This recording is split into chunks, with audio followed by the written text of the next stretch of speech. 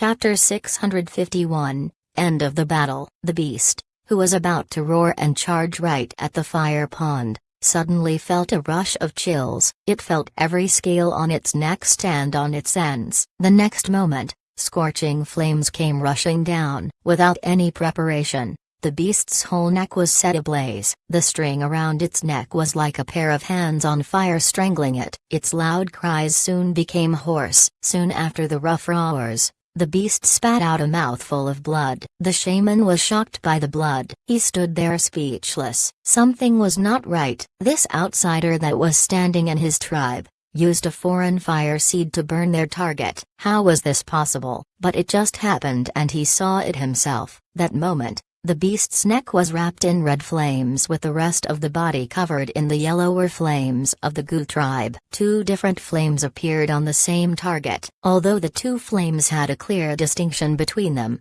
they didn't repulse each other. What? With the net burning up, it gave people the sense of completion for the net, which initially felt incomplete. The net was still a net, yes, but after the largest hole was repaired, it looked more complete. The aura radiating from a complete net was very different. All the pieces of the net merged into one gigantic net to capture one target. The beast's body stiffened. It was hard to even lift its claw now. In Shachwan's special vision, he could see a blue flame that others couldn't see. It belonged to the shaman. He noticed it first when he first caught the stray piece of rope. The Gu tribe's people couldn't see the blue flame that was actually guiding the other flames. It covered the other flames on the net. Right at the middle of the net was the fire pond, which was the source of the blue flame. The blue flame, invisible to the naked eye, was a key factor in lighting up the net. Shachwan's body also emitted a lot of flames that weren't visible to other people. They weren't the red totemic flames or the blue flames like the shaman's, but it was white. The white flame was the one that triggered the fire seed energy in the blood that was on the string. It was very similar to a fire seed's flame. Shachwan could feel the flames pulsing through his string and the beast's neck. It was in sync with his heartbeat. With every movement the beast did, a large cracking noise was heard. Under the scales, the beast's injuries were getting worse. The beast let out a low growl for every breath it took, as if something was hammering at its heart. It wasn't enough. The beast was trying to free itself. Shachwan forced out more energy, causing the white invisible light to expand its range. The flames around the beast's neck burned even brighter. "Stop staring. Add more power," shouted Shachwan. The shaman that was staring blankly at the scene suddenly snapped out of his trance. He focused the fire seed's energy for the attack just as he planned to. However, with Shachwan's help, he didn't need to risk his life. As the flames became more violent, the beast struggled even more. It let out cries of pain, trying as hard as it could to shrug the net off, but its movements were as stiff as a rusted machine now. It wanted to use its claws to tear the net off, but it failed. It left out more frustrated roars while throwing its upper body down to the ground. This move caused the whole ground to shake as if a giant ground dragon was turning in the soil. More gaps in the ground appeared, dust flew everywhere,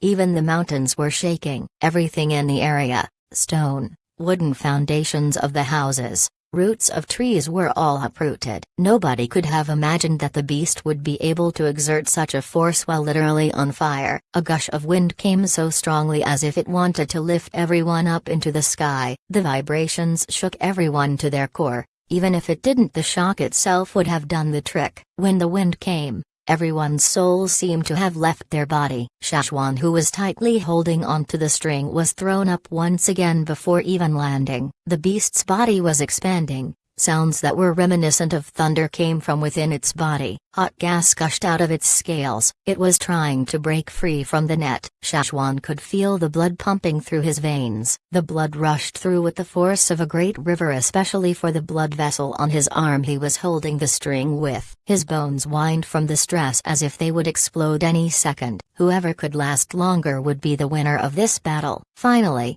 with one last cry of pain, the beast lifted its head and fell. Its expanded body shrunk as air seemed to leak out of it. After who knew how long, the beast drew its last breath and stopped moving. Chapter 652, Cooked. After the shockwaves weakened, Shachwan, who kept being thrown up into the air, finally landed on the beast's back. Just as a preventative measure, As soon as he landed, he got as far away from the beast as possible. He didn't dare to let go of the still glowing string in his hand. The beast was fully burnt now with none of its stripes visible anymore, so scales were flipped over to let out hot air that was trapped inside and the smell of deliciously cooked meat. Was this it? The shaman let down his guard first. From the first strike up until now, he had used way too much of his energy. Even if he hadn't died, a good half of his remaining life was gone. He looked much older and the peppered hair he had was all white now. Shachwan soon followed suit. When Shachwan let go of the string,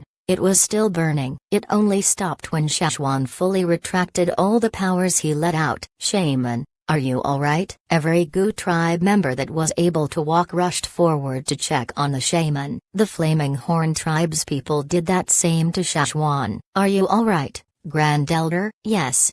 Shachwan sat on the ground, catching his breath. He pointed to the beast and said, "Go and check." Ogwang carried the bow that was nearly as tall as she was and shot an arrow there. The green arrowhead pierced its skin but it didn't make it far. The beast had no reaction. Wei threw his stone weapon at the beast. It wrapped around the spear that was still attached to the body. He pulled the spear out forcefully. There was no reaction from the beast but blood started flowing out. During the expansion, the second spear had dropped out from the body while the first one was still attached but it was much looser now. "It's not thoroughly cooked yet," said Duo Li. The skin of the beast was really burnt to crisps but there were some places where the flesh of the beast was still raw. "Let it bleed," said Chio. There were no objections. Many beasts would fake their deaths in the forest. They had seen their fair share of those. The beasts would sacrifice a part of their body and when it was safer, they ran for their escape. This beast didn't seem like the kind that would fake its death but there was no harm in being careful. However,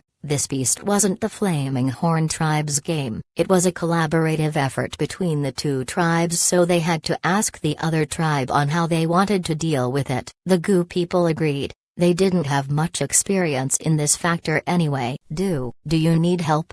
The person carrying Bogu on his back asked. He couldn't move but the other Gu warriors could. "No."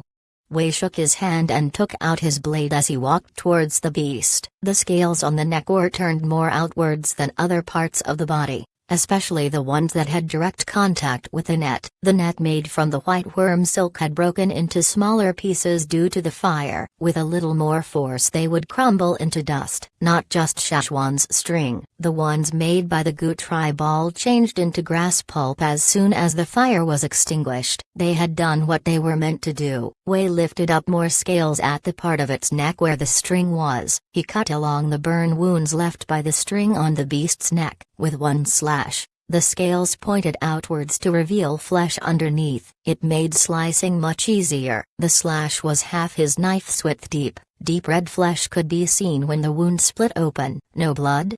asked Bogu. "Don't you see it's cooked?" "Of course, there's no blood." Duo Li wanted to take a piece of meat to try but he knew now wasn't the time to do it so he waited at the side. "It's just the surface."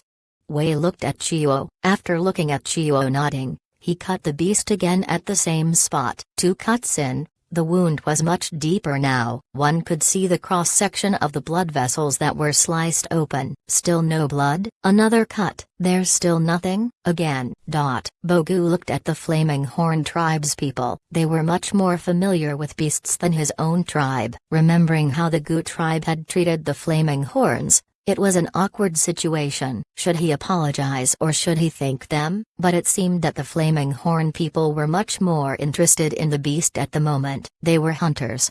They would naturally be attracted to beasts, especially rare and special ones like the one before them. Wei's back was drenched in sweat at this point. He had cut through to the center of the neck to not find a single drop of blood because the beast had been fully cooked on the inside. It would be weird if the beast was still breathing when it was cooked like this. Bogu was dumbfounded. The damage to the neck area was fully done by the Flaming Horn people. The strings that they thought were useless actually did more damage than their net. The neck was the only part that was thoroughly cooked. The other places were only cooked at the surface level, although it could be argued that the neck had a smaller diameter than the other parts of the body. The burnt marks were the worst on the neck.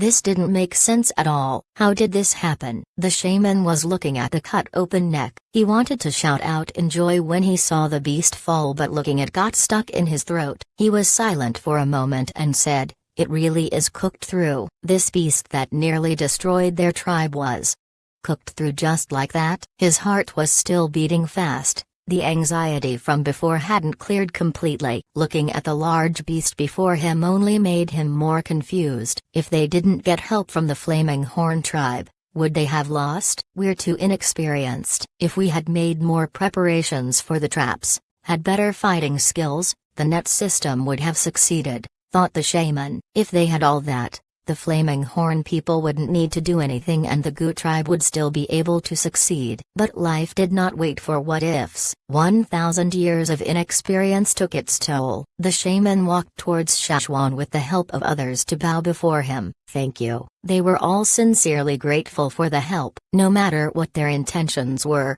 they wouldn't forget this.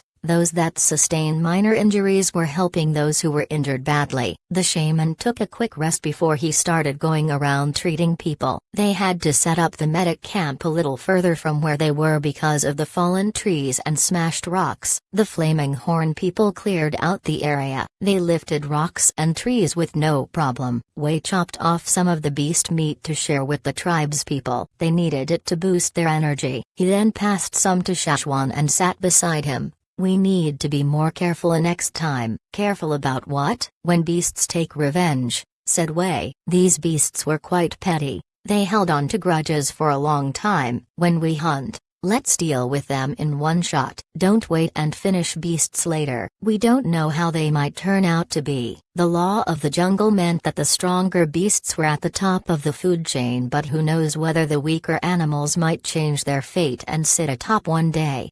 Shachwan continued to talk to Wei, then suddenly looked back. He didn't see anyone, but he saw a flurry of dust. They were in the middle of the battlefield. The beast's stomps did cause some parts of the ground to raise upwards, but the lumps weren't tall enough to hide a person. Shachwan was sure someone had been here. Wei was about to head over until Shachwan stopped him. "Come out!"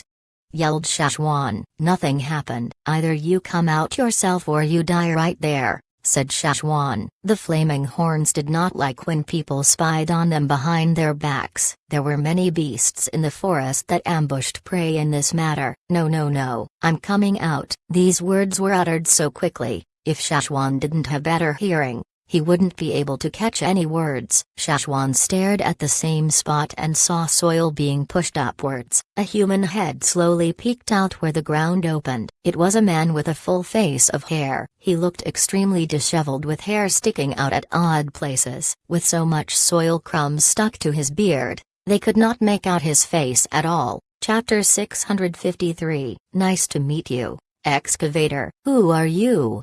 Wei asked with an annoyed face. The other person who just protruded his head retreated. Trembling with fear, he replied, I'm from the Ya tribe." He still spoke fast. "Ya tribe?" Shachwan also heard the people of the Gu tribe mention it once before. Bo Gu said that the people from the Ya tribe brought all the elders and children in their tribe to safety. Nearby, he only sensed the Gu tribe's fire seed, so the Ya tribe was probably quite far away. But seeing that the Gu tribe could entrust their elders and children to them, these two tribes probably had a close connection.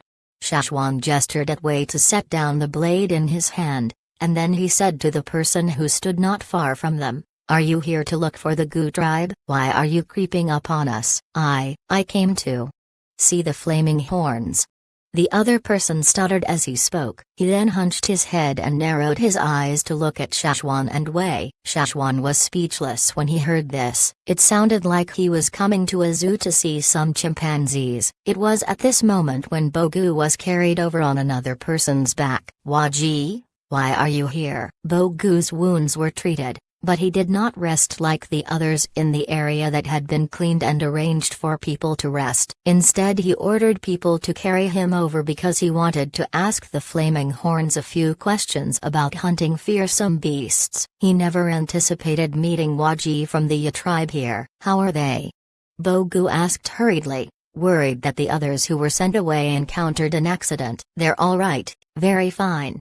Waji calmed down because Bogu appeared. It was clear that his tense feelings faded away, and although he still spoke fast, he no longer stuttered. I came over to look after I noticed the sounds faded. Hearing that his people who escaped were safe, Bogu also loosened up and introduced the person who just appeared to Shachwan. This is Waji, a member of the Ya tribe. Although the Ya tribe lives quite far away from us, they stop by our tribe quite often.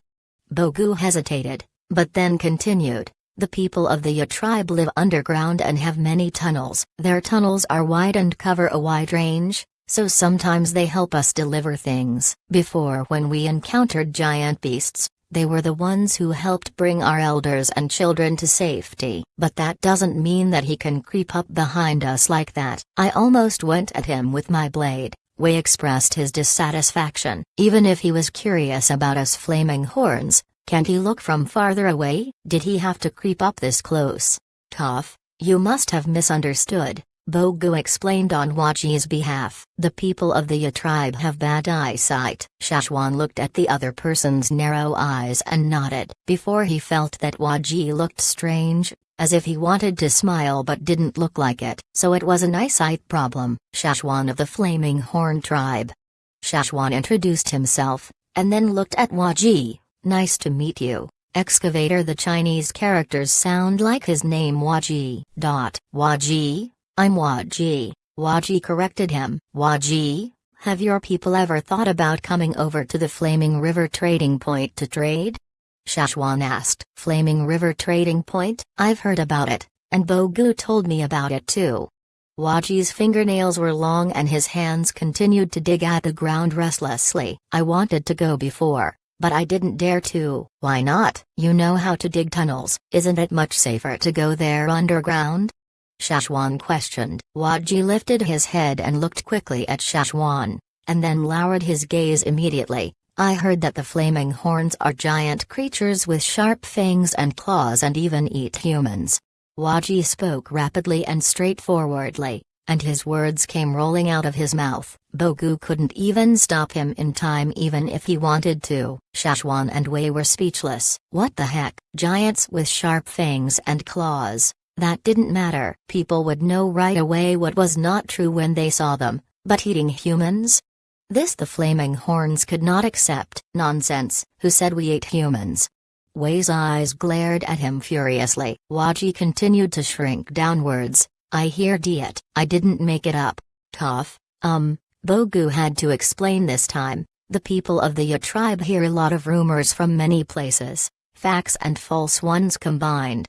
The people of the Ya tribe liked to dig tunnels and also enjoyed socializing. When their tunnels opened up at a tribe, they chatted with them, and another group whose tunnels opened up at other tribes also chatted with other tribes, so when all of them grouped together, they would sometimes mutter nonsense and brag, mixing facts and false rumors, making it harder for people to discern which was the truth. Waji also noticed afterwards that it wasn't appropriate to say these things in front of the Flaming Horns. He scratched his head with his long nails awkwardly and reached his other hand inside his shirt to look for something. He jumped out from the ground, revealing his short chubby figure. Before, Shachwan thought that Waji's neck was short because he was timid and had a shrinking stature, but now he noticed that his neck was already short in the first place. When he shrunk his neck even more, his head seemed directly connected to his shoulders. Coming up from the ground, Waji handed the thing in his hand over to Shachwan. Would you like to have some? Sharing food was a friendly gesture among tribes. Waji was trying to befriend Shachwan and Wei. If he could establish a good connection with the Flaming Horns, he could go back and brag about it to his other friends underground. But Shachwan looked at what Waji brought out. It was dried food made from a segmented insect. No thanks,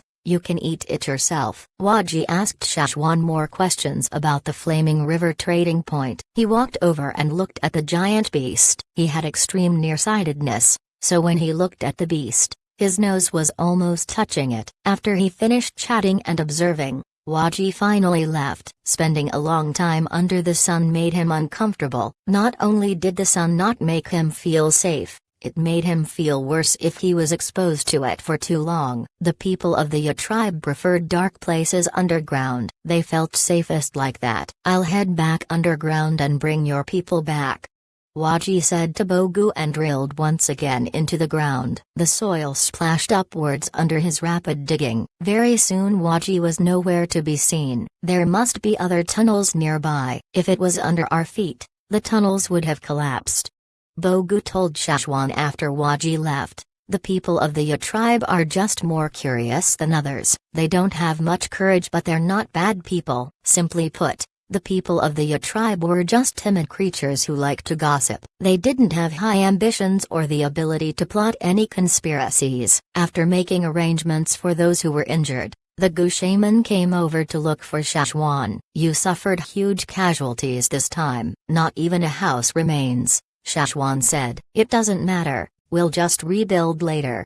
This was already a satisfactory result for their current stage. At least many of their people were still alive. The Gu shaman held up a wooden case and handed it over to Shachwan. "This time, I really want to thank all of you from the Flaming Horn tribe." Opening the wooden case, they saw many round gemstones of all shapes and sizes. These stones were the same ones the Gu shaman showed them from before, the ones that looked like the cat eye stone. But compared to the one he showed them before, these ones in the wooden case were even brighter and had narrower and clearer eye lines. When they spinned, they looked like a few eyes opening and closing. But the gemstones on top are not the ones the Gu shaman treasured the most. The Gu shaman lifted the top section off the wooden case and uncovered what was underneath. The lower layer of the wooden case was encased with a layer of soft wool, and there were even special wooden squares made to fit small pearls the size of quail eggs. There were a total of 9 squares with a pearl in each one. At a glance,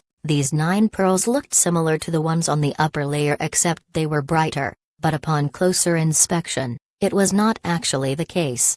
"Look again," the Gu shaman said. Shachwan stared at the pearls, and then his eyes widened in shock. Each of the 9 pearls had a clear eye line, but different from the bright lines on the pearls on the upper layer. The ones on the lower layer had a thinner and darker line, and at the ends of these thin lines, thinner and subtler threads extended from the single line, causing the single dark line in the center of the pearl to look like the widened pupil of a beast, slowly widening. It wasn't a usual effect that stones had under exposure to light. It looked exactly like a fierce beast's widened pupil. When the eye line opened like a beast's pupil, Shachwan even sensed the same horrified cold feeling he felt whenever he looked at a beast's eye. It was too similar. People who didn't know would have mistaken it for a wild beast's eye. Not just Shachwan. When Wei and others saw this, they all scratched their arms. The goosebumps formed on their arms and made them feel tingly all over. The good thing was many of them had even eaten a beast's eye, so they recovered immediately from the sudden shock. However, their calm emotions were suddenly replaced with surprise when the Gu shaman spoke again. "This is actually called a ground eye. All of these stones on the upper and lower layer can all be referred to as ground eye stones, but the 9 stones on the bottom are not normal ground eye stones. They're universal pupils." Universal pupils? Shachwan did not understand the meaning behind this name. The Gu shaman did not explain right away. Instead, he moved the wooden case back and forth from left to right, and then covered them with his hand from above. "Can you tell yet?" the Gu shaman asked. "There, facing the sun." Shachwan was shocked. It wasn't obvious when the Gu shaman was moving the case, but when he covered them with his hands, the eye lines in the pearls in the upper layer was not obvious due to the lack of light, but the 9 pearls on the lower layer were still facing the sun's direction and opening their eyes. That's right. Universal pupils will always open their eyes in the sun's direction no matter where you are, where you're facing, how you turn it. Even if it's covered, as long as it is not under complete darkness, it will continue to open its eyes. Not just in the daytime, but at night they also open their eyes, except during that time, they won't be facing the sun, but the moon. Legend has it that there is only one universal pupil in 10,000 ground eye stones. If it were just some beautiful gemstones, Shachwan wouldn't be shocked, but these gemstones that were accurate in telling the directions were very useful. Tribal people all had their ways of telling the direction. Some relied on gemstones on a cloudy day to locate the sun, or fortune-telling, while others relied on their natural beast-like instincts. Some people could even tell the direction by relying on their tamed beasts, such as birds or other insects. However, these universal pupils that the Gu shaman brought out were the most accurate and convenient gemstones. They were less restricted and were even better than compasses. Chapter 654, Do you have any extra eyes? These were true treasures that the Gu shaman possessed. The ones he showed to them back then were just normal goods he took out to attract them. It was probably because of this that the Gu shaman appeared to be slightly awkward. But Shachwan didn't notice. I've never seen a stone like this before. Shachwan picked up one of the universal pupils and studied its ability to look towards the sun. These were gifted to me by the Jing tribe. They give me one every year. I've held the shaman's position for 9 years, and these are all that I have. The Gu shaman explained. The previous shamans didn't receive as many as he did. So the pearls his predecessors possessed could be counted with 5 fingers. Their connection with the Jing tribe only improved after he took over the shaman's position. That was why he received one each year. Previous shamans of the Gu tribe weren't as lucky as him. The Jing tribe, this was the one you mentioned before that lived downstream. They're the ones who produce these ground eye stones? Shachwan asked. That's right. In fact, the Jing tribe rarely bring these stones out to trade. Sometimes they might trade normal ground eye stones, but they rarely bring universal pupils to trade. Normal ground eye stones were only good for decorating and could not serve any meaningful purposes. They were not essential for tribes that were struggling to survive and could not even fill their bellies with enough food. It was similar to the crystals of the Zi tribe. It couldn't be traded for a lot of goods. Seeing Shachwan's interest in the universal pupils, the Gu shaman also wanted to use this opportunity to change their previous impression about them. After all, they were overconfident when they dealt with the giant beast and acted too defensively towards the flaming horns. Every word they said before sounded clearly like they wanted the flaming horns to leave as soon as possible. But after the flaming horns helped them, they noticed that the flaming horns had no intention to rob them. So the Gu shaman wanted to establish stronger ties between the two tribes. I'm not sure how the universal pupils are produced, but I know that they came from the Jing tribe. I've never heard of any other tribes having such a stone. We have a decent connection with the Jing tribe and we helped them quite a few times. We provide them with nets they use to fish and hunt. This was exactly why they gifted us with the ground eye stones and universal pupils. The Gu shaman said. I'll accept this gift of yours then. After Shachwan studied the universal pupils, he passed it to Duoli and the others who waited by his side.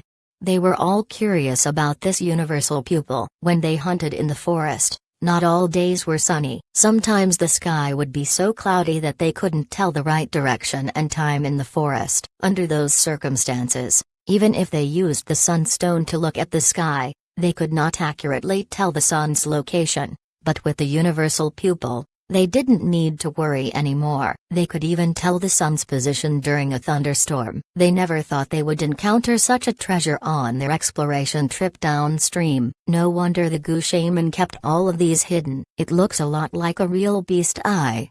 Duoli exclaimed. Indeed, Grand Elder. We can use these to decorate the beast bones in the Flaming River Castle. There was a skeleton of a fearsome beast displayed inside the Flaming River Castle, but the skeleton was nothing but bones. There was only a hollow dent where the eye of the beast used to be. If they put the universal pupils there and coat the skeleton with a layer of fur, then it would look like a real beast. But these are too small. If there are bigger ones, they would be perfect. While the flaming horns were all discussing, the Gu shaman told Shachwan whatever he had on his mind. Actually, the Jing tribe has another gemstone that is a lot more precious than this one. It is even harder to get those than universal pupils, but no one else besides the people of the Jing tribe has seen this stone. Foreign tribes have never seen this stone before. Even though I'm a close friend of the Jing shaman, I've never seen that stone. When I saw the Jing shaman, he already had another eye here. Even more realistic than these universal pupils. No, I should say, That is already an eye. Shachwan's heart skipped a beat. He straightened up and asked, an eye? A stone like that? He can attach it onto his body and it'll become an extra eye? Yes, I'm not sure what the Jing people call that type of ground eye stone, but I know that every shaman of the Jing tribe has a special eye. They receive the eye the moment they take over the position as shaman. The Gu shaman pointed between his own eyebrows. So, the Jing shaman has one more eye that others don't, and it allows them to see things ordinary people can't see. Seeing Shachwan's interest in that type of eye, the Gu shaman told him whatever he knew. Of course, he wasn't trying to bring any harm to his old friend from the Jing tribe. He only felt that the flaming horns wouldn't go around and abuse their power and rob people, not to mention they were already wealthy. They had ample supplies of food and sturdy tools. If the Jing tribe could befriend the flaming horns, they could also benefit from their connection. They might even be able to use these ground eye stones to trade for food and tools with the flaming horns. The Jing people are not much different from ordinary people, only their shaman is different. Of course, before the shaman took over the position, he only had 2 eyes, but in order to qualify to become the next shaman, he had to successfully merge with another eye. Only those who succeed can become the next shaman. So every shaman from the past till now had 3 eyes. If no one succeeded in merging the 3rd eye in that generation, there would be no shaman for that time. They'd rather leave the position of shaman empty than have any individual with 2 eyes take over. All in all, ordinary people could not become the shaman in the Jing tribe. Only people with 3 eyes qualified. The eye that you mentioned. What are the qualifications for the merging process? Can people from foreign tribes use it? Besides humans, can it be used on fearsome beasts? Shachwan asked a few questions continuously. This, I'm not sure. The Gu shaman was honest. Even though I have a good connection with the Jing shaman, I've never been able to ask about his 3rd eye. He rarely talks about it. It's a secret in their tribe. Oh, right. The Gu shaman thought about the handwritten records his ancestors left behind. According to the ancestors, people who are not part of the Jing tribe cannot use that type of eye. Different tribes had different blood types and faiths, and there's also a clear difference in their totemic strength. If it was related to the fire seed, it was clear that different fire seeds repelled one another and could not coexist, so this was the same case too. I see. Shachwan was very disappointed. There were many people in his tribe who lost both their eyes either during a battle or a hunt. If they could regain their eyesight or even just one eye, it would mean giving them a new life. You think we don't want to try? The Gu shaman also sighed. His ancestors' records also mentioned that some people from earlier years also tried to search for eyes to replace the ones their families and friends lost, but were all rejected by the Jing tribe. The only reason they gave was, people who are not part of the Jing tribe cannot use that type of eye. Shachwan thought for a while, and then asked again, if it can't be used on humans, what about fearsome beasts? Fearsome beasts? The Gu shaman never expected Shachwan to ask such a question. He knew more about humans than beasts. In the past 1,000 years, the Gu tribe rarely came across any fearsome beasts, so there wasn't much he had to say about the Jing tribe's eyes' connection with beasts. I really have no clue about this. The ancestors' records never mentioned it either. The Gu shaman shook his head. Shachwan couldn't get an answer from the Gu shaman, so he decided to approach the Jing tribe and ask, Elder Shachwan, are you trying to find a replacement eye for a fearsome beast?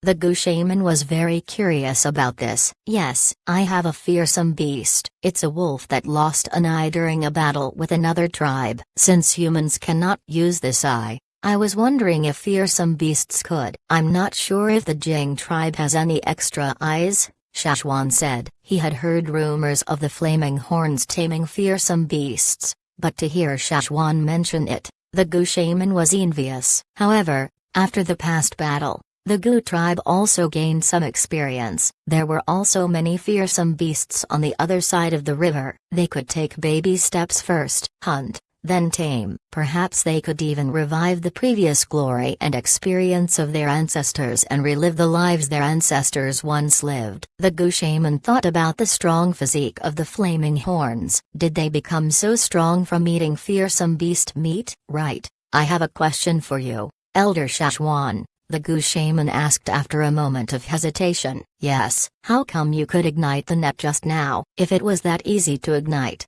a lot of people would have already done so. The Gu tribe was special because of how hard and complicated it was. Plus, even if he knew how to ignite, he was on the Gu tribe's territory and very close to the Gu tribe's fire pond. How come he wasn't affected by the fire seed's energy at all? The Gu shaman still couldn't understand it. Even if Shachwan was an elder of the Flaming Horn tribe, he wasn't the shaman. How did he gain such an ability? I still haven't found the answer to this. Shachwan recalled the moment it happened. It was so strange, like a sound was telling him that he would succeed if he did that. But now that he thought about it, he was really too impulsive at that time, but he wanted to test if it could actually work. Maybe this was why the rope divination told him to return. Shachwan also planned to find a time to study it carefully. It might be our ancestors' protection, Shachwan said. The Gu shaman was left speechless. Are you kidding? Why would your ancestor be doing here on our territory beside our fire seed? Seeing the Gu shaman's stunned expression, Shachwan laughed. Do you know why I could become the Grand Elder of the Flaming Horn tribe? The Gu shaman shook his head. Because the ancestors picked me. The Gu shaman looked at him for a while, and realized that he was not bluffing, so he became even more puzzled. Leaving the Gu shaman there to think, Shachwan walked over and instructed some people to go take care of the giant beast. He could not tell anyone his biggest secret. Shachwan had already discussed with the shaman about how to split the spoils of their battle. The Flaming Horns were given half of the giant beast's scales and meat. Since they helped during such a crucial moment, and even Shachwan helped, no one in the Gu tribe objected to this. Speaking of effort, the Gu tribe obviously did more. But without the Flaming Horn's help, who knows what would have happened to them? So this was a reasonable arrangement. The Flaming Horns only took the scales and beast meat. The scales were to be used to make armors. The giant beast's scales were indeed high-quality material. Even though it was singed on the edges, it could still be hammered flat in the forge. The beast meat was an essential food they could use on the ships. Fearsome beast meat of this grade could keep them full for quite a long time. They left the bones and claws to the Gu tribe because they couldn't bring all of it on their ship. After knowing that Shachwan wanted to look for the Jing tribe, the Gu shaman even wrote on a long linen scroll for him to bring along to pass to the Jing shaman so he could save a lot of trouble from the Jing people being too defensive and unyielding about their secrets. Chapter 655, The Jing People. Initially, the Gu shaman wanted to dispatch a few Gu tribesmen whom the Jing tribe was familiar with to accompany Shachwan's group to the Jing tribe. Still, due to the destruction caused by the previous battle, many of the buildings in the tribe had already collapsed, so they had to rebuild their buildings. They had already suffered huge losses, and many of them were either injured or killed, so all he could do was write a message on a linen scroll for Shachwan to pass to the Jing tribe. After Shachwan's group left the Gu tribe, the shaman contemplated for a while and sent a few members of the Ya tribe to bring a letter over to the Jing tribe. The people of the Ya tribe traveled faster through their underground route, and they wouldn't have to face any fearsome beasts on the way, so perhaps they could arrive at the Jing tribe before Shachwan's group did. With the Ya tribe there, maybe the Jing tribe would behave more amicably towards the Flaming Horns. However, the Gu shaman never expected Shachwan's ships to travel so fast, arriving even earlier than the Ya tribesmen. Although the Ya tribes people didn't need to go around mountains or natural barriers to get to the Jing tribe, not everywhere was suitable for digging, especially places near the river. Sometimes they even had to go around an obstacle or rest on the way if they're tired. In contrast, Shachwan's group never stopped to rest besides stopping once in a while to put up wooden signs on the river bank. They traveled non-stop day and night. After the giant beast was slaughtered, the part of the river near the Gu tribe became more peaceful. Smaller fishes began to swim in the area actively, and not many larger offensive beasts appeared here. The large fish that attacked Bolwo from before might have been driven to the site by the giant beast. Traveling downstream, there weren't any significant geographical changes on land. The riverbanks resembled the parts where the Gu tribe resided, but the woods were denser compared to the drumming tribe's territory. Shachwan sat inside the cabin on the ship and sat with his legs crossed. He set the sword on his feet, and there were still blood stains left on it. This was Shachwan's blood. He was thinking about how he successfully ignited the net back in the Gu tribe. He wanted to test if he could use his own blood to ignite the fire, but he never succeeded. He felt like something was missing, but he didn't know what. Someone's there.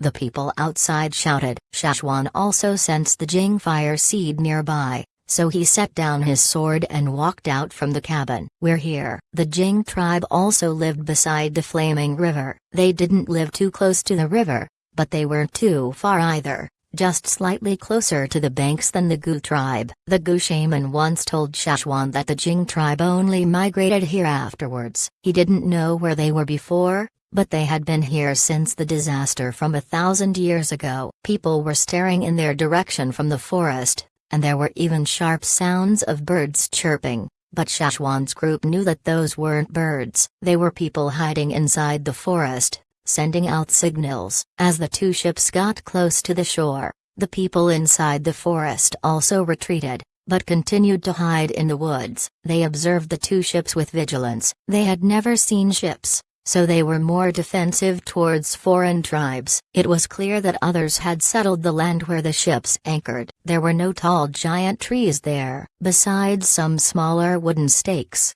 the rest of the land was grass. Even the grass was shorter compared to the ones in the forest. These little wooden stakes were probably used to tie a raft to the shore. There were rope marks left on the stakes, and there were clear footprints in the dents on the grounds. That was the only reason the grass tilted from their original upright position. Walking up the river bank, Shachwan lifted his head and looked toward the forest in front of him. There was a road leading from the riverbanks into the woods. It was only 2 to 3 meters wide, but on this dense and grassy field, this road was very conspicuous. The Gu shaman said that the Jing tribesmen used their nets for fishing in the river, so this was the road they used to go there. Shachwan approached the woods with his people. They didn't go far into the forest but stood still before it. Is this the Jing tribe? We are from the Flaming Horn tribe. We have matters to discuss with you. Please inform the Jing shaman. There were definitely other traps in the forest, but Shachwan was not afraid of those. He just didn't want to cause any unnecessary trouble, not to mention he also needed to search for the eye from the Jing tribe. It was better to leave an excellent first impression. After Shachwan shouted his message, the forest became quieter, but afterwards, there were a few more bird chirping sounds. Whooshing sounds came from afar. It was clear that the people went back to deliver his message. Shachwan was not in a rush. He sat on a rock beside the forest and waited while the others looked around. They were checking the difference in the plant species in this area compared to the land upstream. After about 20 minutes, sounds of footsteps came from a distant place. They even heard low voices of people speaking. Quite a lot of people came. No fewer than 200. It was about the same number as the people on their ships. The crowd walked closer to them. The road was too narrow, so some people traveled in the forest. They could hear clear sounds of branches snapping under their feet. Very soon,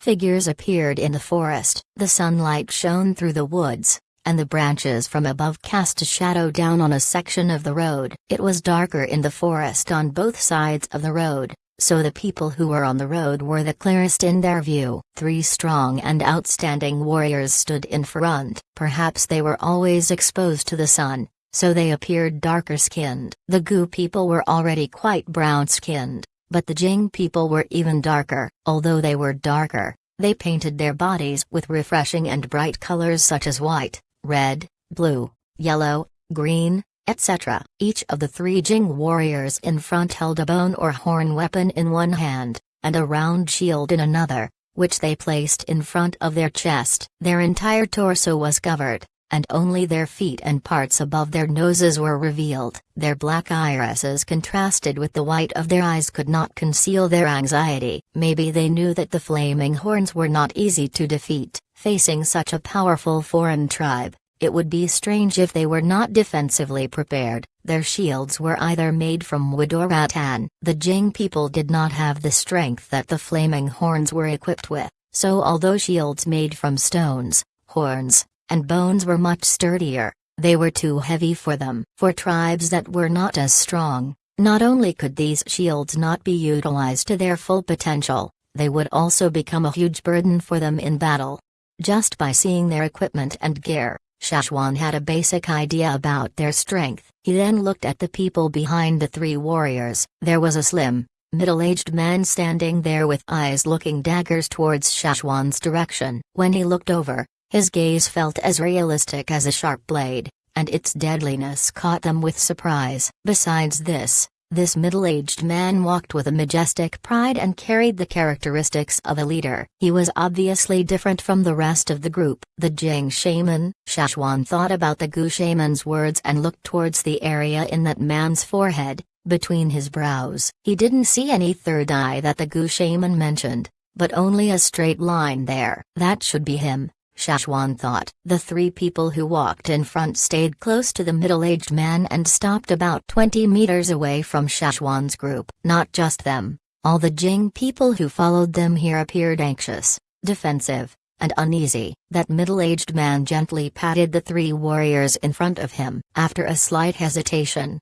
the three warriors tilted their bodies and let him pass by. Their gaze continued to follow Shachwan's movements. Just in case if Shachwan's group was to make a move, they would rush over immediately to protect the middle-aged man.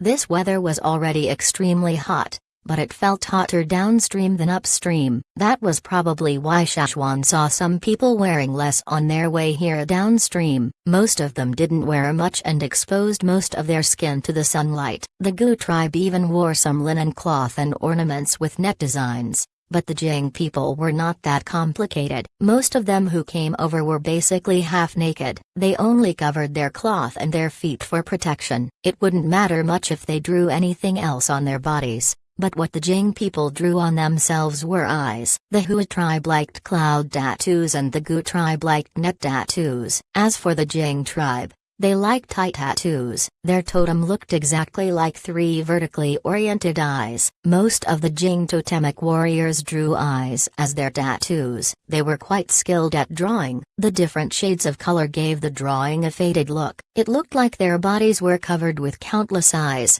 The bright colors contrasted with their dark skin highlighted the eyes even more. People who had trypophobia would probably feel disgusted and anxious if they saw these people. They wouldn't be able to look at them directly. They didn't wear much, but they had plenty of ornaments on their bodies. They had ornaments hanging from their ears, their necks, their wrists, waists, and even their feet. These were all made from ground eye stones, and combined with the eyes drawn on their bodies, looking at them would fill you with the terror of being stared at by countless eyes. "You are the flaming horns?" the middle-aged man who walked out asked them. That's right, Shachwan could tell they already knew who they were. He just didn't know which rumor they heard. Seeing their anxious looks and their connection with the Gu tribe, the Jing tribe's perception of them was probably based on false rumors. Perhaps their perception was influenced by the Ya tribe's gossip. "What business do you have here?" the person asked. "We just came from the Gu tribe and we have a few things to ask." Shachwan took out the linen scroll that the Gu shaman wrote for him and tossed it over. The man caught the scroll and looked suspiciously at Shachwan. His eyes stared at the scroll for 2 seconds before he unrolled it. He was probably checking if there was something bad on it, maybe something like poison. However, after seeing what was written on the scroll, his tightened expression became relaxed. Zen wrote this. The Gu shaman's name was Zen. Shachwan nodded after hearing the Jing shaman say this name. The Gu shaman had already written most of the relevant information that he needed to know on the scroll. After the man looked at the scroll, he waved his hand at the people behind him to relax, telling them there was no need to be anxious. Then, He turned towards Shachwan. "Please follow me." This meant he agreed to welcome Shachwan into their tribe for a friendly discussion. Shachwan only brought half his people in while leaving the rest of them outside. Chapter 656, Shelf Life. The Jing tribe wasn't a huge tribe. They had a population of less than 1,000, not even half the Gu tribe's population, and they're not even a battle-style tribe. However, one should never look down on any tribes that managed to survive no matter how small they were. After Shachwan entered the Jing tribe, he noticed that besides wild fruits and vegetables, the rest of their food were fish and smaller wild beasts. After all, non-battle style tribes were limited in their attacks, so they couldn't hunt different types of prey, so all those beasts were probably hunted with the Gu tribe's nets. However, this tribe with less than 1,000 people had an even larger territory than the Gu tribe. No doubt, in a remote place like this with few people and lots of unclaimed land, they got to set their own boundaries. In theory, they could claim as big a piece of land as they wished, but there were many factors they had to consider. If they set too large a boundary, they would not have enough manpower to guard the entire place. If there were too many entries and gaps along the boundary without enough guards, they would only be setting a trap for themselves. So every tribe would draw the boundaries of their territories according to their own ability. The Jing tribe was not dumb either. If they could survive up till now, how could they be stupid? How would they not know about this? But still, they claimed such a huge piece of land. Shachwan's doubt was resolved only after he entered deeper into the Jing tribe. That was when he found the answer. Although the Jing tribe had such a huge piece of land, more than half of it was a quagmire. If you looked down from above, all the quagmires in the Jing tribe resembled an eye, similar to the eye drawing on the Jing tribe's totem sign. The outer quagmire encircling the area acted as a barrier, preventing any external dangers from getting close. But within the Jing tribe, there was yet another round quagmire in the exact center of the tribe. The Jing tribe's houses were also stilt houses, but they were not as complicated as the ones in the Gu tribe. Most of their houses were built directly on the ground. Only the shaman's house was different. It was located above the quagmire in the center of the tribe. From the shape of the quagmire, it was obvious that the Jing tribe made these themselves, or else how could it be shaped like an eye? The Jing shaman brought them into the tribe. They didn't have a house large enough to serve all the flaming horns, so the Jing shaman received them outside. However, for private discussions, the Jing shaman brought Shachwan into the house above the quagmire in the center of their tribe. Before this, the Jing shaman asked Shachwan if he preferred to discuss in other houses in the tribe or to go to the one in the center of the quagmire. Shachwan chose the latter. Hearing this decision, the Jing people also heaved a sigh of relief. Although they were not as defensive towards them because of the Gu tribe's introduction, they still tried to stay vigilant. The centermost quagmire was closest to the fire pond, so according to traditional tribal thinking, the closer they were to their fire pond, the safer. The Jing shaman was also quite surprised by Shachwan's decision, but only for a while. He did not ask Shachwan about his reason. After telling the others to wait outside the quagmire, Shachwan walked along the wooden bridge built above the quagmire and followed the Jing shaman into the largest and most special house. The Jing tribe was similar to the Gu tribe. The shaman had an unchallenged authority. There was not really a need for a leader in their tribe and they could have one or not have one, but in the Jing tribe's history, they often had times when no one assumed the position as the leader in their tribe. The shaman had many responsibilities and they had a powerful say in all their tribe's decisions. Basically whatever the shaman said would remain undisputed. Within the tribe, no one would dare object the shaman. After the Jing shaman opened the door into the wooden house and brought Shachwan inside, he looked quickly at Shachwan's face. He was surprised when he saw no changes in Shachwan's face in response to their fire seed's presence. Shachwan studied this house on top of the quagmire. Within the Jing tribe, this was already considered a mansion. It covered a large area, so they obviously had to think carefully before building. They put a lot of effort into choosing the materials and designing the place. Most of these buildings were made from wood and looked sturdy. They didn't look tattered at all. After they entered the house,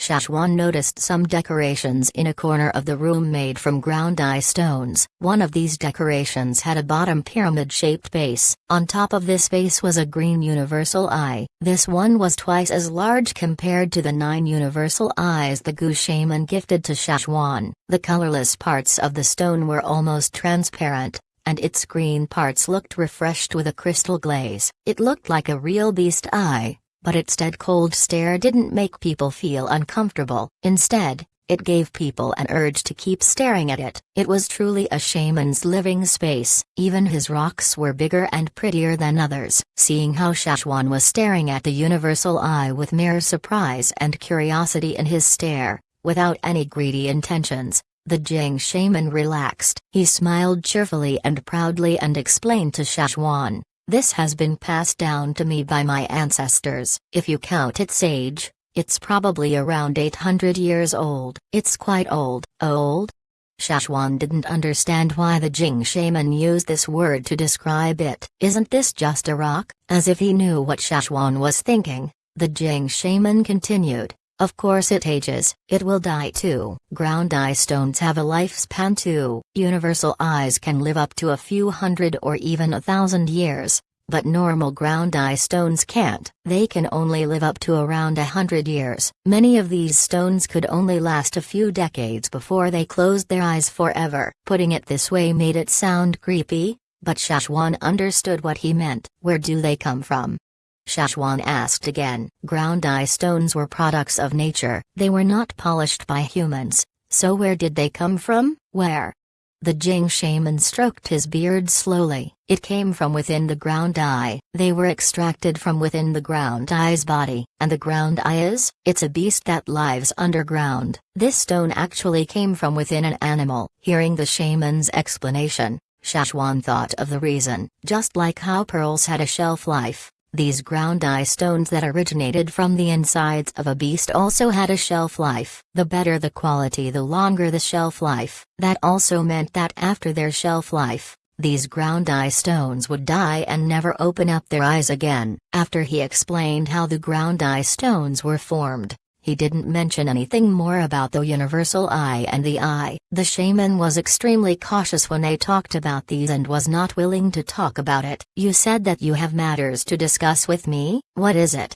the shaman asked. Although the Gu shaman mentioned some things on the linen scroll, he only mentioned the flaming horn's interest in the ground eye stones. He also wrote that they could use these stones to trade for goods with the flaming horns. Besides these, there was nothing else. "I think you already know about our strong interest in your ground eye stones, including your normal stones, the universal eye, and the eye."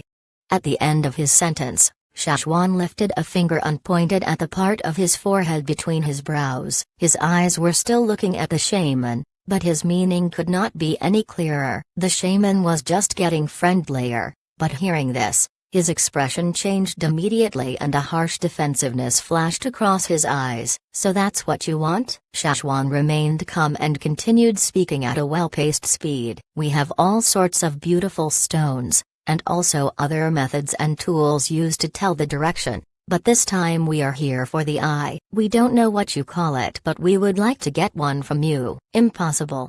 The Jing shaman stood up and stared straight at Shachwan. "I know you flaming horns are strong, but even if you have it you can't use it. Without our blood, you can never merge with it, regardless of how strong you are." The ground eye stones probably had a strong connection with the Jing fire seed. People with different blood and fire seed energies would probably repel its energy, so they could never succeed. "I know," Shachwan continued. "I just want to know if this thing can be used on fearsome beasts." The Jing shaman wanted to reject even before Shachwan finished his sentence, but after hearing him speak, he was stunned. Looking at Shachwan's eyes, he seemed like a madman. The Jing shaman's eyes already had a straight answer, but Shachwan still looked at him with determined eyes, waiting for his answer. "You want to give it to a fearsome beast?" "Yes, I have a fearsome beast that lost an eye." The Jing shaman inhaled deeply and breathed out intermittently. His eyes arched upward and the line in the middle of his forehead was wrinkled on both sides. After a while,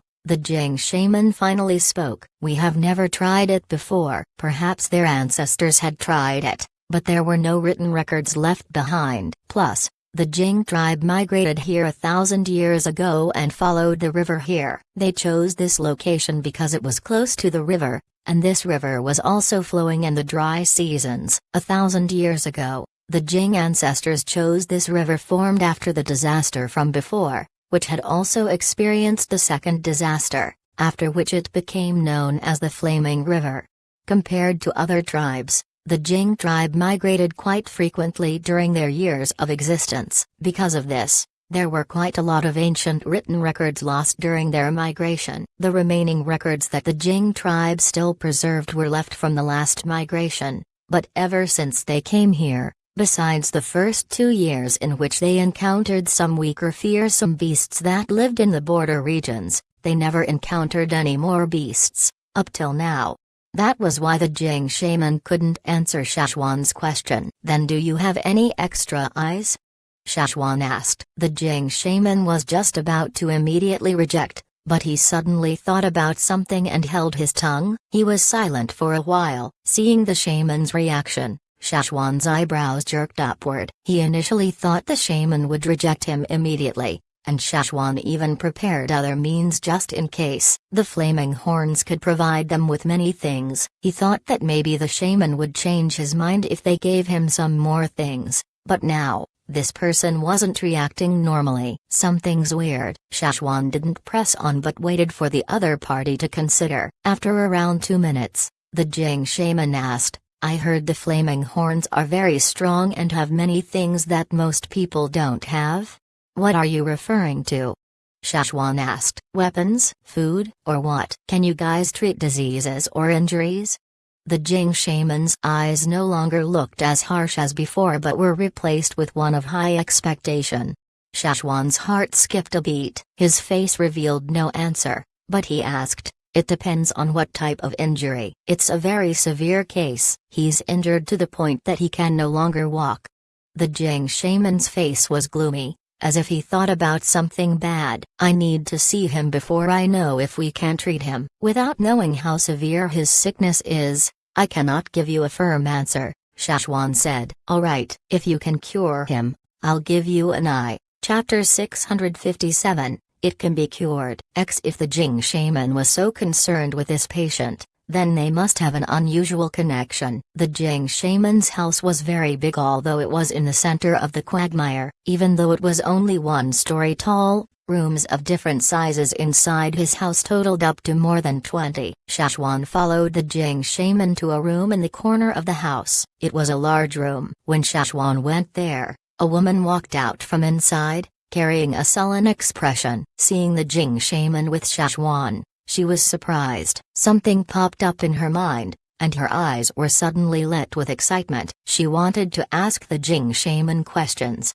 but the shaman lifted his hand to stop her. The door of the room opened and Shachwan looked inside. The only wooden bed in the house was covered with a beast hide, and a person was laying there with a linen blanket over him. Seeing those complicated netting patterns on the blanket, it probably came from the Gu tribe. When Shachwan went in, the person was looking out the window, but he turned his head around to look. He was probably a young man, but he didn't look too well. He was skinny and had no energy. Even a small turn of the head seemed difficult for him. He was like a rusty machine with scraps stuffed in its mechanisms, and every movement seemed like he was trying hard to break free from something.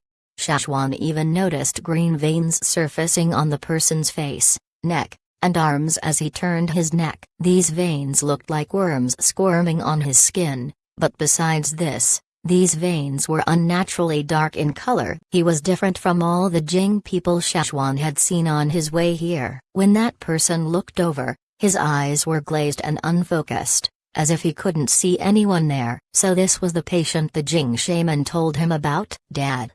The person on the bed called out. His voice was weak, and he looked like he only opened his mouth slightly. If it wasn't for Shachwan's extraordinary hearing ability, he couldn't have discerned what the person had said. He was the Jing shaman's son. No wonder the shaman was so emotional when he mentioned him. "It's nothing, Dad is just here to see you. Just rest well." The Jing shaman walked over and carefully fixed the slightly messier hair on the patient's head. Then, he adjusted the linen clothing the patient was wearing so it covered him properly. It's getting late. Don't catch a cold. In this season, the temperature was still high even in the nighttime, so many tribespeople slept naked. But not only was this patient sleeping on a furry beast hide, he was also covered in a thin blanket. It was quite severe. Shachwan changed his vision and looked again at the person. Through the linen cloth and clothing, he saw the other person's bones. Now, Shachwan could even see the person's meridians, but it was a lot lighter in color than bones. Normally Shachwan only focused on the bones, but this time, Shachwan noticed that this person's bones were actually not the big problem. There were faint traces of fractures, but they were all past their recovery period. They just weren't all fully grown. Even so, these injuries were not the main cause for such a serious sickness. Something was wrong with this person's orderless meridians. Inside the human body, Qi and blood flowed through the meridians. They penetrated deep into the organs and out to the skin. When a totem warrior summons his totemic energy, most of this energy relied on the meridians to circulate inside the body. With a faulty meridian, he could no longer summon his totemic power, and without totemic power, he was no different from others who had not awakened. But this person was different. Not only could he not use totemic power, he couldn't even maintain a normal lifestyle. When the Jing shaman walked out from inside the house, his eyes were still red. He only expressed such emotions in front of his own son. When he left the house and walked for a while, he turned back to question his wife, who wanted to speak but held her tongue. "How is his condition today?" The woman spoke with downcast eyes. "He only had some water." Last year when the disaster hit them, the Jing tribe also suffered severe casualties. It was back then when the Jing shaman's son Mayu was injured. He got hurt while trying to save a few kids in their tribe. Because of this, the Jing shaman had not met with any of those children's parents. He didn't even speak a single word to them. Mayu's injury was caused by overexerting his totemic power, just like how overloaded trucks traveling on a road would cause damage to the road's surface, and even completely destroy some parts of the road. The parts that were not destroyed could still be used like before. He could walk and eat just fine, but very soon, as Mayu's injuries grew worse, to the point that he even lost the ability to walk. Under such conditions, he couldn't recover at all, so his condition only worsened. At first he lost his ability to walk, then his internal organs became faulty. His food intake continued to decrease. Even if he tried to force down more food, he would only end up vomiting. Once he even almost choked to death. Not long after, both his arms lost their ability to move. Now, he could only manage to move his head a little. He has been eating less these days. 10 days ago he could still drink some fish soup, but now he can't even have soup. He can only drink water. The woman spoke through sobs. Although the Jing shaman wasn't as emotional as the woman, he was also utterly depressed. It was obvious how much he cared for his son. The Jing shaman knew that the Gu shaman wished for them to have more food and tools through their trade with the flaming horns, but those goods were not the most important thing on his mind now. The only thing he truly cared about was his son, who was still lying on his bed. His bright future was ruined by a disaster. Now he could only lay on his bed every day. He'd rather sacrifice other people in his tribe than let his own son suffer such a severe injury. The Jing shaman was never generous in his love for others. He was selfish and only cared for those closer to him, and he never tried to conceal his character. Under normal conditions, the Jing tribe would never give away any true eyes to other tribes, but for the sake of his son's recovery, the Jing shaman didn't care about what others thought, and no one in the tribe dared to object to his decision. Even if his ancestors were to appear in front of him to stop him, he would still follow what he planned to do. His decision was final. "Elder Shachwan, is there any way you can help?" The Jing shaman suppressed the sorrow in his heart and stared straight at Shachwan. He was not willing to let go of the subtlest emotion on Shachwan's face. Shachwan didn't speak but lowered his eyes and kept thinking. If this was caused by a pandemic or poison, He could try curing it with the medicine Guizi gave him, but Mayu's condition was caused by damage in his meridians and vessels. Shachwan didn't dare to promise anything, but he could guarantee that the injuries done to his meridians could be cured. There were many amongst the Flaming Horns who severely damaged their meridians during the previous disaster. For these cases, most tribes would dismember the limbs that were severely injured. In severe cases, it could even be a threat to their lives. But ever since they had the veins of the sky, it was much different. Not only could it help them preserve their limbs, it could also protect their lives. However, since the veins of the sky was transplanted twice after the disaster, they had been taking good care of it. When it was first transplanted, the plant wasn't doing very well, so they all agreed to not touch the plants for the next 2 years and wait for the transplanted veins of the sky to grow firm roots and adapt to the new environment before they touched it. Last year the people who were injured were cured by this, and the plant used to cure them was actually the first one Shachwan did an experiment on. Since his experiment, a part of this plant was consumed by the tribe's people and another part was kept for the shaman and Guizi to experiment on. After all, the shelf life of the veins of the sky after harvesting wasn't long, and they were trying to preserve the medicinal properties of the plant. In the end, they only made 5 pills. The current chief and shaman each had 1. The 2 hunt leaders also had 1 each. The last one was with Shachwan, and he brought it along with him this time. But there was only 1. Seeing Shachwan's look, the Jing shaman's eyes gleamed with hope. If you can cure him, I'll help you search for the eye. Shachwan lifted his head and looked at the shaman. You can really find it? Yes. The Jing shaman stood up excitedly. He guaranteed, if you can cure Mayu, I'll help you search for it. How many can you find? Shachwan asked. 1. Afraid that Shachwan might misunderstand, the Jing shaman quickly explained, the true eye is really hard to find. We would be lucky if we even found 1 each year. It is impossible for 2 of these to appear at the same time, so that's what it was called. True eye? Shachwan asked again, since it's so hard to find one every year, how can you be so sure that you will find it this year? I haven't started my search for the true eye this year, but I can try. The day of the full moon is almost here. That's most likely when it would appear. The Jing shaman explained. I see. Shachwan nodded. I have a type of medicine that might help Mayu with his injuries, but we only have 1 in our entire team. I understand. The Jing shaman interrupted. If you want the true eye, I'll help you search for it. If I can't find one this year, I'll keep looking for it next year. I vow by the name of the Jing shaman, if you can cure my son's sickness, I will definitely help you search for the true eye. I'm not sure if I can use it on your son's injuries. You can give it a try. Don't worry, Elder Shachwan. Even if you can't help Mayu fully recover, if he can walk like a normal human again and continue to live, I'll also help you search for the eye. The Jing shaman said seriously. Shachwan contemplated for a moment, and then said, the medicine is not with me now. I'll go get it first. Sure. The Jing shaman was full of enthusiasm. Do you need me to send people over? No need. I'll be back soon. The Jing shaman hurriedly led the way and guided Shachwan out of the room and escorted him for a while. A person walked over and reported to the shaman, saying there were people from the Ya tribe here for a visit. If it wasn't for this report, the shaman would have followed Shachwan all the way to the river to get his medicine. The Ya people? What do they want? The Jing shaman watched Shachwan walk to the other side near the river bank, and then turned around and walked in the other direction unhappily.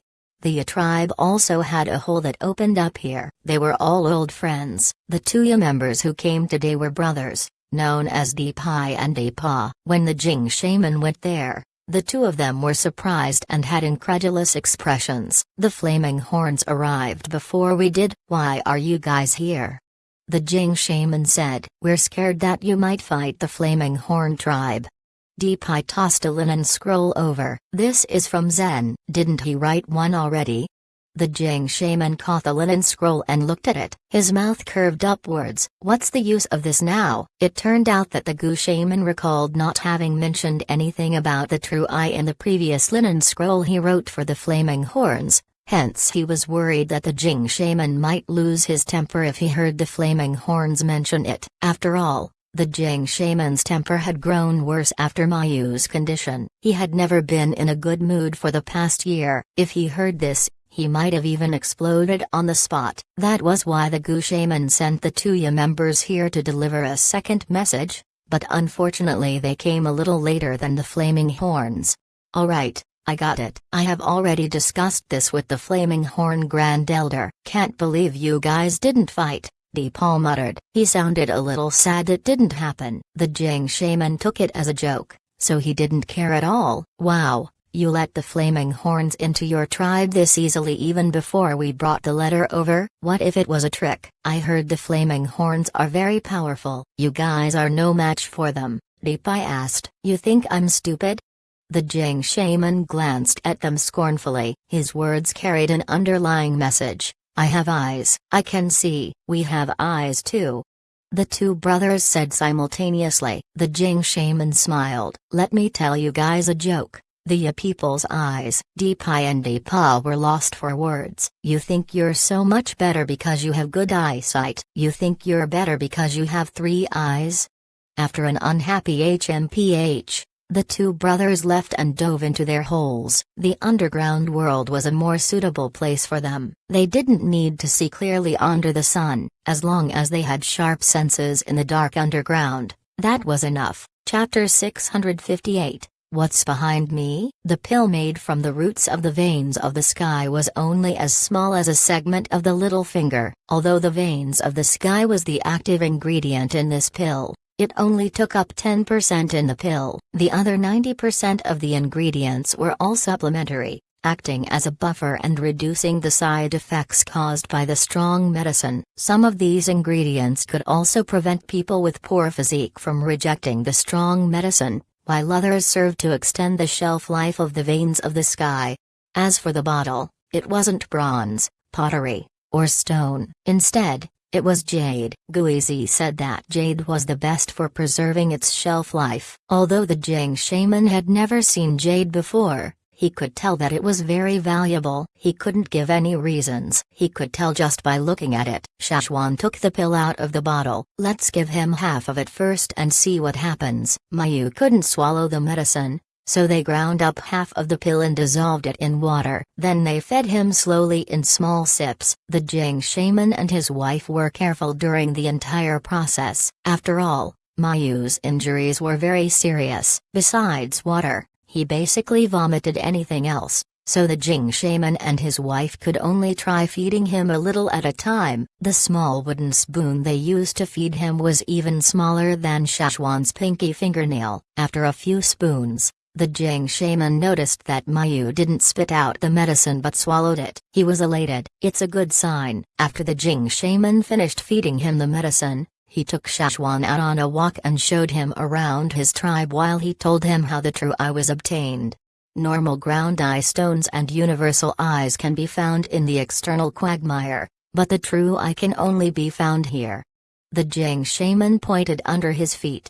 You've probably guessed, the Jing shaman spoke more than before because he was feeling better. The better the eye, the closer it is to our fire pond. Although the Jing fire pond is in the center point of the center quagmire, Shachwan could see a speck of muddy yellow light from inside the house. It wasn't bright, but it clearly visible. Even though the fire seed was just a speck of light, it could be sensed immediately. In fact, the Jing fire seed wasn't strong. It was unique merely because it could attract ground eyes. The ground eyes lived underground and no one knew how deep down they lived. Rarely did anyone manage to dig them out from the ground. Even the Ya tribe who lived underground all year long never managed to dig out any ground eyes. But strangely, these strange creatures naturally existed under the Jing tribe. The quagmires were actually plotted there to let the ground eyes swim in them. Sometimes if they were seen swimming, the Jing people would catch them and eat their meat. The ground eye stones inside of them would then be extracted and preserved. So it could be said that the Jing people often hunted, but they just didn't hunt any fearsome beasts. Instead they hunted those ground eyes in the quagmire. So you actually hunt inside the quagmire? Shachwan recalled seeing some Jing children kneeling beside the quagmire with a wooden stick. They seemed to be stirring the muddy water. Back then, he thought they were trying to look for earthworms, but now he learned that they were actually practicing hunting ground eyes. That day, the Jing tribe served them bowls of ground eye soup. Ground eyes are spindle-shaped creatures with rings of hard shells. They usually moved underground by spinning. That was why there were obvious spiral patterns on their shells. After their hard shells were broken, the meat inside the shell could be cooked after the ground eye stones were extracted and preserved. Ground eye meat was a delicacy in the Jing tribe. If they weren't any important guests, the Jing tribe would never bring these out. By welcoming them with a feast of ground eye meat, the Jing shaman wanted to give them the warmest welcome and serve them with the grandest hospitality. The Jing tribe mainly hunted for ground eyes in the external quagmire. They would scoop it up from the muddy waters. Although this process looked simple, it was rare for them to find any ground eyes. Out of 10 tries throwing out the nets into the water, they could only find one ground eye. Those with good eyes probably had a higher success rate, but those with bad eyesight wouldn't have any chances. The water was so muddy that people couldn't see what was underneath. Perhaps only people with enough experience could accurately aim the nets. The Jing shaman only brought Shachwan to the center quagmire because the true eye could only be found here. To judge whether there were any true eyes here, the Jing shaman only needed to look. He opened up the third eye between his eyebrows. This eye had a brown iris and wasn't much different from his other 2 eyes, only its color was slightly darker. The only thing different was that this eye was vertically oriented and at a 90-degree angle from his other eyes. When he blinked this third eye, it opened and closed from the sides. That was a special eye that had the ability to unusually see through things. If you stand directly facing this eye, you would feel how it could see through things that normal eyes couldn't see. The Jing shaman opened that eye and looked around the center quagmire. Then he shook his head disappointedly. I don't see any ground eyes with the true eye. I'll come back to look again tomorrow. Don't worry, I'll definitely find one for you. Afraid that Shachwan might stop providing him with more medicine, the Jing shaman tried his best to show how optimistic he was about searching for the true eye. But sometimes, there were things that the shaman had to say even if he hesitated at the beginning. I promise to help you search for the true eye. If I can't find it in 1 year, I'll use 2. If I can't find it in 2 years, I'll use 10, but I can't guarantee that it can be successfully used on a fearsome beast. Even if the Jing people tried to help, the chances are very slim. He was afraid that Shachwan was just using the fearsome beast as an excuse. So the Jing shaman emphasized once more, I only know that it is impossible to use it on any humans from foreign tribes.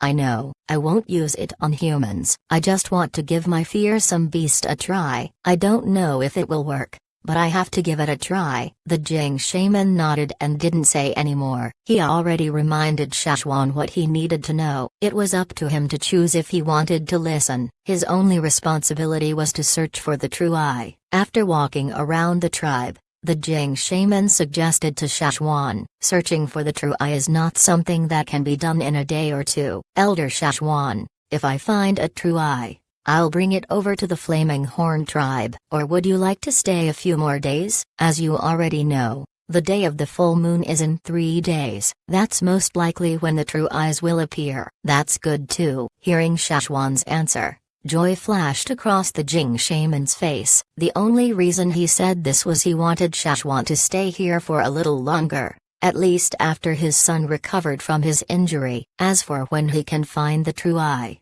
he wasn't sure of it himself. He only said what was likely to happen. If they were out of luck, they could only wait, but if Shachwan wanted to leave then, the Jing shaman wouldn't plead for him to stay. Because Shachwan decided to stay here for a few more days, the Flaming Horn group started to hunt. There were many fierce beasts here that the Jing people didn't dare provoke, so the Flaming Horns wanted to go solve these problems. The Jing people were also happy that they decided to do so. They didn't feel at all like their prey had been stolen. Most of these beasts they hunted were wild beasts. Although they were not satisfactory prey for the Flaming Horn tribe, They attracted the Jing people's attention. Duoli and others traded their hunted prey for some normal ground eye stones and ground eye meat from the Jing tribe. However, although the Jing people had universal eyes, they didn't have a lot of it, so they had to ask the shaman before they could trade. If the Jing shaman forbade them to trade the universal eyes, they would not take it out to trade. However, after the Jing shaman was informed, he waved his hand after thinking for a while. It's approved. Thus, some of them still preserved some universal eyes from their previous hunts, and those who were willing to trade went to confer with the flaming horns. Not only could they exchange for fearsome beast meat, they could also trade for goods such as beast hide and tools made from beast bones, horns, and fangs. Initially, Duoli and the others thought that the Jing people would enthusiastically come trade with them, but that was not the case. Only a handful of people were willing to trade their universal eyes. Out of all the normal ground eye stones taken out to trade, there were rarely any of high quality. Duoli and the others didn't want any low-quality stones. Thus, even after the Jing shaman agreed to trade, Duoli and the others still didn't gain much profits. I don't understand. What's the point in hiding these stones? Why keep it to themselves? Duoli looked at the two universal eyes in his hand. He was still confused. These were the only stones he received from 2 days of trading. Only 2. The wooden case on the side only had more than 100 normal ground eye stones. These could already be considered high quality among the normal stones, but compared to the goods that were still in the Jing people's hands, they weren't even a 20th of their stones. They can't use their universal eyes since they don't go on expedition trips. Yet they're not even willing to trade some of the slightly better stones. What's the point in keeping it? It can't even be eaten. Chio and the others were perplexed. They couldn't understand what the Jing people were thinking. Shachwan found the answer to this when he talked to the Jing shaman. To the Jing people, ground eye stones were their wealth, food for their spirit. The more precious ground eye stones they had, the more satisfied they were. In the Jing tribe's history, some people were even willing to starve to death with a case of ground eye stones in their arms than trade it for food with other tribes.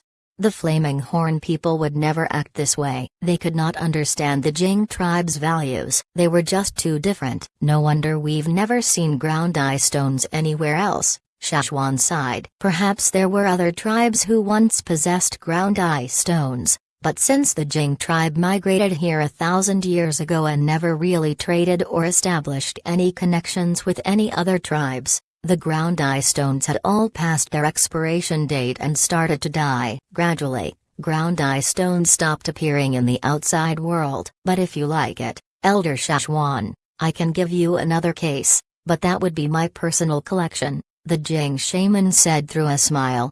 Seeing his son's condition improve, the Jing shaman was a lot happier and behaved more comfortably. His smile was slowly growing wider. That day, Shachwan gave the last bit of his medicine to the Jing shaman. Now, Mayu could already consume liquid diets. He looked a lot better, unlike the other day. That day, he looked like he was dying, and his eyes had also lost their luster, but now, his eyes were energetic and there was a clear focal length when he looked at people.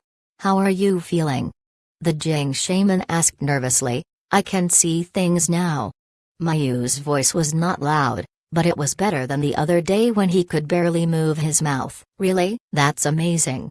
The Jing shaman was elated. He thought to himself for a while and then introduced Shachwan to Mayu. "This is the Grand Elder of the Flaming Horn tribe. He was the one who provided the medicine that cured you." Hearing this, Mayu looked at Shachwan. Actually, Mayu was aware every time the Jing shaman brought Shachwan over, but because of the blindness caused by his long-term illness, this was the first time he saw how Shachwan looked.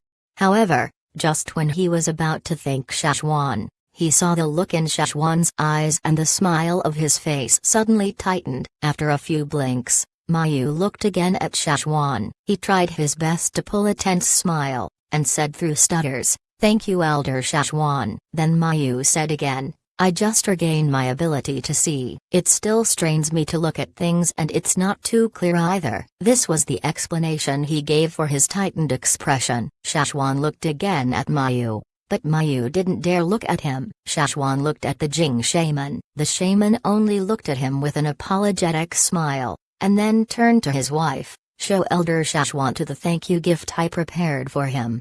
The gift was the case of ground eye stones that he mentioned before. As Shachwan followed the woman out of the room, he turned around to look at the Jing shaman and his son once more before he left. After Shachwan left, the Jing shaman shut the wooden door and walked to his son's bedside. Mayu's hands were tense with anxiety under the linen blanket. He only relaxed after Shachwan left. His hands were all sweaty. "Dad, behind him, shhhh, just keep it to yourself. Don't say it." After Shachwan followed the Jing shaman's wife out to take out a box of ground eye stones, he didn't stay there. Instead, he went to find the other flaming horns. Duoli and the others were watching how the Jing people were teaching their kids how to scoop ground eyes. Seeing Shachwan walking over, they wanted to tell him about what they saw, but before they even spoke, Shachwan asked, "Is there something strange on my body?" "No." Duoli thought it was an odd question. He didn't know why Shachwan suddenly asked him this. "What about behind me?"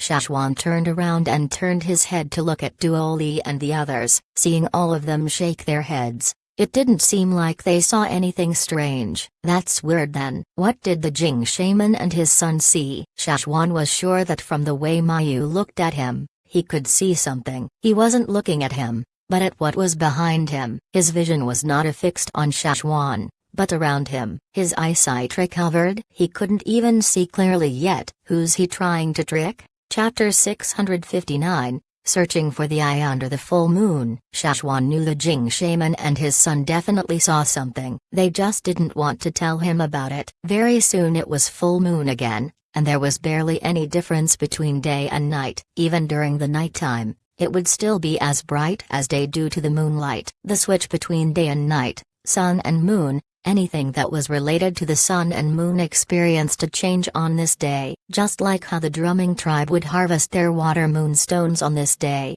the Jing people were also unusually busy today, because the ground eyes would be especially active today. Some might even float to the surface of the quagmires. The Jing people were already waiting beside the quagmire with their tightly knitted nets. Some were holding water scoops made from beast horn or bones. At first they just guarded beside the quagmire with their long stick tools. If they noticed any ground eyes appear, they would make a move. The people who were fast enough could instantly scoop up a ground eye that appeared on the surface. Today was the only day they could catch ground eyes so swiftly. Shachwan saw a Jing warrior shout in excitement after scooping up a ground eye. He set the thing inside his scoop to a place farther away from the quagmire. A spindle-shaped object fell from his scoop along with the muddy water. The muddy water splashed all around as the object spun, revealing its true color. A dark gray shell. It was a ground eye. Seeing the creature trying to drill into the ground,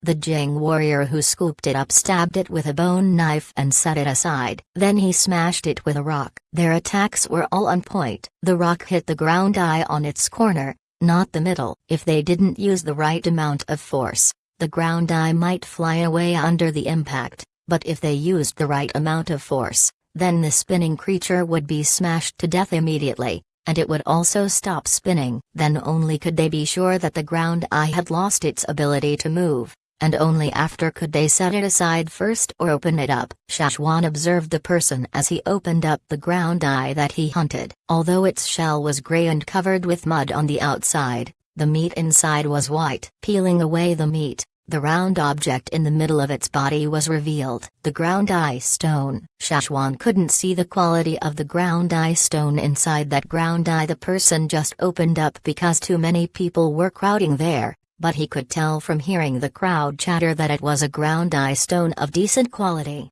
Every year on this day, the people who were able to catch the ground eyes with the most supreme quality would be listed in the historical records of the Jing tribe. The shaman of that time would keep it in handwritten records and pass it down to the next generation. This kind of honor was what every Jing person desired. To the Jing people, this was a remarkable victory. Not only could their names be written in the historical records, their ranking in the tribe would also be promoted. No wonder the Jing people were so excited. The others couldn't wait to start hunting after they saw the person who first caught a ground eye. All around the external quagmire, many Jing people ran about. Children who didn't yet have the ability to catch the ground eyes stood around to watch the excitement. They would run over to a place whenever they heard someone catch a ground eye, and discuss who was going to win first place this year. Inside the Jing shaman's house, the shaman was discussing capturing ground eyes on the night of the full moon with his son. Mayu could already walk under the assistance of another person, but he still couldn't walk far or very long. An adequate amount of exercise could alleviate the pain he suffered as a consequence of his sickness the past year, but he couldn't overdo it. If he rushed his recovery, he could easily cause damage to his body again. Then, not only would he recover slower, he might even increase the burden that his body had to take even before he recovered. After the Jing shaman helped Mayu walk around the house for a few rounds, they sat down to rest. If you didn't get injured last year, you'll probably get first place by now, the Jing shaman remarked remorsefully. Mayu didn't think it was anything worth regretting. It doesn't matter, I can get it next year. It'll only be a year later. That's true. You being able to recover is already the luckiest thing that happened. Right, Dad, are you really planning to help the flaming horn person find the true eye tonight? Mayu asked. Of course, it would be best if I can find it tonight. If not, I reckon I have to wait another year. The chances are low if we search for it any other time of the year. Don't worry, if we can't find it this year, he won't blame me, the Jing shaman comforted him. Mayu's eyebrows did not relax at all after hearing his dad's words. Dad, who was behind that person? Was it the flaming horn's ancestor? Might be. People who had the protection of their ancestors were always especially lucky. Who knows? We might actually find the true eye this year. Speaking of which, when I saw that, I was so shocked that my eye almost opened.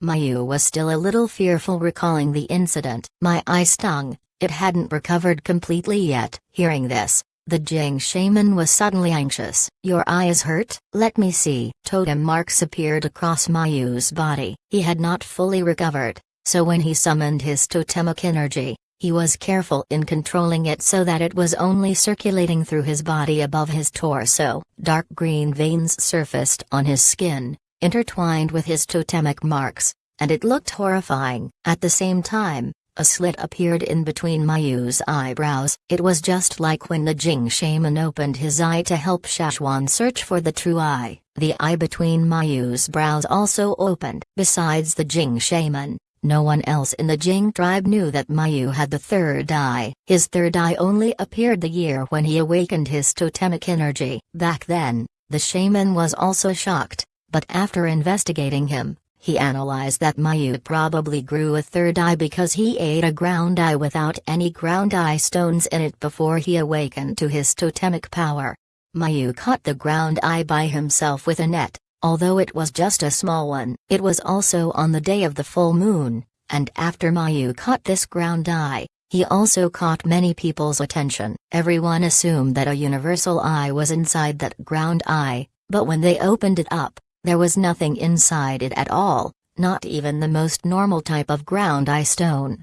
Not long after, when Mayu awakened to his totemic energy, a third eye appeared in the middle of this forehead. The Jing shaman guessed that perhaps the one that Mayu ate actually had a ground eye stone in it, but it was more special. It was hidden and couldn't be touched or seen. Just like the third eye on Mayu's body, there wouldn't even be a trace left on his forehead if he didn't voluntarily open this eye. So he usually looked the same as everyone else in the Jing tribe. The Jing shaman already had plans for Mayu to take over his position when he grew older. He wanted to let Mayu catch a true eye to put up a show for everyone, and then let everyone know that he had the third eye. Then, who would have expected a disaster to hit the previous year? Mayu almost died in that disaster, and the Jing shaman thought he had lost all hope back then. Luckily, let's put in more effort this year and catch some ground eyes. Even if we can't find any true eyes, at least catch a few more universal eyes and give it to them as thank you gifts. The Jing shaman intended to build a lasting friendship with Shachwan, not because of the Flaming Horn tribe, but because of the blurry figure who stood behind Shachwan. The Jing shaman looked at Mayu's third eye closely and didn't notice anything odd. Try rotating your eyeball or look at something outside. Can you see anything? The Jing shaman asked. Yes. Mayu could see through the wooden house and look below the wooden boards underground. He could see blurry figures inside the quagmire. Those were all ground eyes. He could even see far beyond the house. In the external quagmire, people in the Jing tribe were busy working, while the flaming horns stood beside to watch them. Shachwan was just watching someone cut open a ground eye, but he turned his head and looked in Mayu's direction. What's wrong? Chio asked from his side. Nothing. Shachwan withdrew his gaze. He turned his head back to watch the person cut open the ground eye. It was another ground eye stone of decent quality. Meanwhile, inside the Jing shaman's house, Mayu shut both his eyes tightly and covered his third eye with both hands. He was terrified. He saw me. You saw Shachwan? Didn't I warn you not to test him?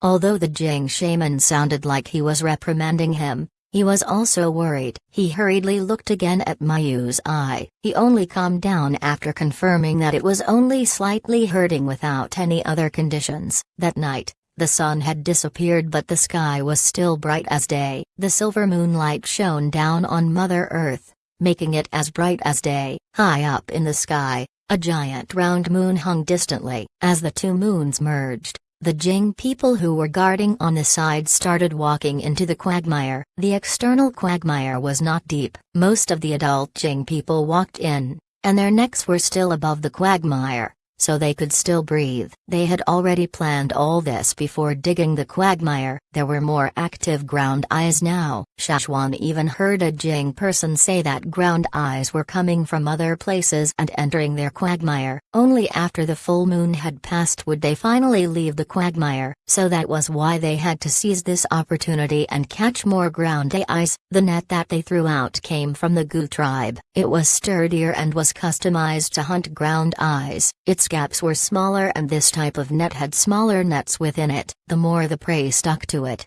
the tighter it would get. Only a powerful force could break free from this net, or else they would be stuck on the net. They needed a lot of strength to pull the nets out from the quagmire. Sometimes a 5-meter wide net needed more than 10 people to pull it out. The flaming horns also became nervous and excited when they saw this, so even though the Jing people rejected their help, they went in to catch the ground eyes themselves.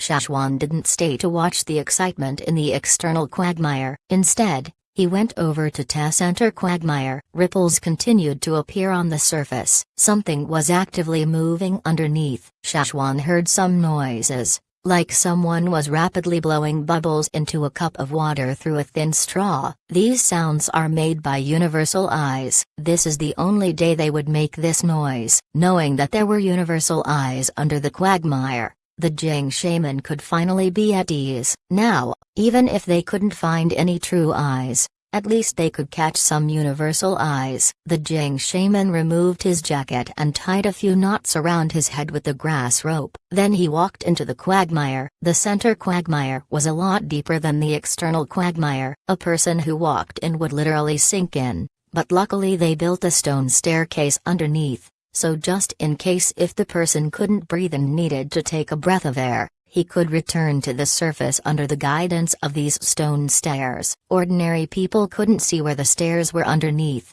and they could only estimate its location. But after entering the quagmire, they would be in total darkness and lose their sense of direction, so it was a lot harder if they wanted to look for the stairs then. In the Jing tribe, the only person who could accurately find the stone staircase was the shaman. Shamans were the only ones with eyes that could see through muddy water. Chapter 660. Let me try. Shachwan watched the Jing shaman enter the quagmire. His figure disappeared as soon as he entered the deep mud. The center quagmire did not smell unpleasant at all. Even the external quagmire had a rotten smell caused by the mud, but besides the basic stench of mud, there were no other smells. Even if seeds fell here and could adapt to the muddy environment, the muddy center quagmire had never seen any green plants sprouting nearby. No plants grew here, but oddly, Many strange creatures lived underneath. The fire seed was a natural repellent for beasts and insects, but there were special cases. For example, the crocodiles of the Drum tribe and the ground eyes of the Jing tribe. These creatures were not afraid of the fire seed's energy and would gather near the area. Everyone around didn't fret for the shaman when he walked into the quagmire. They trusted their shaman's ability. The only thing they were worried about was whether the shaman could catch a universal eye. Up till now, no one in the external quagmire caught any universal eyes. As for the center quagmire, only the shaman, who had the highest authority in their tribe, and 10 Jing warriors who proved their results from the previous year could enter. However, since the disaster happened, they could not hold any contests last year. As for this year, anyone who wanted to enter the center quagmire had to first receive the shaman's permission, but they had to wait until the shaman was finished with his business. Now all they could do was wait patiently from the side. Shachwan lifted his head to look at the shaman's house. It was not far away. Mayu had not come out, but he was sure that Mayu definitely had the ability to see what was happening here. The vision that he sensed from before was Mayu's. Shachwan was sure about this. What a strange pair. Shachwan knew that the Jing shaman and his son were hiding something from him, but these were matters of the Jing tribe. It was best if he didn't ask too many questions. He should only focus on finding the true eyes. The strange sounds in the quagmire were constantly changing, sometimes loud and sometimes quieter, but the sound never came from the same location. It was traveling fast. The better the quality of these ground eye stones, the harder it was to catch. After the Jing shaman entered the quagmire, he didn't go after the universal eye immediately, but instead went to check if the true eye was there. The true eye was a lot harder to find than the universal eyes, and even harder to catch, so the shaman had to focus all of his attention to search for it. Shachwan changed his vision and looked through the muddy water. He could see the Jing shaman moving underneath, and also small illuminant objects traveling at a high speed. But there were not many of them. One of the brighter ones was the one that made that noise. Judging by the brightness of the object, Shachwan could tell that it was the universal eye. The illuminant objects were all ground eye stones, and 2 of the brighter ones were universal eyes. One of these didn't make any sound while the other one was traveling at a high speed while making a strange noise. Shachwan suddenly thought about something as he was watching the quagmire. He turned to look at the Jing shaman's house. That patient was being mischievous again. Mayu, who was secretly observing them from inside the house, had been warned by his father twice. But his curiosity got the better of him. Even though he knew that Shachwan would notice him and what consequences he would have, he couldn't help but look at Shachwan. It was the first time he saw someone who had a figure following behind him. It was like a spirit was behind him. He was too curious and his dad didn't let him ask too much. As he looked at Shachwan,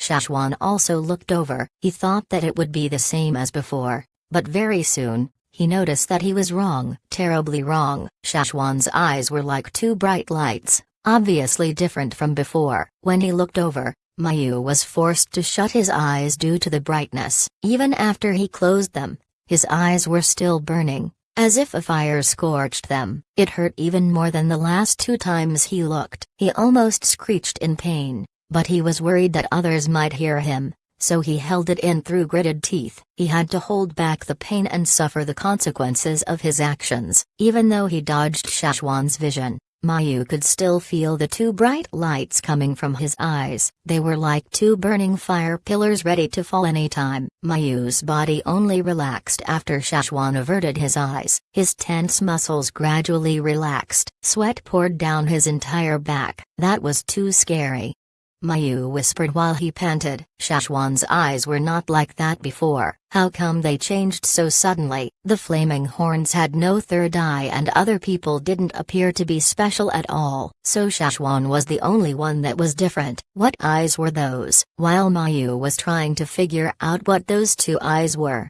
the Jing shaman had already finished his first rounds around the quagmire. During his round, he came up from the stairs a couple times to catch a breath. and walked a full circle around the quagmire. Then he came out with mud all over his body. He accepted the clean linen cloth that others offered him and wiped his eyes. "I don't see it yet. I'll go down again later after a light rest," the shaman told Shachwan with a depressing tone. Without any results, the Jing shaman did not permit anyone else to enter the quagmire. He was worried that they would scare away the ground eyes that were coming over. Other people naturally had to obey the shaman's orders. They had no other matters here, so they went back to the external quagmire to hunt for more ground eye stones. "Can I give it a try?"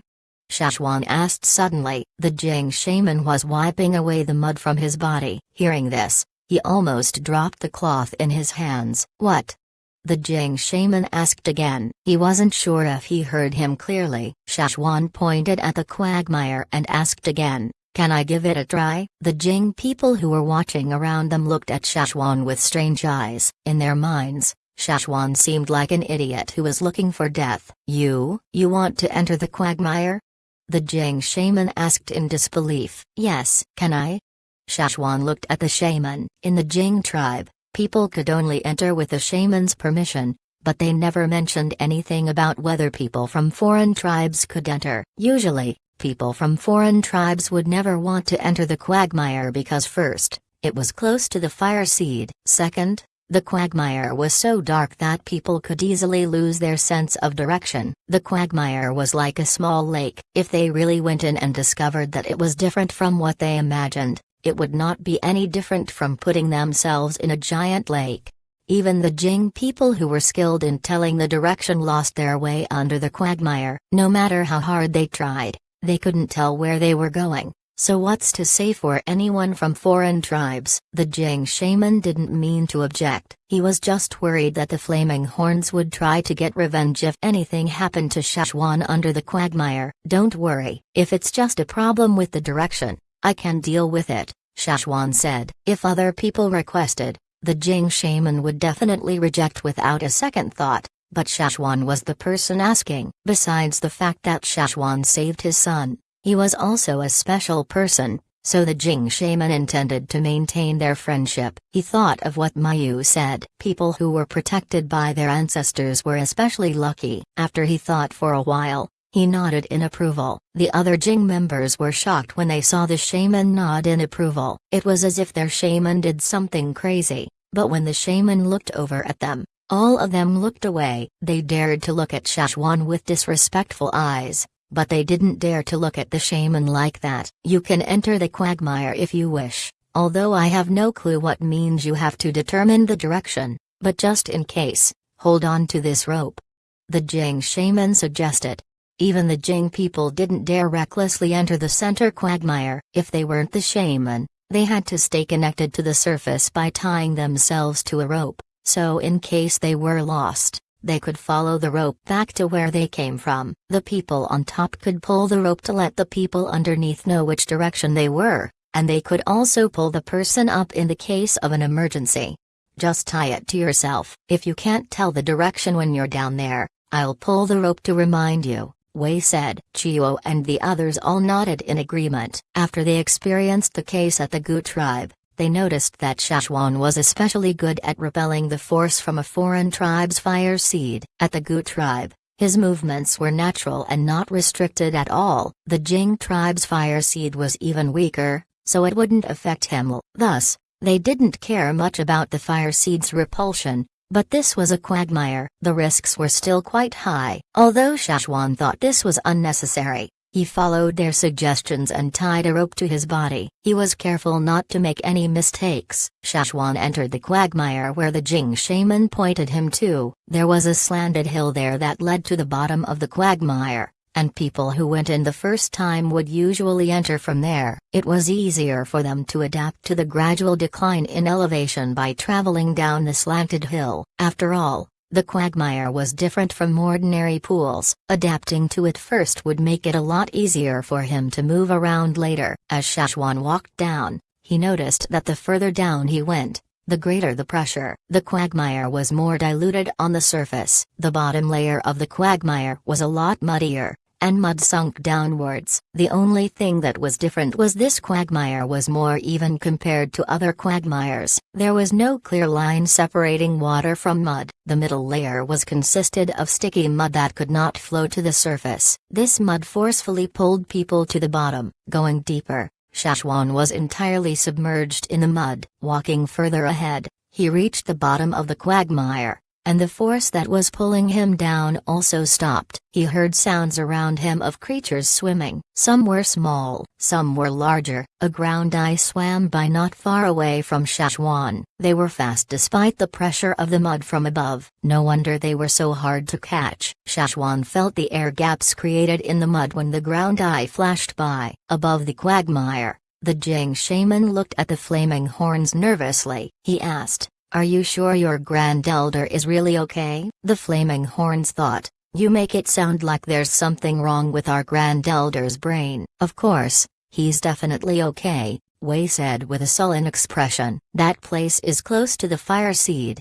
The Jing shaman could see Shachwan walking under the quagmire with his third eye. Wei turned his head to look at the Jing shaman. Carelessly, he said, "Your fire seed isn't even that strong." The Jing shaman was lost for words. Such sensitive remarks were better not said than said. He could finally feel what the two brothers, Depai and Depa, felt when he joked about their eyes. What a bad feeling it was. Wait, that's not right. The Jing shaman suddenly thought that this was not the thing he should be worried about. He should be most worried about the guy who went down into the quagmire. What if he decided to make a move on their fire seed? How could he be so careless? The Jing shaman felt like he had done something terribly stupid. Chapter 661, It's Moving. Even though Shachwan was a special person and saved his son, as the shaman of the Jing tribe, he shouldn't have been so careless. How could he let down his guard? Even if he knew Shachwan wasn't the type of person, this matter was related to the fire seed, so he shouldn't act on his personal opinion.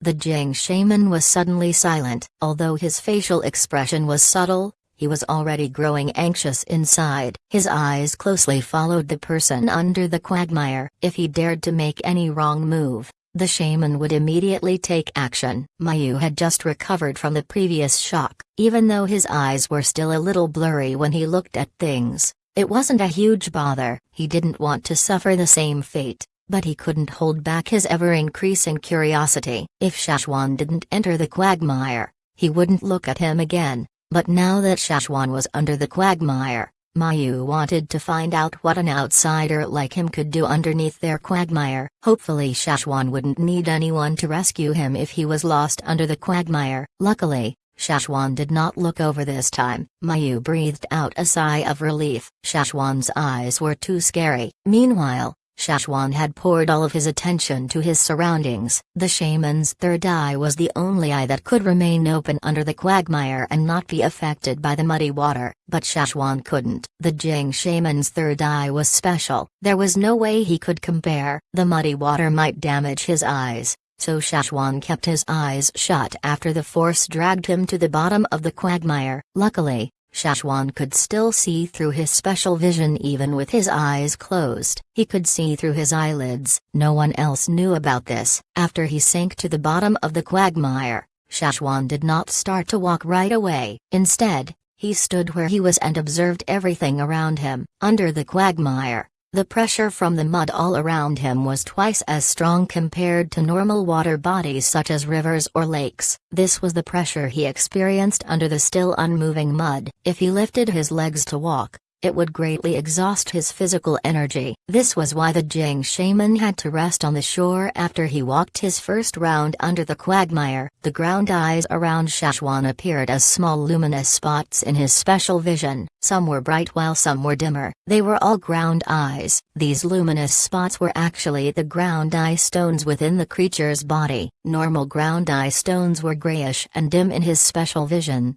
while higher quality ground eye stones and universal eyes appeared brighter, especially the universal eyes. They were bright and striking to the eye. Just now when the universal eye passed by in front of Shachwan, his eyes saw a trail of faded light behind it. Judging by this principle, Shachwan only needed to look for the brightest light. Shachwan didn't know what the true eye looked like, but he already knew how bright the universal eyes were. Now all he needed to do was look for a light that was even brighter than the two universal eyes and then catch it. Even though he wasn't sure if the true eye could be used on Caesar, Shachwan had to give it a try. Caesar was still following the hunting team out to hunt like before, but he was a lot more restricted in his movements, especially when the forest was full of dangers and other fierce beasts. His reaction was a lot slower when it came to these situations. Seeing Caesar's injuries, Old wanted to let Caesar take on other tasks,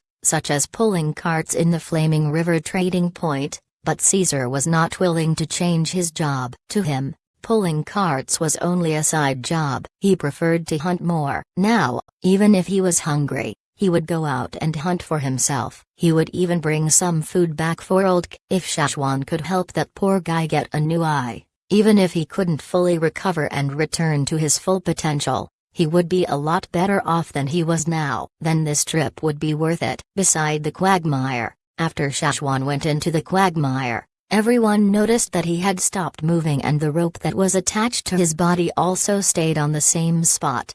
Don't tell me he got stuck in the mud under the quagmire and couldn't move. Someone said with a low voice. Nonsense. How strong could the pressure be under the quagmire? There's no way it can possibly stop us. We're the Flaming Horns. Our Grand Elder is merely going down there for a walk. How complicated could that be? Duo Li rebuked immediately, but even they were not sure why Shachwan stopped moving after he went under. Oh, it's moving, it's moving.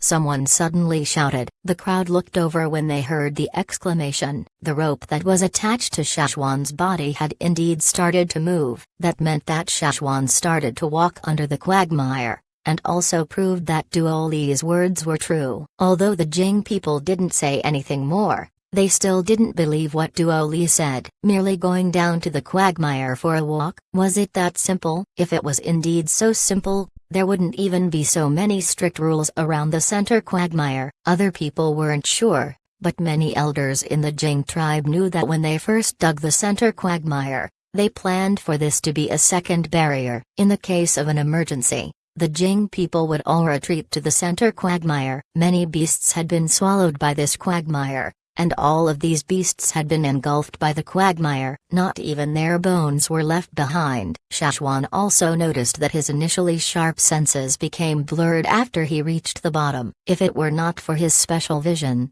he wouldn't have been able to see through everything under the quagmire. He might actually get lost without it. He had been standing under the quagmire for a while now and also got used to the pressure of the mud. He had a general understanding of the environment, but now he needed fresh air, so he started walking towards the stone stairs not far away from him. There were stone stairs built under the quagmire. It would guide people on the bottom up to the surface. The Jing shaman was just about to ask the other Flaming Horns to pull the rope to remind Shachwan about the direction to return, but he saw the rope that was attached to Shachwan suddenly drift toward the stairs even without anyone pulling on the rope. Seeing this, the Jing shaman immediately opened his three eyes widely and looked underneath. Shachwan was walking towards the stone stairs without any hesitation. His steps were steady, like he firmly believed there was a staircase there. How could this be possible? The Jing shaman couldn't comprehend. Shachwan didn't even have the third eye. How was he able to find the staircase under the quagmire, even though he had pointed the stairs out for Shachwan before he entered the quagmire? Everyone in the Jing tribe knew that being able to tell the direction from above didn't mean he couldn't tell the direction when he was underneath. For most people, after they entered the quagmire, their memory would be messed up and they wouldn't be able to find the right direction. Seeing Shachwan emerge from under the quagmire, the other Flaming Horns all relaxed. Wei didn't smile but kept a tightened expression, while Duo Li looked excitedly at all the Jing people around him. His eyes were telling them, "See, did I lie?" Shachwan wiped away the mud on his face and said to Wei and the others, "Throw me a rope. I want to tie it on my hands." The Jing shaman looked at Shachwan with surprise. "You want to catch it yourself?" "Yup. I suspected a universal eye passing right by me. The one you said made that noise. If I really can't find the true eye, I'll just catch a universal eye first." Shachwan caught the rope that the others threw over. This was the type the Jing people often used to tie around their hands. With this rope around their hands, even if the ground eye was spinning at a high speed when they were catching it, it wouldn't directly hurt their hands. So this rope was acting as a glove. The Jing shaman opened his mouth to speak. He wasn't sad because Shachwan was about to catch these universal eyes. He promised to let Shachwan down. He didn't value the universal eyes too much. He was just shocked that Shachwan didn't lose his sense of direction under the quagmire. Not only was he walking with ease, he even planned to catch a universal eye. Alright then, be careful. The Jing shaman spoke no more. He thought that Shachwan only noticed the universal eye from hearing its sound. If that was the case, he could continue watching him on the shore. If Shachwan caught a universal eye, even if he couldn't find any true eyes, he wouldn't be mad. Having results was better than having nothing. If Shachwan couldn't catch the universal eye, then the shaman would have to catch it by himself after his break and gift it to them afterwards. The Jing shaman thought that this wasn't such a bad idea, so he sat on the side and watched. Shachwan inhaled deeply before entering the quagmire once again. The Jing shaman felt that it was impossible for Shachwan to catch the true eye. No, he might not even be able to notice it if it was beside him. The true eye would never make such a sound, so he was the only one who could catch it. After making sure that Shachwan was fine by himself under the quagmire, the other flaming horns started to joke around, and even chatted with the Jing tribe regarding who would get first place this year. As they chatted, they also took the opportunity to promote the Flaming River trading point. They told the Jing people that if they needed any goods such as food or beast hide, they could go there and trade using their ground eye stones.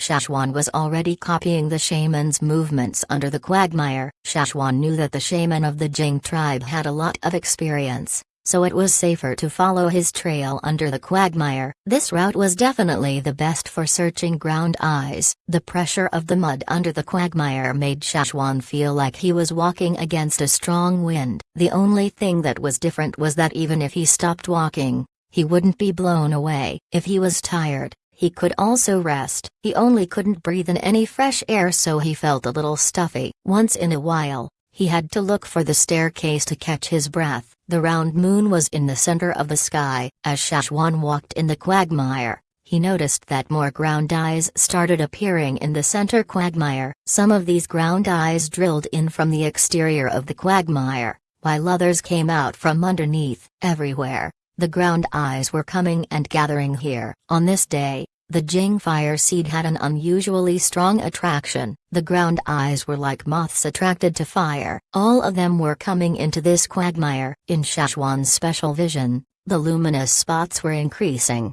and there was another universal eye now. The night was still long, so more universal eyes might appear. The Jing shaman already said that all the ground eyes would become especially active that night, but he wasn't sure if he could find a true eye. The Jing shaman opened his third eye and saw Shachwan walk past a universal eye that was right beside him. He couldn't help but laugh. Sure enough, Shachwan was merely judging by the noise. However, he was surprised to see a few rapidly spinning universal eyes pass by Shachwan multiple times, but Shachwan stayed still as before. The Jing shaman was confused. It was normal if he didn't react for the first few times, but even on the third, fourth, and fifth time? What was the brat thinking? Chapter 662. Can't see anything. Shachwan didn't walk too fast under the quagmire. He was walking at the same pace as the shaman from before. Even their tracks were in sync. He was actually planning to catch something. Even if he couldn't find any true eyes, he wanted to catch a universal eye at the very least, or else it would have been a waste of his time. However, as he walked under the quagmire, he felt like something was watching him in the dark. It was like a person who was observing him under the quagmire. This gaze did not come from Mayu or the shaman. Shachwan could tell which vision was theirs. He could even feel Mayu and the shaman watching him distantly.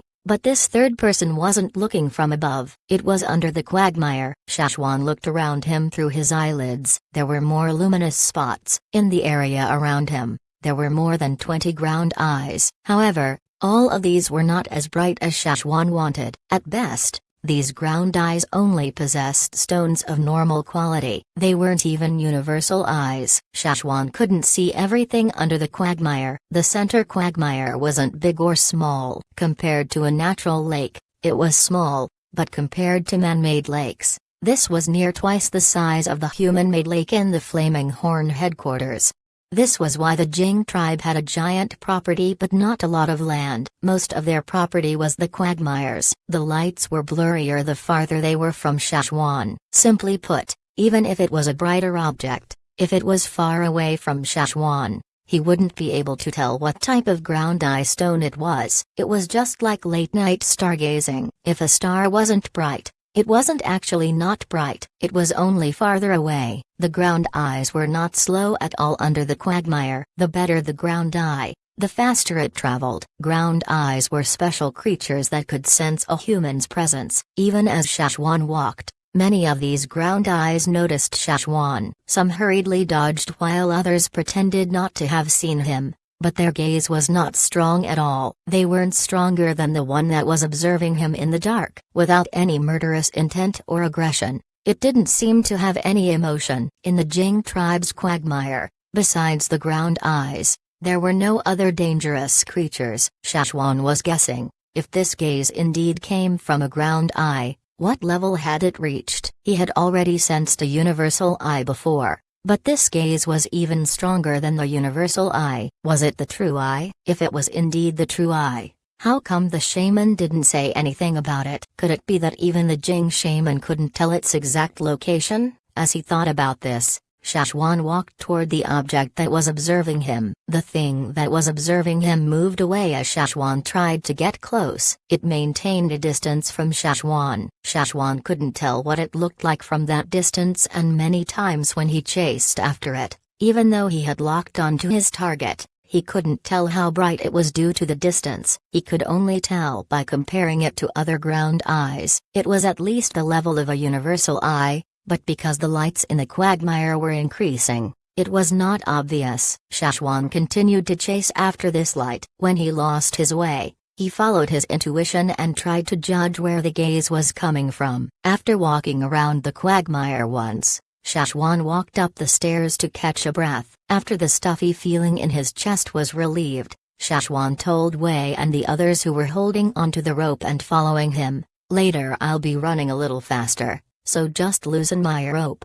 Even though they didn't understand what Shachwan said and couldn't tell how much faster he would be running, Wei and the others loosened the rope. Usually, when the Jing people went into the quagmire, one end of the rope would be tied onto the person while the other end would be tied onto a wooden stake. The wooden stakes were deeply pinned to the ground beside the quagmire, and only about 6 meters of the stake was above ground. A third of the length up the wooden stake, there was a basket with a long bundle of grass rope. There were 10 similar wooden stakes in total around the quagmire. They were located in 10 different directions. When people went under, they would only move in their own space and not pass their allocated ground. If they walked past their allocated distance and there were many people under the quagmire at the same time, their ropes could easily get tangled. After all, in the Jing tribe, besides people who had 3 eyes, other people had to tie a rope to themselves if they decided to go down. It would cause them a lot of trouble if the ropes were tangled at the bottom. However,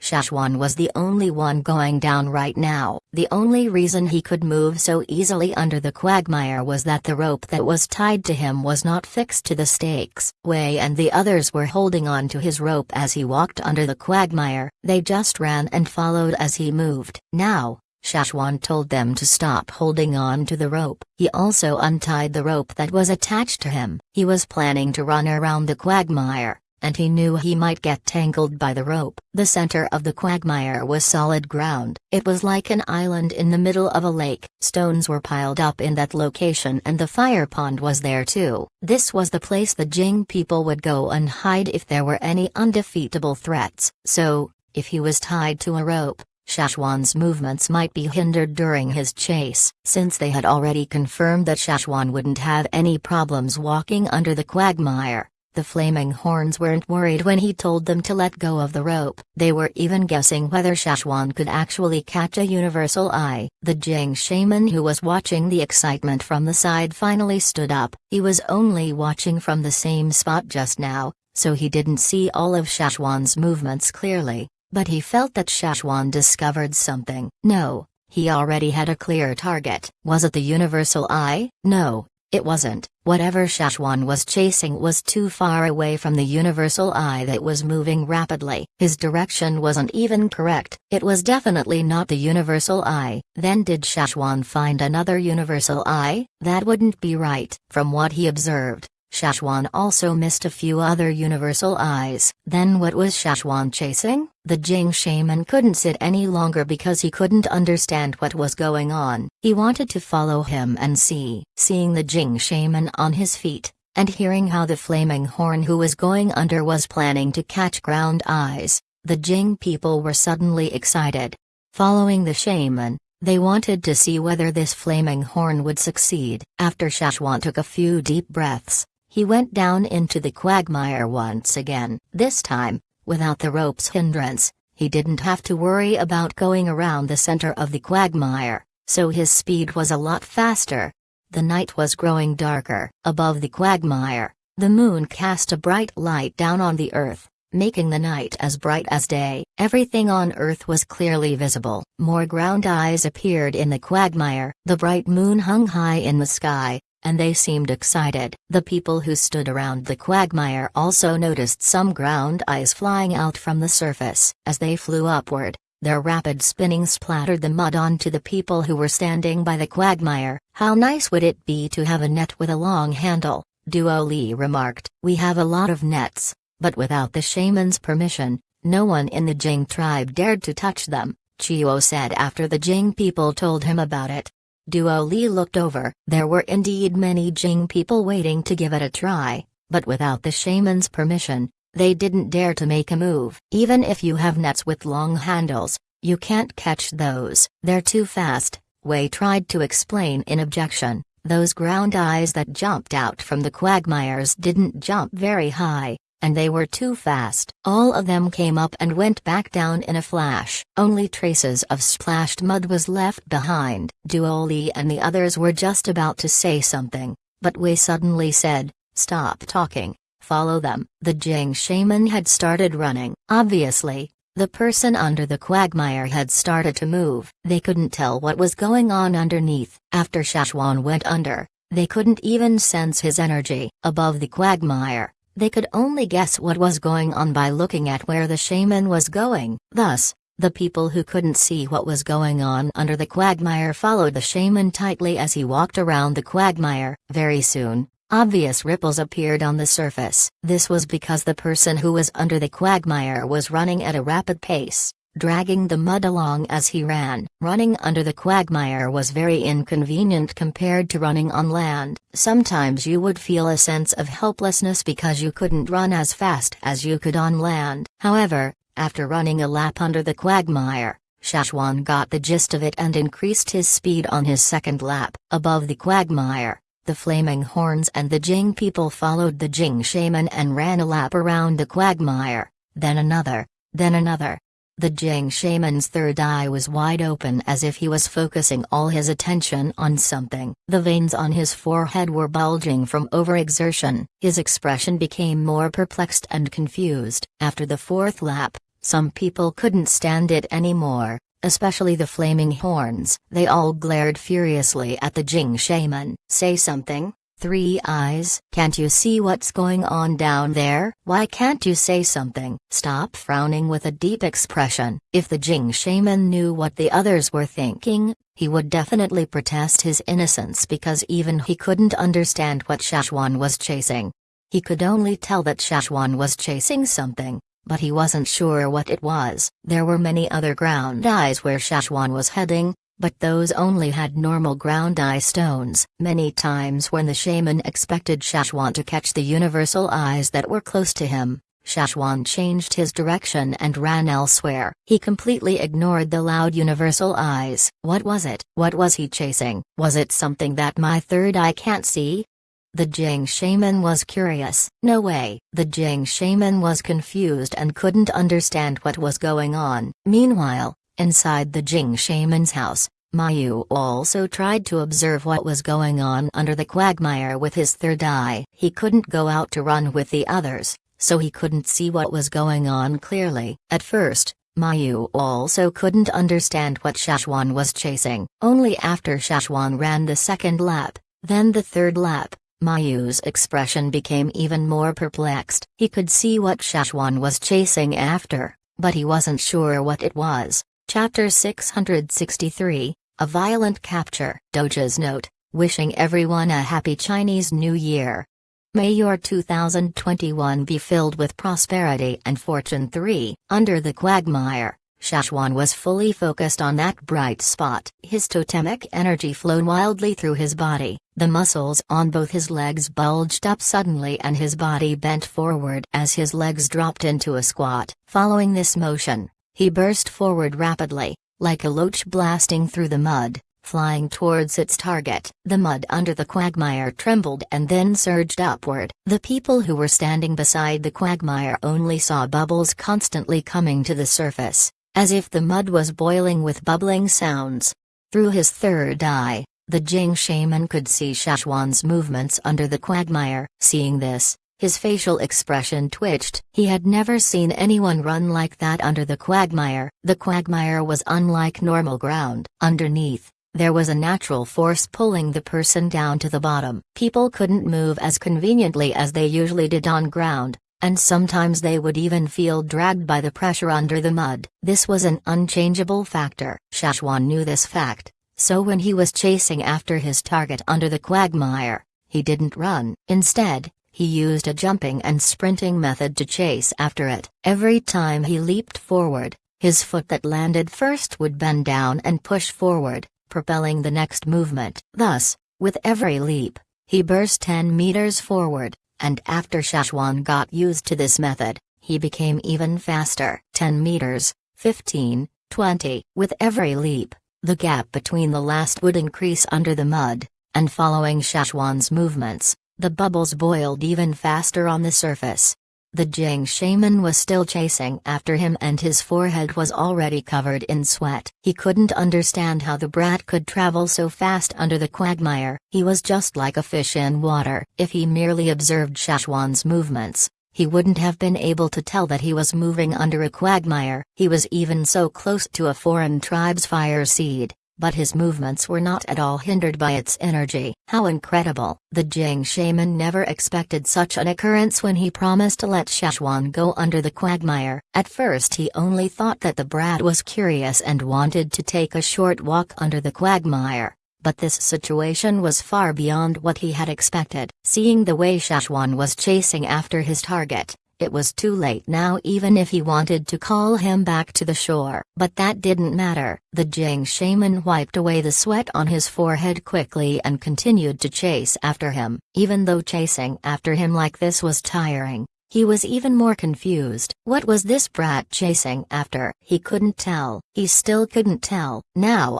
every leap Shachwan took caused a tremble under the quagmire. The thick mud was trembling so much that many of the ground ice stopped gathering under the quagmire but instead swam up to the surface. The people who were standing around the quagmire also noticed this. More and more ground ice floated to the surface. Bang! A loud noise. It seemed as if someone was stirring up the quagmire from underneath, mixing the mud together, making the muddy water on the surface even muddier and stickier than before. Bang, bang, bang. A series of muffled sounds could be heard. Each of these sounds were caused by Shachwan's steps. They were caused his feet's impact on the bottom of the quagmire. In the external quagmire in the Jing tribe, Deepai and Deepa, the Tuya brothers, had just come over to watch the Jing people catch the ground ice. Suddenly, they heard the commotion coming through the ground from the center quagmire. Deepai and Deepa turned away from the people who were busy catching the ground ice and their ears followed the series of trembling sounds. They could pinpoint the exact location this sound came from and what exactly caused it. Did it not come from the ground? Who was it? It did not sound at all like any member of the Jing tribe. No one here had such a powerful strength. The two of them were suspicious, so they walked toward the center quagmire. The Jing people did not stop the two brothers from approaching the center quagmire because they were already familiar with them. However, these two brothers didn't stay close to the quagmire. The Jing fire seed's repulsive energy made them feel uncomfortable. They felt worse if they stood closer, so they kept a distance from the quagmire and stopped there. They narrowed their eyes and tried their best to judge what was going on there, but their eyesight was too bad, so they could only judge by the sounds. The flaming horns are there. What are they doing there? They could feel the presence of a group of flaming horns and a group of Jing people. They were running crazily around the quagmire, and he couldn't tell what they were up to. Something strong was happening under the quagmire too. What's underneath? Deepa and Deepa, the two brothers, leaned their ears to the ground and tried to read the message the earth was trying to send them. With every tremble in the ground, their ears shook. The beard and hair on their faces were like probe needles opening outwards. They could sense the smallest vibrations in the air and ground. Shachwan walked up the stairs to catch a breath of fresh air. This time the Jing shaman seized the opportunity and asked him, "What did you see?" "There's this ground eye. I can feel it looking at me." "You said it yourself. The true eye is like a pair of real eyes and felt different from all the other ground eyes." Shachwan didn't even get to finish his sentence, but the Jing shaman interrupted, "That's impossible." If it was indeed the true eye, he would have noticed it. It was impossible that he missed out on such a fact. "You think I'm really blind? I can't even see the true eye? Do you think I'm a person?" The Jing shaman didn't believe what Shachwan said. If the true eye actually appeared, there was no way it could escape his third eye. Shachwan didn't care. He continued, "You even said that, the higher the grade of the stone, the faster it moved under the quagmire. That ground eye was way faster than the universal eyes." "Impossible." The Jing shaman objected once again. He didn't see any ground eyes moving that fast under the quagmire. Besides the universal eye, he didn't even see any normal ground eye stones moving that fast. There were so many ground eyes under the quagmire. If there was indeed a ground eye that was moving so fast, how could he have missed it? The Jing shaman was just about to say something else, but he suddenly heard a cough from inside the house. They were not far away from the house, and the shaman recalled that Mayu was still inside the house. Mayu had probably also seen what happened just now. But why did he cough? Mayu had stopped coughing ever since his condition improved. Perhaps he was trying to tell the shaman that he noticed something? After hearing Mayu's low cough, the Jing shaman rearranged his thoughts and swallowed them down. Instead, he said, "If it really is the true eye, there is no way you can catch it. I'm the only one who can catch the true eye." The Jing shaman pointed to his third eye. Catching the true eye is also a contest between eyes. In the history of our tribe,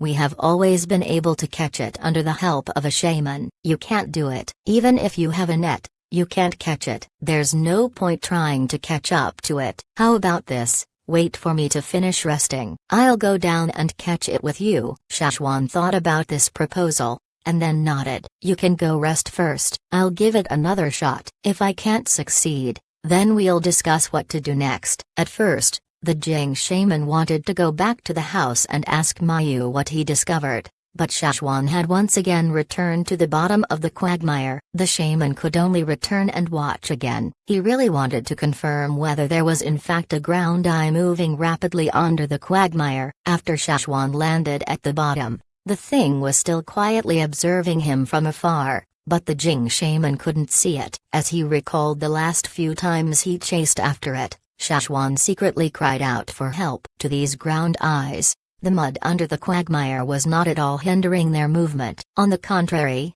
it was actually more convenient for them because they traveled by spinning. Every time he got close to it, the ground eye would draw a distance between them once again. After all, the ground eyes lived underground in the mud and didn't need to get any fresh air from the surface. But Shachwan needed fresh air. Even if totemic warriors could hold their breaths longer underwater than ordinary people, burning up so much energy would shorten the time they could spend under the quagmire. The Jing shaman couldn't see it, but Shachwan was already quite sure after he chased it for so long. The Jing shaman said that the true eyes rarely existed. If he missed it, he might have to wait even longer, so Shachwan wasn't willing to let this chance go that easily. Even if it wasn't the true eye, Shachwan had to give it a try. It was better to get it wrong than regretting later. Nets wouldn't work. Neither did speed. So what method should he use next? The Jing shaman observed Shachwan as he used the same method to pursue his target. His eyes opened widely as he stared at Shachwan's direction. His body instinctively stood up and followed Shachwan as he moved. As he widened his eyes to search for the target, the Jing shaman was grumbling about how they had to reenact everything again, even if it truly was the true eye. This was not the way to catch it. It would only be a waste of energy. Loud muffled sounds came from under the quagmire again. The mud was starting to boil like before, and everyone who was watching anticipated the same results as before. But very soon, they realized that they were wrong.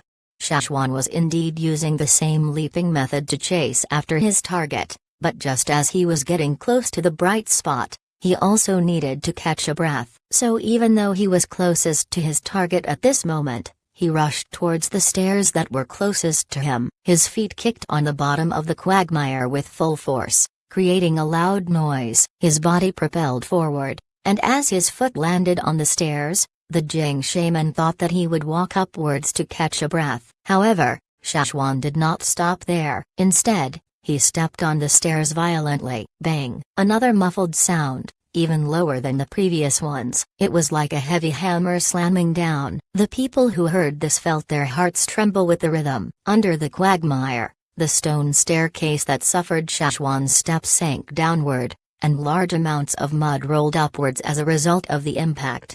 Shachwan dashed forward to his target like a battle sword, splitting the mud into two halves. He was so fast that his body cut air bubbles through the mud, making popping bubbling sounds. However, Shachwan did not use the same method to chase after his target this time. Even though he was still traveling in the same direction, his body was slanted upwards. At the same time, he lifted his arms, held his fists tightly, and moved his arms back and forth. As he lifted his head from under the mud, his arm also came up, bringing the mud in the quagmire with it. He looked like a fierce shark revealing its murderous dorsal fins on the surface of the sea. The Jing shaman's eyelids jerked. He felt like something bad was about to happen. Bang! Shachwan's lifted arm instantly turned into a hammer as he brought it down on the surface of the quagmire. A shocking wave was sent out across the surface of the quagmire, where his hand landed. The impact caused the water to split and waves to form,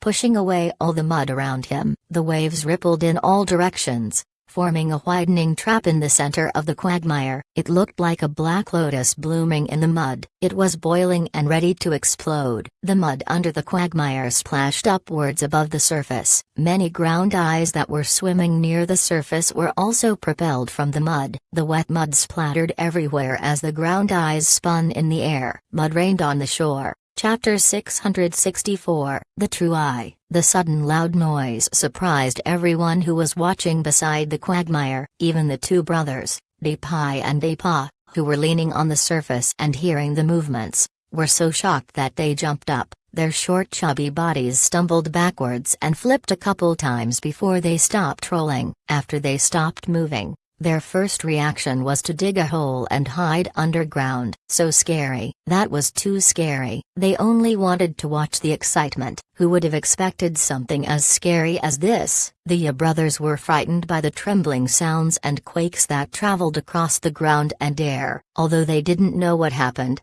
these sounds were enough to scare them, so they decided to dig a hole and bury themselves under. It was safer underground for them. Beside the quagmire, the waves of black mud splattered on the people who were stunned by the sudden event. It rained down harshly on them, and the mud even entered through their open mouths. The Jing people saw their quagmire become a pothole. It was as if the entire quagmire had been scooped by a giant spoon. Violent. Too violent. Even though the mud from around the pothole filled the hole quickly after the impact, it left a deep impression in all the Jing people's minds. After this event, the impression that the Jing people had about the flaming horns might most likely be this memory of the flaming horns hammering a hole in their center quagmire. The ground eyes in the quagmire flew upwards from the impact, and then dropped back down into the quagmire again. Only one of these didn't fall back into the quagmire. A hand reached out and caught it before it fell. The ground eye was still spinning rapidly when the hand caught it, but the rope that was tied around the hand uncovered the mud around the creature, and the friction even caused sparks to appear. The creature was about to burn, but the hand that caught it quickly dipped it back into the quagmire again so the frictional sparks disappeared.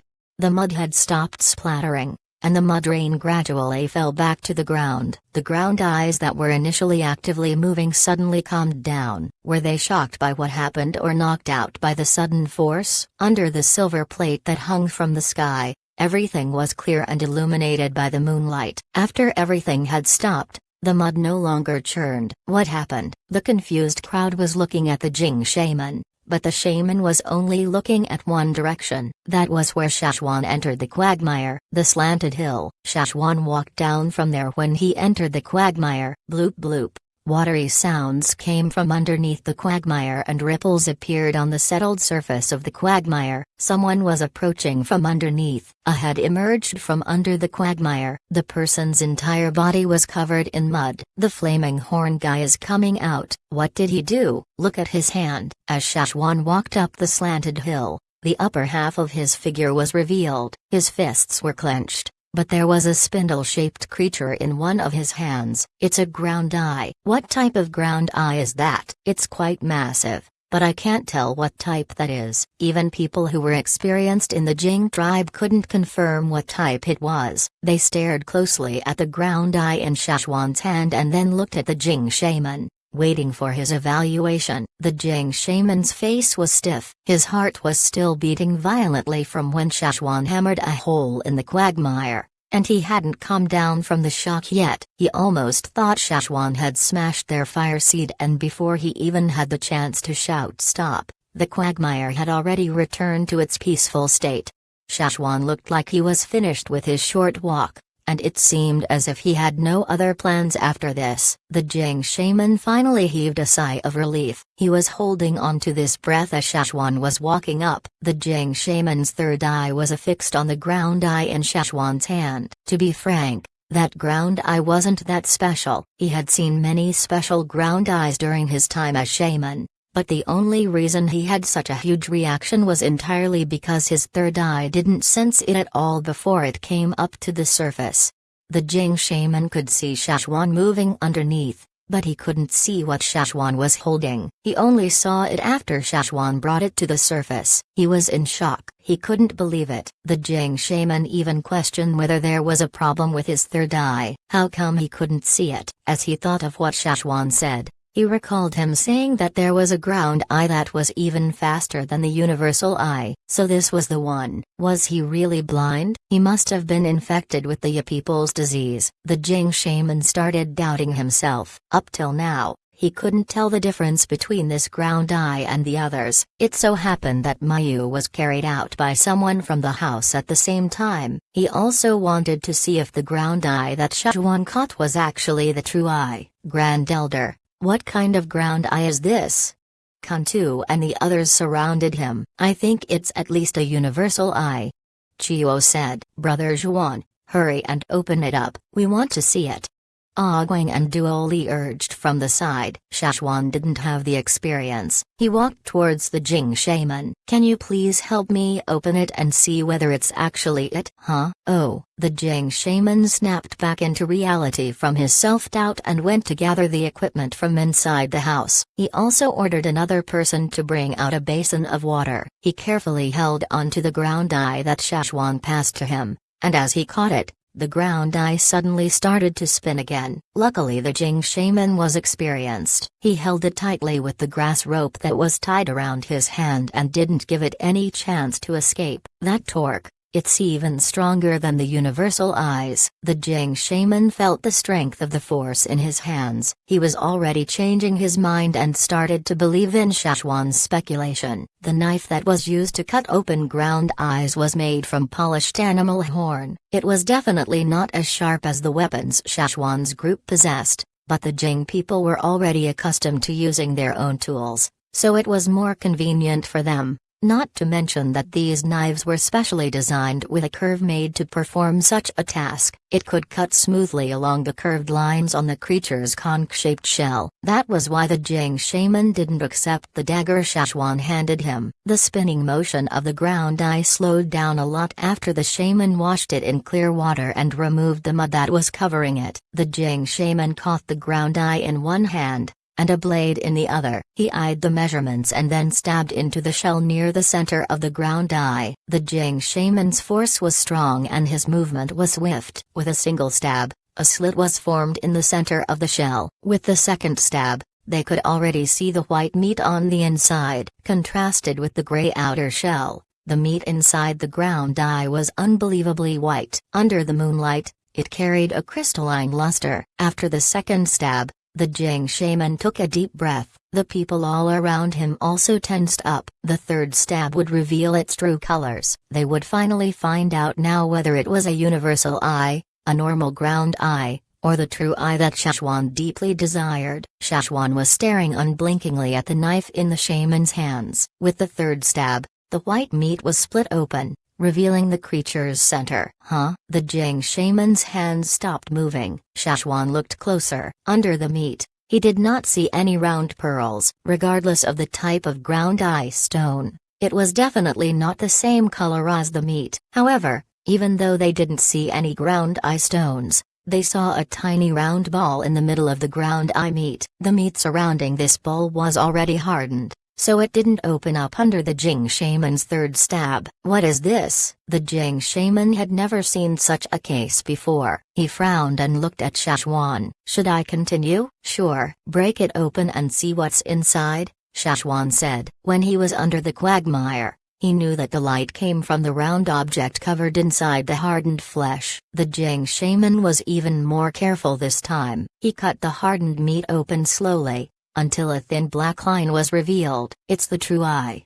The Jing shaman almost shouted. He could finally see it. It was as if this hardened layer of meat blocked his third eye's vision from seeing its true identity. After the Jing shaman's proclamation, everyone who was watching from all around cheered in excitement. It's the true eye. The shaman said it was the true eye. He actually caught it. When the people in the external quagmire heard the loud noises made by the people here, they stopped whatever they were doing and came over immediately. They rarely heard of anyone who caught the true eye. Sometimes no one could catch it for years, so of course they had to take a good look. More and more people gathered around to look. The Jing shaman grew impatient and waved his hands at people to move away. After he thought about something, he called out 10 names. This year it's your turn to catch the ground eyes under the center quagmire. The 10 individuals who were called were elated and hurried to prepare their tools for entering the quagmire. They no longer rushed over to look at the true eye. Perhaps they might catch something nice too? The Jing shaman brought Shachwan over to his house to speak. It was too noisy here. As he walked over, the shaman was still thinking about how such an occurrence could happen. But after he recalled what happened to Mayu, the Jing shaman immediately calmed down. This was not the time to worry about the problems with his own eye. There were too many types of true eyes. Perhaps he had only encountered a few types. After he entered the house, the Jing shaman continued to cut the ground eye open. The true eye looked like a pure black pearl. It didn't have any gaze similar to the pupils of the other ground eyes. It also couldn't tell the direction like the universal eye. It just looked like a typical black stone. This is the true eye? Shachwan asked. It looked too ordinary and small. The universal eyes and ground eye stones were at least the size of a quail egg. But this one in front of him was not even a third of those stones' sizes. Yup. Why, you don't think it looks like one? Just wait till the merging ends. Then you'll know. The Jing shaman checked the ground eye that he dissected again, and then put it back into the hardened meat case. Then he shut the outer shell of the ground eye and tied it tightly with a rope, preventing the meat from coming out. After he finished tying it, the shaman put it inside a large bamboo tube. You can preserve it even longer if you put it in here, but I still have to warn you to use it as soon as possible. If you wait too long, it might affect the merging process, the Jing shaman said. Shachwan also thought the same way. He could still come back another time, But if he missed out this chance to get Caesar his new eye, he wouldn't know when he would get the chance again. After all, the Jing shaman mentioned that it was rare to encounter true eyes. Usually, if the ground eyes were not active, it was even hard to find a universal eye. He was intending to preserve the ground eye with the Jing shaman's proposed method. The temperature was rising, and he didn't know how long it could be preserved under such a hot day, so it was better to hurry back. Shachwan asked the Jing shaman about other important details he should note, like whether he needed any medicinal assistance during the merging process for humans or beasts. There's not much you need to know. Just feed the meat of this ground eye to the beast. It might help with the merging process. Speaking of which, for my case, a slit opened on my forehead back then, and all I needed to do was put the true eye there. It merged right away. The Jing shaman was quite proud of himself as he said this. He was one out of many who succeeded in merging the eye. He was already considered gifted in his tribe. However, if the person's reaction is too severe, try to do your best to help. If that wolf is experiencing too severe a reaction, or if he bleeds too much, you must stop the merging process right away. Even if you inserted the true eye already, you have to remove it right away. The Jing shaman looked strictly at Shachwan. He then warned him again. Some things cannot be forced. I understand, Shachwan replied with a serious tone. Chapter 665, Let's give it a try. Shachwan wrote down everything the shaman told him to take note of on his animal skin scroll. Merging an eye could not be compared to any other task. He had to take note of every detail. The Jing shaman was also very patient. He told him whatever he needed to know. If something was related to any of the Jing tribe's secrets, he tried to be as implicit as he could. Shachwan knew long ago that the Jing shaman was different from the others in the Jing tribe. He did not think as traditionally as the other Jing people. His intentions were purely for the sake of the Jing tribe. He could use this information to trade for more things from Shachwan. Looking out the window, it was unusually exciting around the center quagmire. Many people surrounded and watched the people hunt the ground eyes. Even though there were only 10 people who went down, many others helped from the side. There were also others who were cheering and watching the excitement. About more than half of their tribe was gathered here. Some people even came to watch, not to mention Duoli and the others, who were also watching from the side. Tonight the people who went under the quagmire gained a lot of ground eyes. They didn't have the shaman's third eye, or Shachwan's special vision, so they could only use nets or follow their intuition. Even without the third eye, they could still feel some things under the quagmire. Wow, it's a universal eye. A person shouted amidst the crowd. Who caught the universal eye? The people who were crowding in other places rushed over to look. Not too long after, someone else shouted from another side of the quagmire. Another one. What? Who caught it this time? The crowd rushed over again. There are already 30 of them. Haha, let's see who can beat my record today. A Jing warrior who came up to catch a breath laughed as he spoke. It hadn't even been that long, but he already caught so many. How many would he have by the end of the night? As he thought about this, he couldn't stop giggling. I don't know why, but the ground eyes in the quagmire are so easy to catch today. Many of them aren't even moving, someone said. Hearing this, the Jing shaman's face instinctively jerked upwards. Many of these ground eyes couldn't move. They were probably shocked by the event that had happened. Shachwan's smashing of the quagmire shocked many of the ground eyes. Even if they didn't die from the shock, some of them were left unconscious. They probably wouldn't be able to recover tonight. The people who went under the quagmire should be thanking Shachwan for what he did. They were so lucky and caught so many ground eyes because of him. The Jing shaman shook his head helplessly as he smiled. This bunch of kids probably hadn't had such a lucky event happen to them for way too long. All of them were so happy. You really don't want to trade your ground eye stones? Shachwan asked. The Jing tribe had a lot of stock in their hands. Even though they didn't gain much every year, they saved a lot from previous generations. The amount they had was enough to shock a lot of people, but they still want to keep treasuring it. I have to see what the others think. The Jing shaman decided not to express his opinion. Even though his values were different from others, He didn't want to ignore other people's values, but if one day his people were willing to take their savings out to trade, he wouldn't stop them. Shachwan rolled up the beast hide scroll with the important notes. After some thought, he asked again, "I have another question." "Please ask." The Jing shaman thought Shachwan had another question about the merging of the true eye. Shachwan looked at the Jing shaman. "What did you see on me?" The Jing shaman stopped fiddling with the ground eye stone in his hands. He never expected Shachwan to ask this question, so he found out after all. After some thought, the Jing shaman answered, "A figure. I saw a figure behind you." The Jing shaman didn't plan on telling Shachwan this. The Jing tribe's ancestors had once warned them to not tell others what they couldn't see. It could cause a lot of trouble. Legend had it that a long time ago, the Jing tribe's shaman had been through some tough problems after telling someone something they couldn't see. That was why the Jing shaman stopped Mayu when he noticed the strange figure behind Shachwan. He was afraid of the trouble he might cause. However, Shachwan was voluntarily asking, so even if he didn't want to tell him, he couldn't lie. The Jing shaman was also sure that Shachwan wouldn't cause any problems after knowing this. Even if Shachwan was mentally prepared, he was still stunned by this answer. "What does he look like?" The Jing shaman shook his head. "I don't know. I only see a blurry figure. I don't know what he looks like, but I reckon he's one of your ancestors." Was it really a flaming horn ancestor? Shachwan was shocked. He had given this excuse to the Gu shaman, but he was only using his ancestor's name to evade the question. But after he heard what the Jing shaman said, had he actually gotten it right?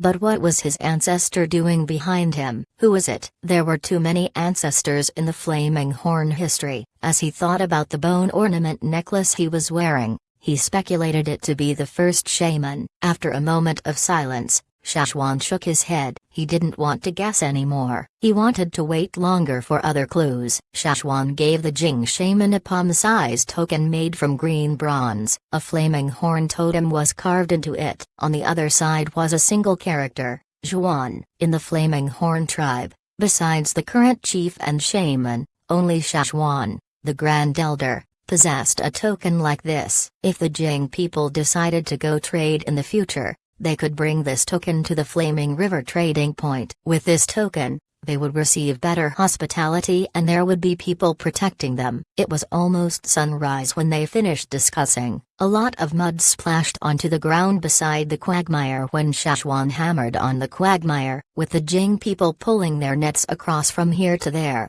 More mud was dragged onto the surface. As Shachwan walked away from the Jing shaman's living headquarters, more mud tracks appeared across the Jing tribe. Not the ones that were close to the quagmire, but the tracks left by people who were running around. Some of the Jing people were rolling on the ground. They heard that they wouldn't be bitten by insects if they did so. Not a lot of wild grass grew inside the Jing tribe's territory. This was probably because of the mud that was brought ashore. The ground eyes loved this mud, but strangely, it had always suppressed the growth of plants. The Jing tribe was a very special tribe. They were not strong, but they could live peacefully and fulfill their needs inside their small world. Even though they were given the chance to trade for more resources, they still preferred to hold on to their precious ground eye stones. Even though the giant river had disappeared, both shores were quite far apart from each other in this part of the Flaming River region. Compared to the Gu tribe's territory,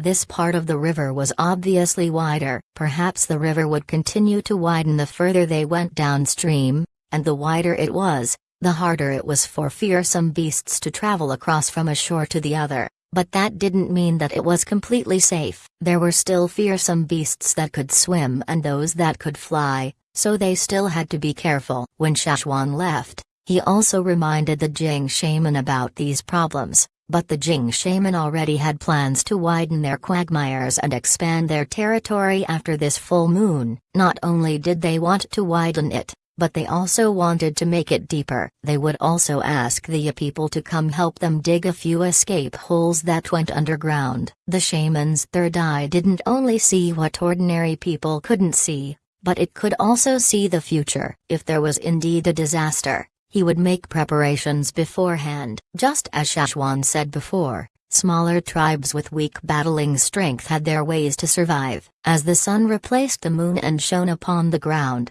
Shachwan was also prepared to return with his team. He learned more about what was downstream by talking with Deepai and Deepa, the two brothers. Although they didn't know much, they still knew what tribes were living downstream. Shachwan gifted them some beast hide and horn and bone tools. These were in exchange for the information. If you ever need to know anything in the future, just look for us, the Ya tribe. We travel to many places. Deepai emerged from the ground and said to Shachwan's group after he transported Shachwan's gifts underground. The Ya people dug underground tunnels whenever they were bored. Through these tunnels they could travel to different tribes and gossip about different topics. Although what they said usually had parts that were exaggerated or imagined, some of the information was still useful. At least it helped Shachwan complete quite a few parts of his map of the Flaming River region. Before he left, Shachwan also gifted the shaman some beast hide to express his gratitude for the final question he answered. When they left,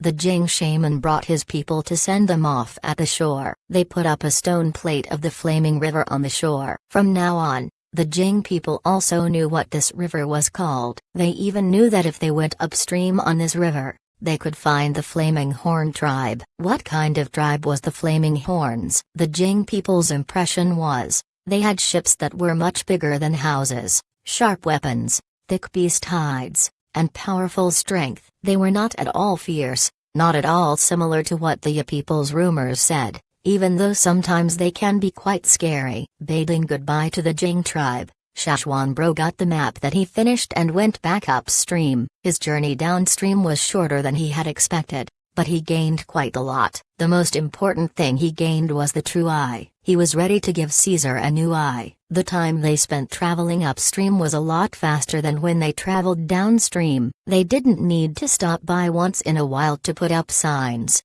and the river was flowing in a different direction after the full moon. Even though the Great River had disappeared, the same occurrences were still happening. For example, the river flowed faster downstream before the full moon, even though the water level didn't decrease by a lot. Upon closer inspection, it was clear that there was a change. After the full moon, the river changed its direction of flow, so it was more convenient for their travel back to their tribe. On the way they even went out to look at the Gu tribe. They had already rebuilt their buildings. They recovered quite well. Before Shachwan's group reached their tribe, they even met the crocodiles of the drumming tribe that were preparing to leave as a group before the monsoons came. Even without the Great River, they were still used to their old habits, except they were traveling a little slower on their way back. The drumming tribe has a lot of new water moonstones, Shachwan said as he watched the crocodiles swim upstream in the river. He even saw the familiar crocodile,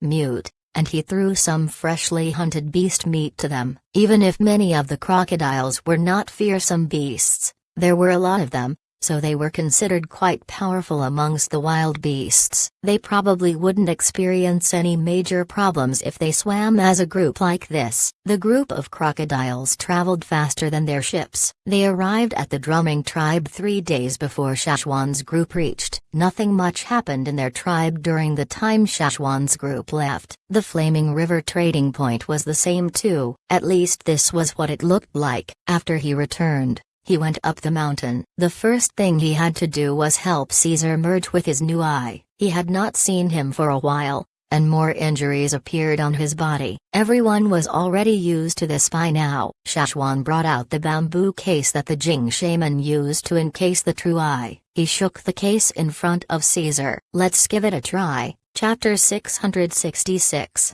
The Rebirth of the Right Eye. Initially, Caesar was just an ordinary wolf that Lenga brought back for Shachwan as food, but Shachwan didn't eat him and raised him instead.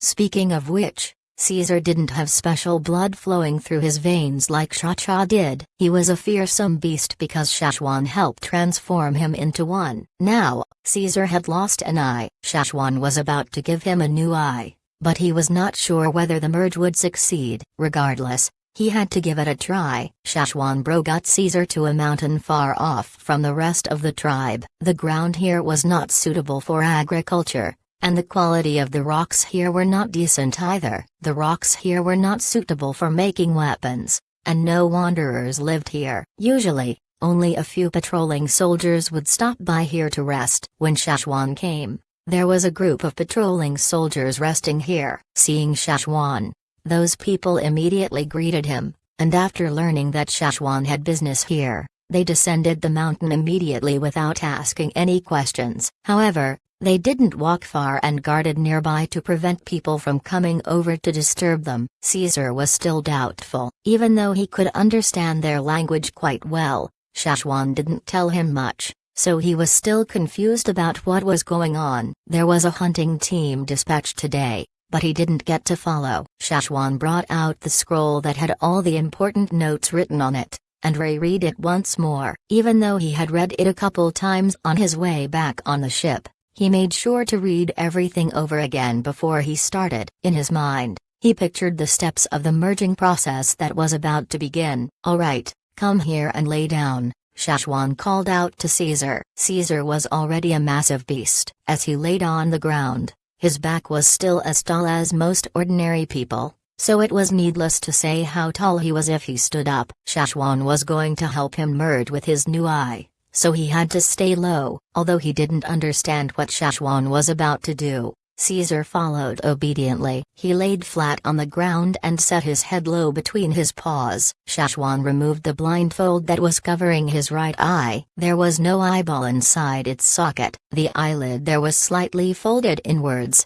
and his upper eyelid had remained shut for a long time. His injuries from the previous year had already recovered, and the injuries on his body now were all new. They were from recent hunts, but his right eye had always been blindfolded, so it didn't get any new injuries. "Caesar, this is a true eye I got from the Jing tribe. The Jing people use this to grow a new eye." Shachwan pointed at the bamboo tube in his hands. Hearing about the eye, Caesar's ears moved as he looked expectantly at the bamboo tube. "However, I'm not sure if it will work. People from foreign tribes can't use it, but you're a beast, not a human, so this might not affect you. However, you've been marked with the flaming horn fire seed's energy, so this might be a little risky, but we still have to give it a try. If it doesn't work, then we'll have to give up." Shachwan personally marked Caesar back then and imprinted him with the energy of the flaming horn totem. Caesar had been living in their tribe for so many years and participated in many of the sacrifices,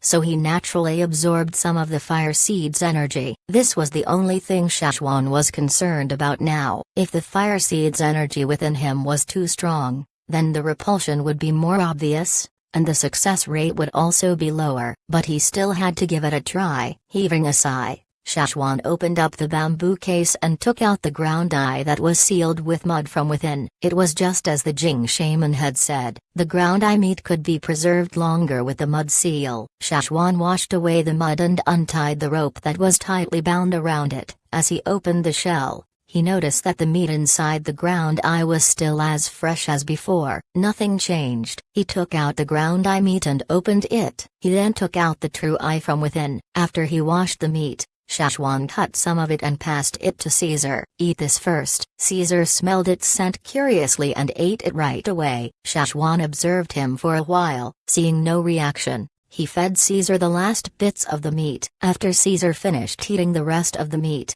Shachwan slowly opened Caesar's right eyelid. There was no eyeball inside, only some red flesh in his eye socket. Caesar wasn't inserting a third eye into the middle of his forehead like the Jing shaman, so he didn't need to cut the slit open anywhere. With one hand, Shachwan kept Caesar's right eye socket open. With the black true eye in the other hand, he carefully inserted it into his eye socket and slowly pushed inwards. Shachwan didn't dare push it too far in. If the true eye caused too severe a reaction, then he had to extract it, as the Jing shaman had said. After Shachwan inserted the true eye into Caesar's right eye socket and took 2 breaths of air, change started to take place around the black true eye.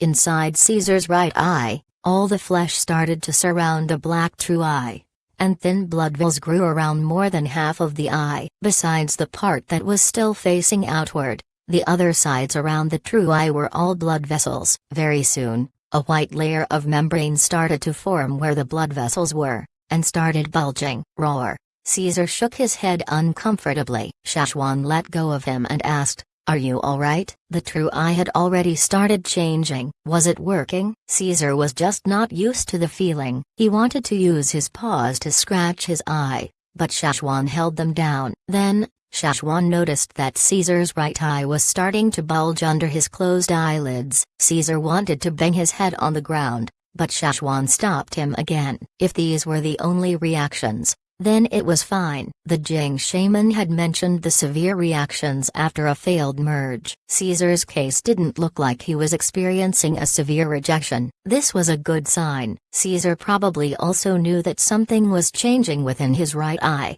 and even though he felt uncomfortable, he held the pain in. When he couldn't hold it in, he struggled for a while, but Shachwan was still holding him down. A muddy fluid flowed out from Caesar's right eye. Shachwan frowned, but he still saw no severe reactions, so he didn't take any action yet. If Caesar couldn't help struggling and was suffering too much from the pain, then he would consider forcefully extracting the true eye. The Jing shaman had also mentioned the muddy fluid that would flow out from his eyes. It happened to all the Jing people during their merging process, so it wasn't abnormal. The muddy substance dripped to the ground and was gradually absorbed into the earth. With the naked eye, people could observe how the grass that was growing there was suddenly dying and bending downwards. Very soon, the entire patch of grass wilted to the ground. Seeing this, Shachwan's eyebrows arched even higher. These were not normal tears. The Jing shaman had not mentioned this, but he also recalled not seeing much grass on the Jing property,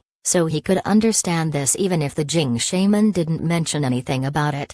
The muddy fluid continued to flow from Caesar's eyes, but its color was lightening. Soon, it was as transparent as normal tears, and these tears that had become diluted also stopped having such a strong effect on the grass. Shachwan breathed out a sigh of relief. Everything seems to be going well so far. Even so, Shachwan didn't dare to take any risks. Just like the shaman had said, he had never heard of anyone putting a true eye on a fearsome beast, much less a beast that had been marked with another tribe's sign. He had to be careful throughout the entire process. The tear-like substance stopped flowing from Caesar's right eye. The initially bulging tissue under his eyelids also shrunk gradually. It wasn't as swollen as before. Checking Caesar's perfect left eye, and then comparing it to his right, both sides seemed quite balanced now. There were no dents or bulges. Shachwan wanted to try opening up Caesar's eyelids on his right eye to check the progress, but the merging process was still ongoing, so Shachwan didn't dare to take any risks. If he disturbed it in the middle of the process, he might waste all his previous effort. Another half an hour passed. Caesar jerked suddenly and struggled in deep pain on the ground. Has the repulsion started?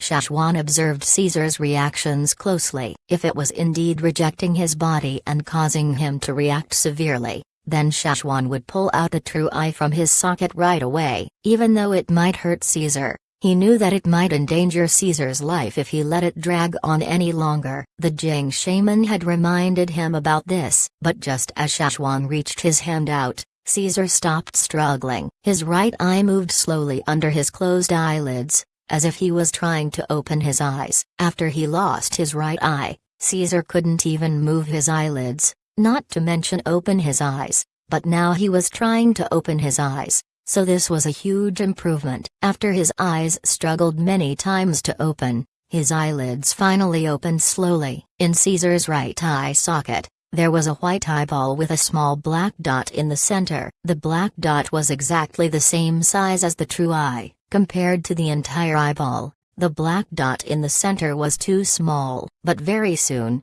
the black dot in the center sent out radial extensions of thickly intertwined thread-like fibers, a grayish color extending from the black dot. The gray fibers that were extending from the black dot widened, and simultaneously, the black dot was also enlarged at the pace of Caesar's heart rate.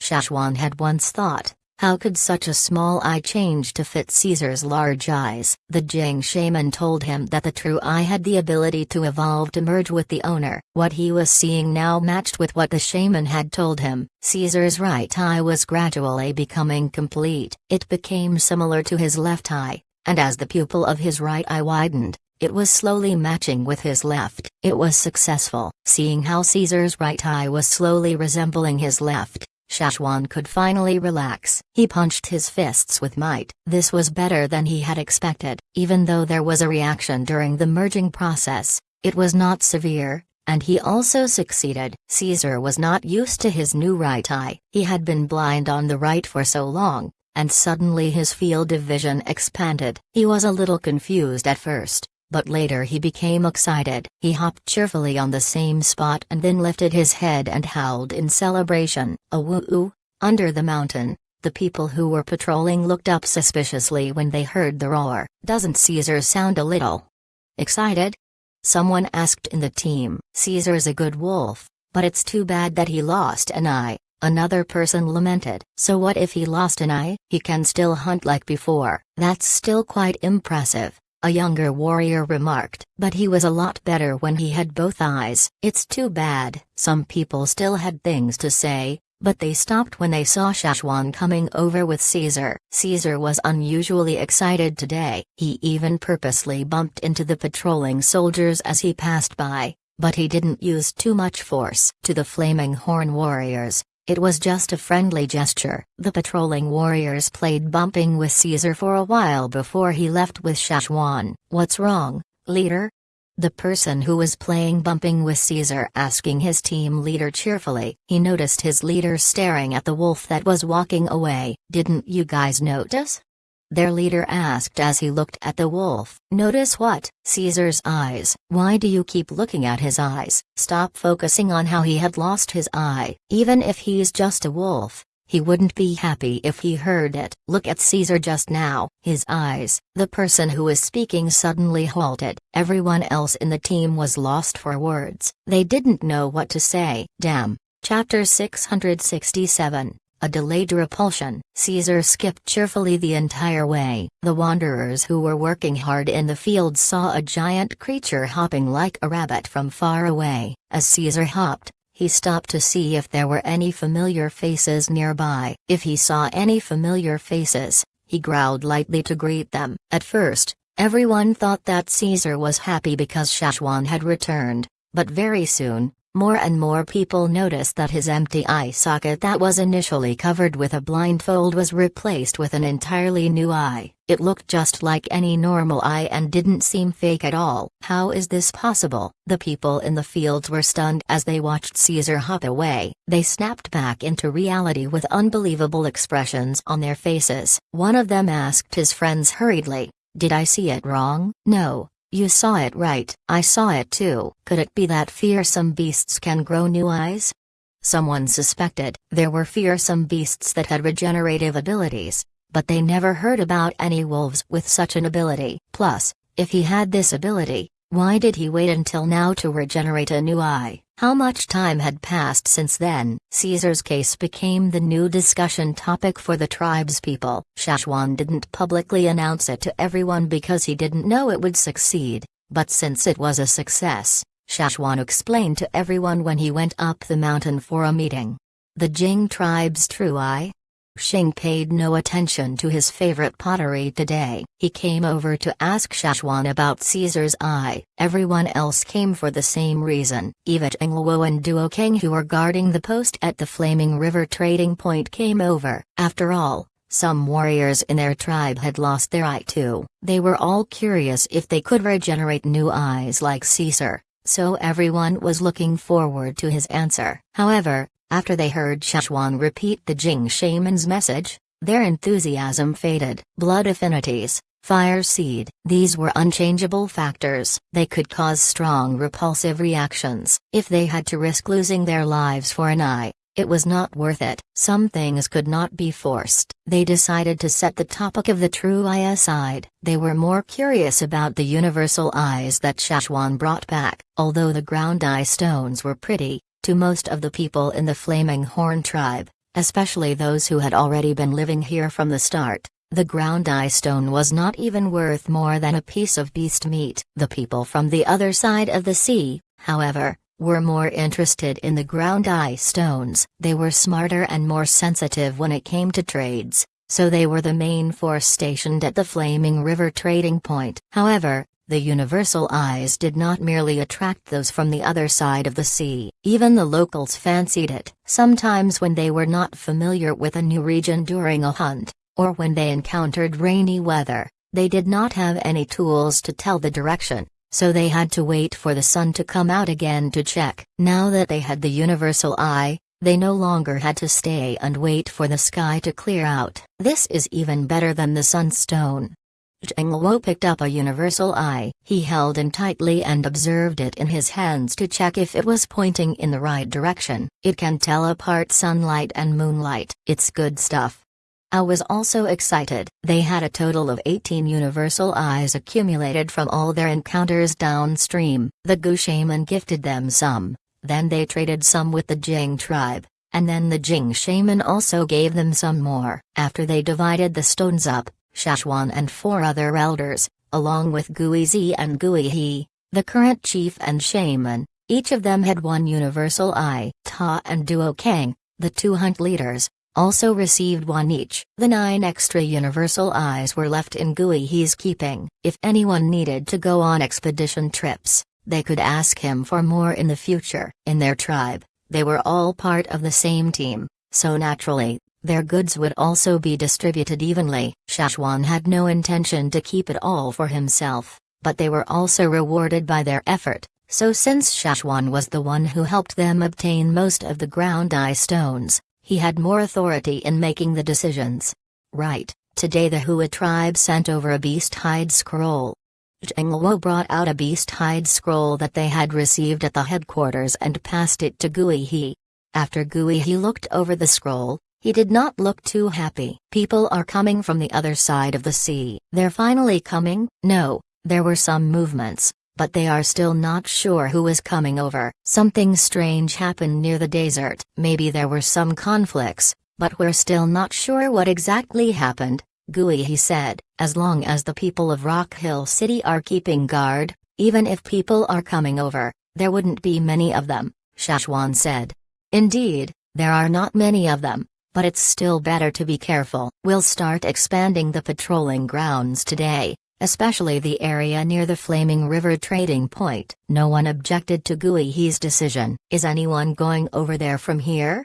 Shachwan asked. Guihi passed the beast hide scroll to Shachwan. I'm not sure about other tribes, but they mentioned that the robbers are quite active recently. Every time they mentioned the robbers, they couldn't hold back the disgust they felt towards them. They even almost vomited their dinner from the day before. These people stole other people's treasures so openly and proudly, and they were not at all embarrassed by their actions. Instead, they were proud. This was why all the tribes guarded against the robbers. However, as the 2 continents drew closer to each other, there were more goods on the other side of the sea, so it was not at all strange that the robbers were attracted to the other side.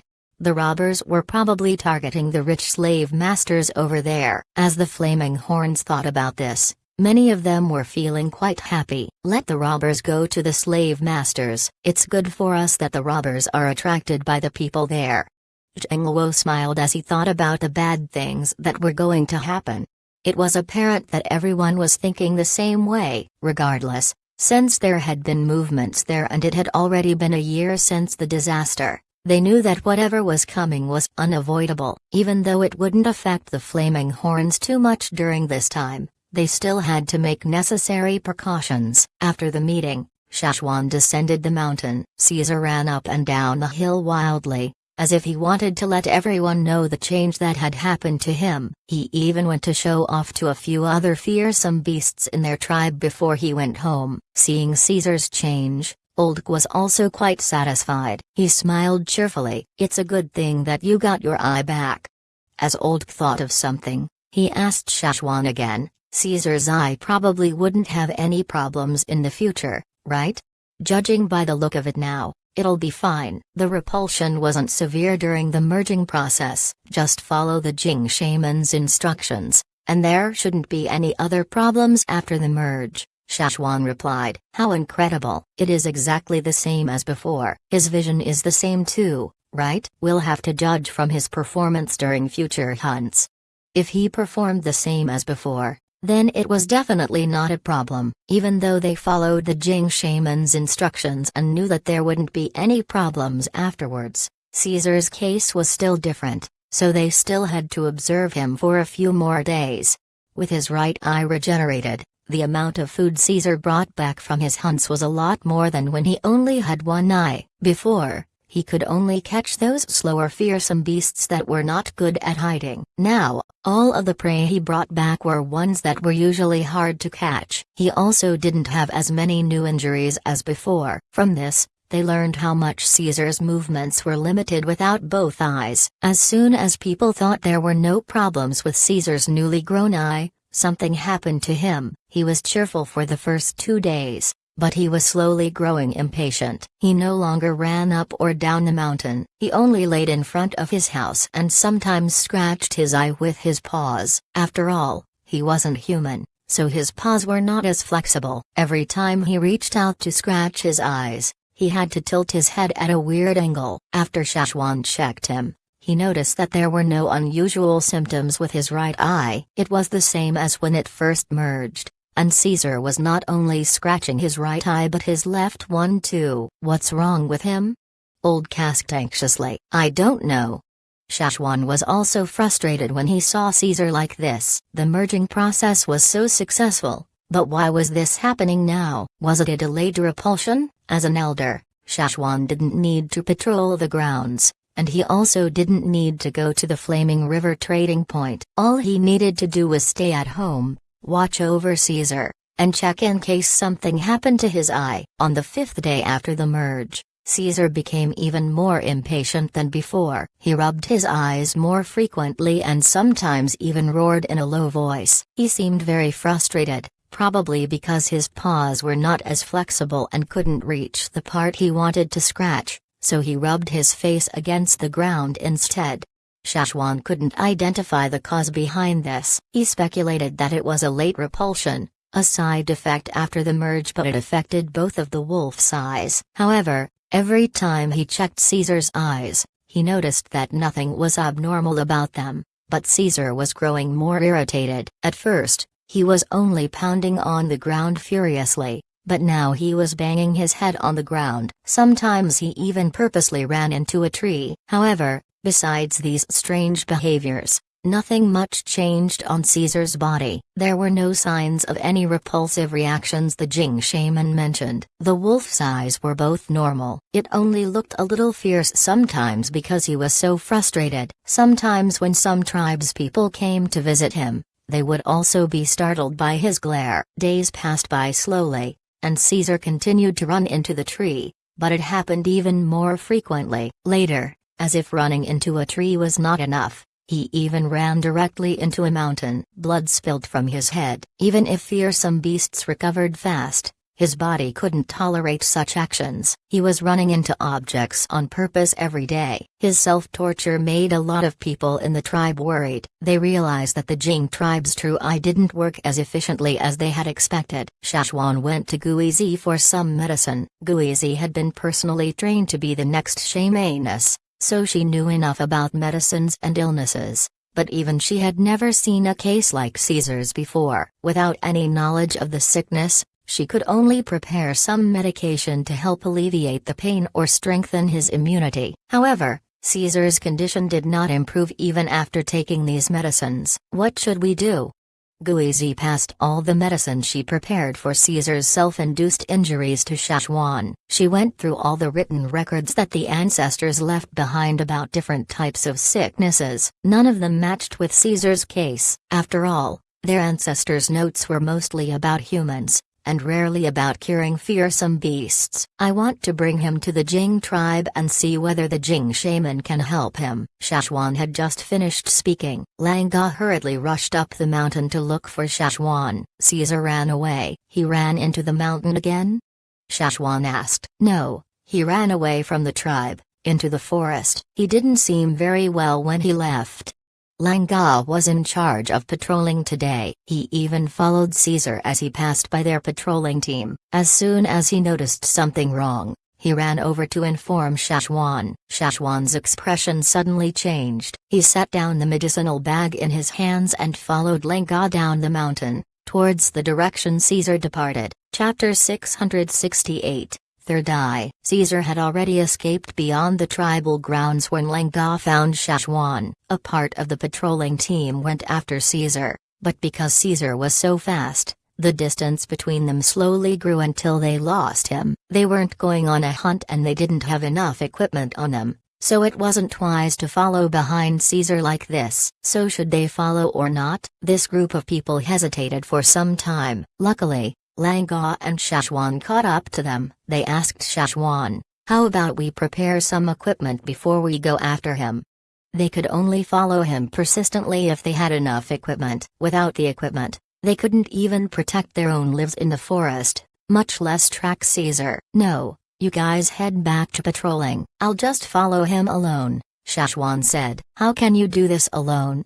Lenga disagreed. The others were also not in favor of his decision. Shachwan pointed up. When Lenga and the others looked up, an eagle was there. Seeing Cha-Cha, Lenga and the others finally felt at ease. Tracking was easier done in the sky, and it was much faster and safer too. Without any more discussions, Lenga and the others went back to their patrolling duty while Shachwan departed on Cha-Cha's back. They flew and searched for any tracks Caesar left behind. Some trees in the forest were either bumped, slanted, or fell to the ground. These were all tracks Caesar left behind. Following these clues, they could definitely find him. According to what Lenga and the others had said, Caesar was already not sane when he ran out. Usually, when he went out to hunt, he would greet the soldiers who were on patrol and play a simple bumping game. Even when he was a little frustrated and tortured himself during the past few days, he also stopped by for a while whenever he saw any soldiers on patrol. Then he would go bump into trees in places where there were no people. However,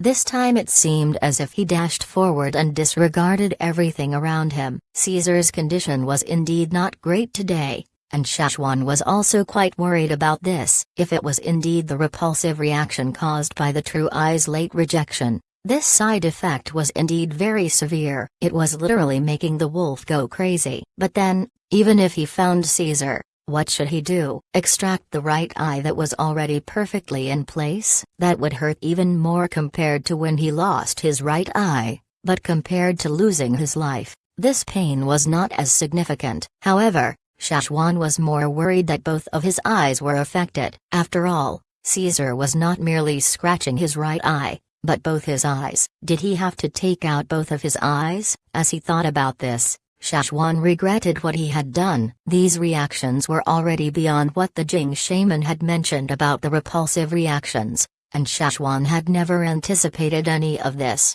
After a long sigh, the veins on his arms bulged as he clenched his fists tightly. Shachwan looked below in the forest. No matter what, he had to make sure Caesar was living normally again. Even if he had to remove both of Caesar's eyes, it didn't matter if he couldn't hunt anymore. Shachwan could hunt more to feed him. He could still afford to pet a wolf. As he went further into the woods, the trees became denser, and there were also more towering ancient trees. From above, Caesar's tracks were no longer as obvious as before. Cha-Cha could no longer discern where Caesar went, so it was harder to track his route. Luckily, Shachwan was the one who marked Caesar when he was younger. Although this connection wasn't as strong as the one he had with Sapphire the beetle, as long as they weren't too far away from each other, Shachwan could still sense where he was. Head in that direction. Shachwan pointed in one direction and gestured for Cha-Cha to fly there. Even though Caesar grew manic and might have even lost his ability to think properly, he still chose a familiar route. It wasn't the route the hunting team took, but the one he used whenever he went out to hunt alone. Shachwan had followed him a couple of times, so he still had some impression, and Cha-Cha also followed Caesar out to hunt quite frequently, so he was even more familiar with this route. Shachwan was pointing exactly at Caesar's personal hunting route. Cha-Cha called out, indicating that he understood where Caesar went. The sun was slowly setting as the day faded into night. It was close to sunset. As the night approached, it would become harder for them to track Caesar's traces. After all, Cha-Cha's senses were not as sharp compared to daytime. They still hadn't seen Caesar, but Shachwan felt that he was getting close. Caesar was still running, so they couldn't catch up to him. It was nighttime. It hadn't been too long since the full moon, so the moon was still quite large. The moonlight was enough to illuminate the night. The bugs flapped their wings in the dark and spiraled up towards the light source. Even from above, Shachwan could see what was happening down below in the forest. Even if it was pitch black, Shachwan could still see clearly with his special vision. However, Shachwan didn't need to use these other methods. He could sense where Caesar was. Keep flying in that direction. We're getting close. Cha-Cha slowed down a lot after the night descended upon them. He was used to traveling in the daytime. He was clear which fierce beasts appeared in the daytime, but he wasn't so sure about the nighttime, so he tried to be as careful as he could. He could not afford to be careless, or else Shachwan and he might both suffer a setback. A woo. The sound of a wolf's cry came from far away. It wasn't a roar of excitement like the way Caesar usually roared. It was more like a meaningless cry, as if he was trying to suppress something. After this roar, the forest suddenly became silent. After they flew for a while, Shachwan jumped down from the eagle's back. He could feel that Caesar was nearby, but he couldn't locate his exact position from the sky. The towering ancient trees were too dense, so he could only descend to search for him. Cha-Cha continued to keep watch in the sky. He would alert Shachwan if he saw a threat coming. However, many of the nocturnal beasts that were hiding in the dark couldn't be seen from above, so Shachwan had to stay alert. In the forest, Shachwan smelled a bloody stench, and from the smell of the blood, he could tell that it was still fresh. He followed the scent to its origin and heard some chewing sounds nearby. Shachwan's heart skipped a beat as he sped up. The branches above him had covered most of the moonlight, but the light that came through the interconnected branches was enough to reveal the situation there.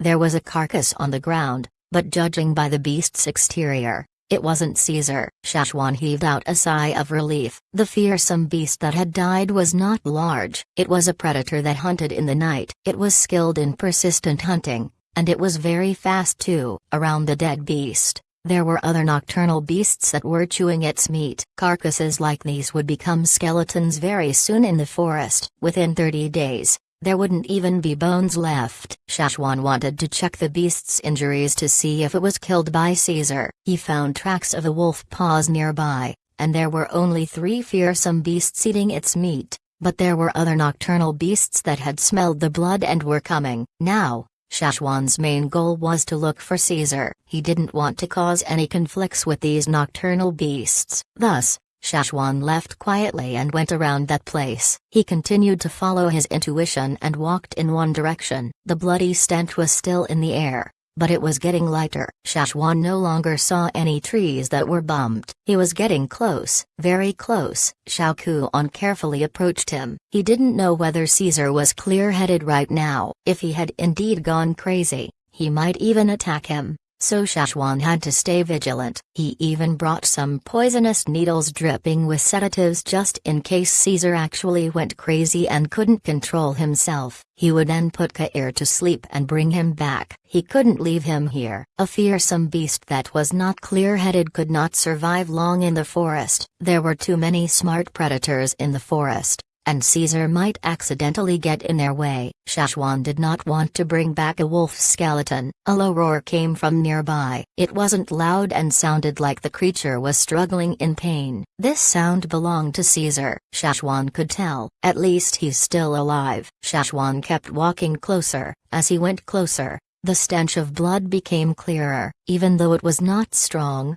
Shachwan could smell it. Some nocturnal beasts were already attracted to this smell. They were just slowly creeping in on him. They didn't dare to ambush right away. It was as if they were hesitant and watchful. Shachwan observed from up close. The figure that was lying in front of him, whose back was facing him, was Caesar. He wanted to call out to him, but seeing the tension around them, Shachwan simply lifted a finger to his mouth and blew out a tune. The sound of the whistle blended in with the sounds of the birds and bugs chirping. It wasn't obvious and wouldn't catch the attention of any nocturnal beasts. It was a tune Shachwan blew often, and so Caesar was familiar with the sound. After Shachwan blew the tune, The figure that was lying on the ground perked up. He slowly stood on all fours and turned around to look in Shachwan's direction. Shachwan was standing on an ancient tree nearby. Caesar looked up after he turned around. The moonlight shone down on Caesar and the ghostly green color reflected through his eyes. He couldn't tell what his eyes were saying, but Shachwan could sense that Caesar was still breathing fine, even though he ran for so long and so far, and even fought with other fearsome beasts. He had quite a lot of injuries on his body. He was even growling, but there was not at all any signs of irritation. Shachwan wasn't sure if Caesar was fully recovered and conscious, so he blew his tune again. His tune was mixed with some commands that he taught Caesar when he trained him a long time ago. It meant come here. Caesar took 2 steps towards Shachwan, and then halted. He lowered his head and lifted a paw. At first, he thought that Caesar wanted to scratch his eyes with his paw, but he hesitated for a while and then set it back down. He then turned his head to look at Shachwan. 2 green, glowing eyes could be seen amidst the darkness. Shachwan had already prepared 3 needles injected with anesthetic herbal extracts and held it in his hand behind his back. Caesar was still not in perfect condition. He was planning on knocking him out and bringing him back. However, right when Shachwan was prepared to take action, he stopped. Shachwan was shocked when he looked at Caesar. In the dark, above the 2 ghostly green eyes, there was another green luminous spot. What was that? Shachwan looked surprisingly at Caesar. As Caesar lifted his foot to approach Shachwan, he could see it even clearer. Caesar's head was bleeding and some flesh was revealed because he bumped his head recklessly into different things. His forehead was bleeding and there wasn't a single piece of perfect skin on his forehead. However, between the blood and flesh, there was a clear vertically oriented eye, a third eye. How was this possible? Chapter 669, The Three-Eyed Wolf. At first, they speculated that it was a delayed rejection of the true eye, but they never expected such a thing to happen. So the third eye was the reason behind all of Caesar's strange actions. Shachwan just couldn't understand why this was happening. He thought that the true eye could only regenerate 1 eye. The Jing shaman and the others only grew a third eye because both of their eyes were normal. But how come Caesar grew another eye even after his right eye was regenerated? When he inserted the eye into Caesar's eye socket, he only put it inside his right eye socket. How was this third eye different from his other 2 eyes? Too bad Caesar didn't know how to speak. He couldn't express his feelings to Shachwan even if he wanted to. Shachwan no longer wanted to bring him back immediately. Caesar was not irritated at all and was emotionally stable. He was not hitting his head on the ground anymore. He was a little uncertain. Shachwan was a little uncertain too. After Shachwan blew the whistle, Caesar probably understood his orders, because he saw how Caesar was walking towards him. He only stopped because his third eye opened. After Shachwan understood the reason behind all of Caesar's strange actions, he was finally able to relax. It wasn't a late rejection, and both of his other eyes were perfectly fine too. As Shachwan was thinking, Caesar suddenly tilted his head. All 3 of his eyes looked toward the bushes on the side. He growled at the bushes. There was a nocturnal beast hiding behind the bushes, waiting to ambush. It thought that it hid well, and was ready to pounce on Caesar. He never thought that Caesar noticed him so soon. To the beast hiding behind the bushes, his growl meant, "I noticed you, leave when you can." Actually, when Shachwan first saw the third eye on Caesar's forehead, he felt a familiar feeling. It was similar to the feeling he felt when the Jing shaman and Mayu looked at him. Even though the green glow in his eyes made it harder to see his eyes clearly, it was very similar to the gaze he felt before, but it was not completely the same, probably because the owner was different and had different emotions. Was this why it made people feel different? Caesar's third eye made people feel like even if they hid behind bushes or trees, they could still be sensed. Perhaps this was why the nocturnal beasts that came over didn't dare approach him. Those beasts liked to sneak up to their prey. If they were noticed, then they wouldn't even have the chance to pounce on their prey. They enjoyed killing with a single move, so if they were unsure they wouldn't act brashly. That was why the beasts around them didn't attack them right away after Caesar growled. Even though they had not left, They continued to wait for the right moment to attack. The nocturnal beasts around them wouldn't make a move right now. Shachwan looked at Caesar. He blew out the same tune 3 times. The same tune as before. Caesar finally walked over to Shachwan. He was a little hesitant and didn't seem like he was willing to approach him. Shachwan even felt a doubtful gaze coming from his eyes. Why was he doubtful? Did he see something? Shachwan recalled the Jing shaman telling him about the figure behind him. Caesar's third eye was similar to the Jing shaman's. Did this mean that Caesar could see the figure behind him as well? Was this why he hesitated when he heard the tune? However, even if Caesar saw something that he couldn't see before, he still followed Shachwan's orders and walked over, but as he walked over, he cried out doubtfully. When Shachwan heard this, he was sure that Caesar was already clear-headed and well. He had some injuries and this was not a suitable place for him, so Shachwan looked for a place to tend to his wounds. Let's go. Shachwan turned around and walked in the direction he came from. At first, Shachwan didn't walk fast. After he heard something move behind him, he sped up, and he also blew a whistle at the sky, signaling Cha-Cha, who was following them from above, to also speed up. It was already nighttime, and Caesar was injured. He also ran for so long, so he was probably tired. But he was not the only one who was tired. Cha-Cha also needed to rest. Nighttime was not the best time for Cha-Cha to fly, so Shachwan found a place for them to rest and tended to Caesar's wounds. He didn't bring any medicinal bags, and he didn't have a lot of medicine on him, so he could only utilize what he had. Luckily, even though Caesar's injuries looked quite scary, they weren't serious. Most of his injuries had already scabbed, and most of the severe injuries were on his back and his head. The injuries on his back were from when he fought with other fearsome beasts. The ones on his head were self-induced. As they rested, Shachwan took the chance to get a closer look at Caesar's third eye. Caesar seemed unable to control the new eye on his forehead. He was only able to shut it after a whole day had passed. It was like a rusted machine and wasn't flexible at all,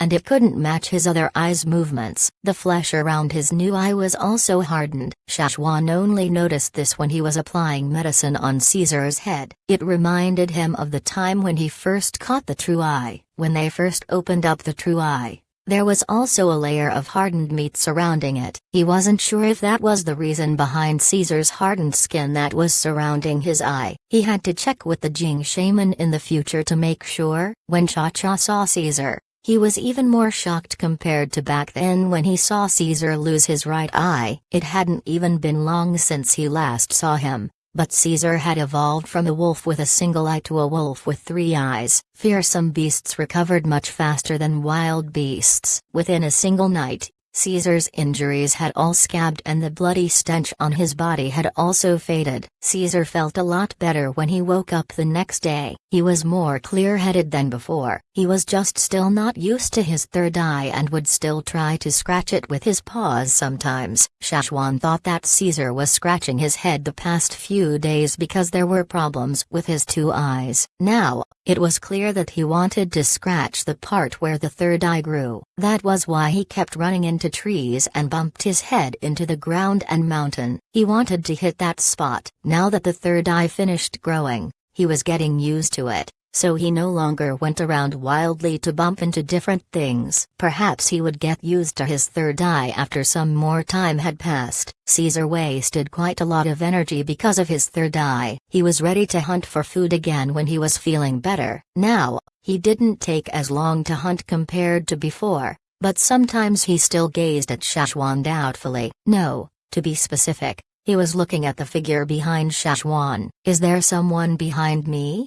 Shachwan said to Caesar as he took a bite from a wild fruit. Caesar only cried out twice and looked fearfully behind Shachwan. He was not that worried because he was familiar with Shachwan. Just ignore him. I'll try to figure out who he is soon. Shachwan looked up at the sky. Cha-Cha had already finished hunting for his food. He removed the traces he left on the ground and said, "Let's go back." There were people guarding on the post along the borders of their tribe. It was Langa's group. They were probably worried about Shachwan, so they were keeping guard there. All of them even had luggage on their backs. Their entire team was ready to leave if any accidents happened to him. Lang's team was excited when they saw an eagle in the sky. However, Shachwan was not on its back. Instead, he ran alongside Caesar. Caesar was injured, and because his third eye had not fully recovered, Shachwan had to watch over him. "The Grand Elder is back," someone said as he looked forward. "Caesar is back too. It's good that all of them are back safe." Langa was so happy that he ran forward to welcome them. He was the one who brought Caesar back to the tribe back then, so he had a close connection with the beast. He was also worried when Caesar felt unwell and went over to visit him quite a few times. Seeing how Caesar was running back with Shachwan and was no longer as crazy as the day before, he ran over immediately to welcome them. However, when he saw Caesar, he felt like something wasn't right. As Caesar approached him, Caesar's initial smile faded and his expression grew tense. He even rubbed his eyes and looked again. The other people were no different from him. They heard that Caesar's sickness was caused by his newly regenerated right eye. Some people were even discussing how they could cure Caesar, and they even came up with plans like removing his newly grown eye. So when Caesar came back, all of them were focused on his right eye. They noticed that his right eye was perfectly fine. They then turned to look on his left eye. It was fine too. Both of his eyes were fine, but something was strange. All the hairs on their backs stood up on their ends. They took a closer look. Damn, what the heck? Caesar couldn't control his third eye yet, so it was still wide open when he came back to the tribe. And it was vertically oriented too. His normal fearsome beast eyes were already as intelligent as a human gauze. This combination made him look even more terrifying. When his eye looked at them, even his gaze felt different from his normal eyes. This was why they were so shocked when they saw Caesar's third eye. But not just Lang's team. Everyone who saw Caesar after Shachwan brought him back looked confused. A lot of people had already come by to watch when his right eye was regenerated. But now, there were more people. After all, they had seen quite a lot of wolves with two eyes. Even if he regenerated a right eye, Caesar was still a normal wolf. However, they had never seen any three-eyed wolves. "I can't believe it. I thought only humans could grow three eyes. Can't believe wolves can do it too." Duoli also wanted to take a close look, but Caesar didn't let anyone touch his third eye. A few days after his third eye appeared, Caesar was back to normal again. He was no longer showing any signs of irritation or scratched his eyes. At first, his third eye couldn't shut, so it remained wide open, but very soon, it started becoming more flexible, so Caesar could finally control its blinking now.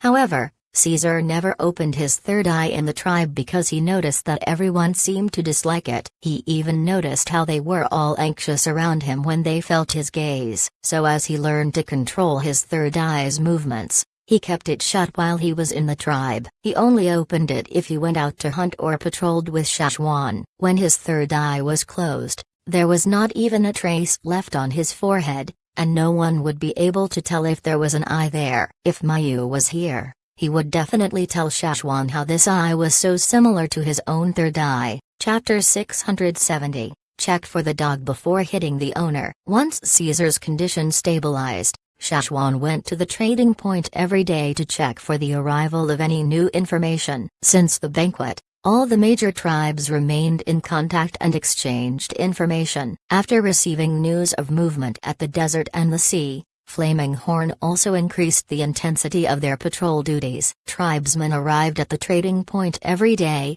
some of them young tribesmen leaving the tribe to explore as they were very curious about the famous trading point. Others were there for business. Business was thriving at the trading point. Shachwan heard that the trading parties who bought animal hide here could sell them for double the price at other trading points. Production of the drumming tribe's water moon stones was high during the moon's brightest nights. These stones required moonlight, and the fuller the moon, the more efficient the production process was. resulting in better quality stones. That was why the tribe had already started to work overtime days before the full moon arrived. They had not rested since. Everyone lived upside-down schedules in order to work through the night. Most of the stones they produced were used to repay their debts to the Flaming Horns. That was why even thieves would not get much if they tried to come steal the harvest. By the time the debts were cleared, the drumming tribesmen were very experienced in making the water moon stones and tasted the benefits of merging with the fire seed. At least they would not have to worry about ambushes during full moon every year. Their harvest was not completely tied to the supermoon. They did not have to guard the water moon canal as tightly either, and naturally could divert more resources to guard other places. The Rain tribe's lives had slowly stabilized too. A portion of the tribesmen entered the Flaming River trading point and rented accommodations along with fixed stalls. All they had to do was spread out their tribe's goods like cloth and pottery, then wait for customers to come to the trading point. They did not have to worry about robberies anymore. At the tribe, they had cleared land for crop fields not far away from the river. They did not worry about irrigation problems either because the Flaming River was large enough to accommodate for their needs. Even if the other streams dried up, the Flaming River would not. Their standards of living improved when they no longer had to worry about food and water. Compared to the beginning, more and more tribes frequented the Flaming River trading point. They did not have to go visit other tribes anymore. All they had to do was to meet at this point of congregation. It was the largest trading point along the Flaming River and one of the largest points in the region excluding the one in the Central Plains. Of course, every trading party that arrived found the architecture more memorable than the hide and meat sold here. Although this place had stricter regulations than other trading points, every trading party wanted to visit a second time after their first.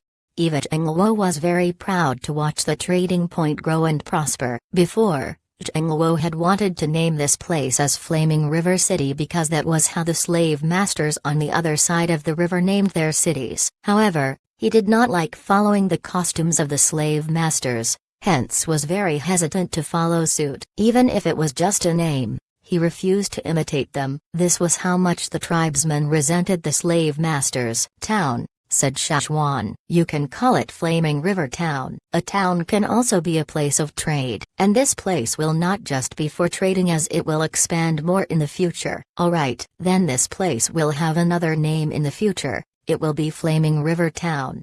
I'll tell everyone at the meeting later.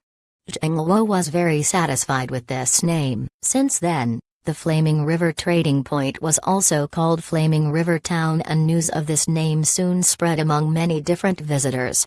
Shachwan stood on the highest floor of the Flaming River Castle, looking over the entire trading point. It is a small trading point now, but in the future, it will definitely be much larger. A trading party traveled along a narrow path. Last year, this had been a patch of forest, but since the establishment of the trading point, the guests who attended the banquet had cleared a path during their visit to allow for carriages to pass. Soon after, more and more people came to the trading point and no plants could grow amidst the heavy traffic. Some larger tribes had tamed animals pulling their carriages too. Therefore there were no pebbles along the path either for their convenience. This path was much flatter and smoother than other parts of the forest. As traffic increased, the road became more famous. Although it was a convenient path, it was risky too because robbers would hide in the area to ambush travelers. Timid travelers rarely took this path. Only people who were confident in their own abilities against the robbers passed through. At this moment, the trading party along the path was from a medium-sized tribe in the Central Plains. While it was not as powerful as the largest tribes in the area, it was still stronger than most tribes. These people were tall and muscular, their exposed chests revealing hard muscles, skin tanned from constant year-long traveling. They held stone clubs in their arms, which were all defined and muscular. These people radiated power. It was still warm during this time of the year. It was noon and the sun was up in the sky. Their simple linen clothes were drenched in sweat and many just took their tops off to wipe themselves. Then draping their shirts over a shoulder, they discussed in their coarse-sounding language as they talked about the Flaming River trading point. They had just left the trading point and bought a lot of animal hide. Now, they were on the way towards their own tribe. I'm impressed. The animal hides from the trading point were indeed of great quality. Of course, those are fearsome beast hides. I heard you can wear these hides even during this time of the year, and it's a cooling material. That's why it's expensive. Going to the trading point to exchange for these hides at this point of the year is a good choice. Haha, our children won't even feel the cold this winter. The group laughed heartily, not the least bit worried that they would be heard. While they looked nonchalant,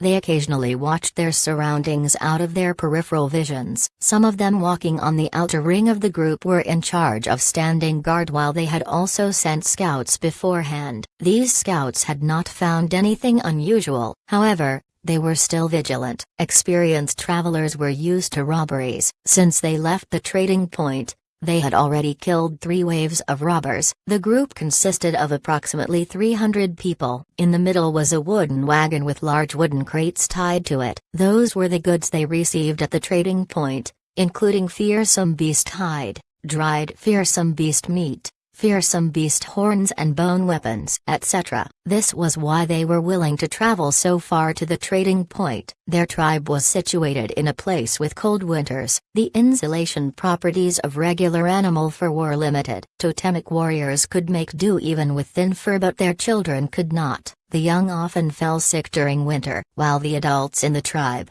both men and women, were all muscular and fit. Their children were still very weak. Child mortality spiked during their cold winters, and even the shaman could not do anything other than saying it was a test for the children.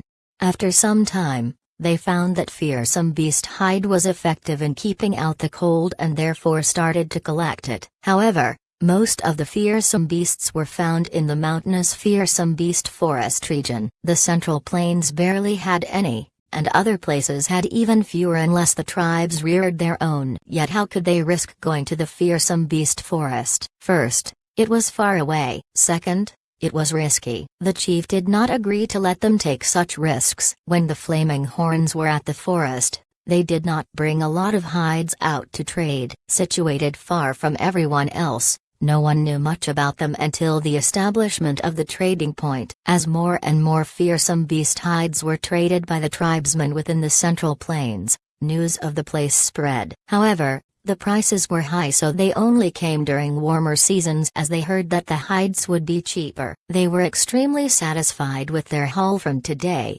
discussing their return next year. Although they wanted to visit more often, they were too far away and it took too long to come. There were also more robbers these days and they had to risk injuries every visit. As they spoke, the person in front suddenly halted. Everyone stopped talking and grew alert. Only the sound of birds chirping could be heard. The winds blowing from the front brought with it a hint of blood. The people at the back looked in front to see that about 100 meters ahead of the group was a person sitting on a boulder by the road. This person was alone, but they could sense that this was a dangerous person. He was larger than 2 of them. If he stood up, his height would be enough to intimidate anyone. Not just that, they saw strange totemic patterns all over his greenish-gray skin. His clenched fist was larger than their faces and there was dried blood on it. At his feet were about 10 dead bodies strewn on the ground. They were all dead, but not from a sharp weapon. All he used was his fist. Before they approached,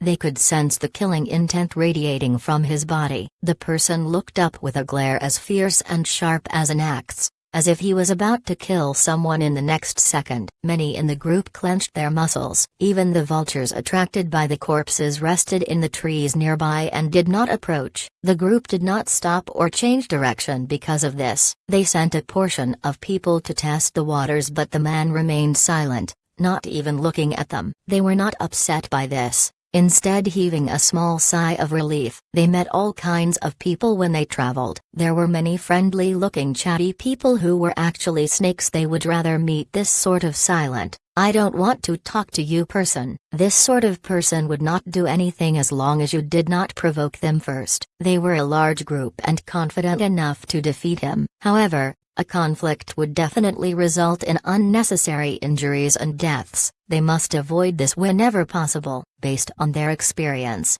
the corpses looked like the kind of robbers who ambushed their victims. Sigh. Didn't they know how to read the room? To know what sort of people they mustn't touch? If you don't even know that, why did you become a robber? That's just looking for death. Therefore they got what they deserved. The leader of the group retracted his gaze and gestured for everyone to hurry along the path. While they remained vigilant, until they traveled far away, the other guy did not even look at them. After everyone passed, the man crushed a body's head with his foot. The trading party hurried on. When the group disappeared from view and no sound could be heard from them, the murderous glare suddenly turned from a sharp axe to its soft wooden handle.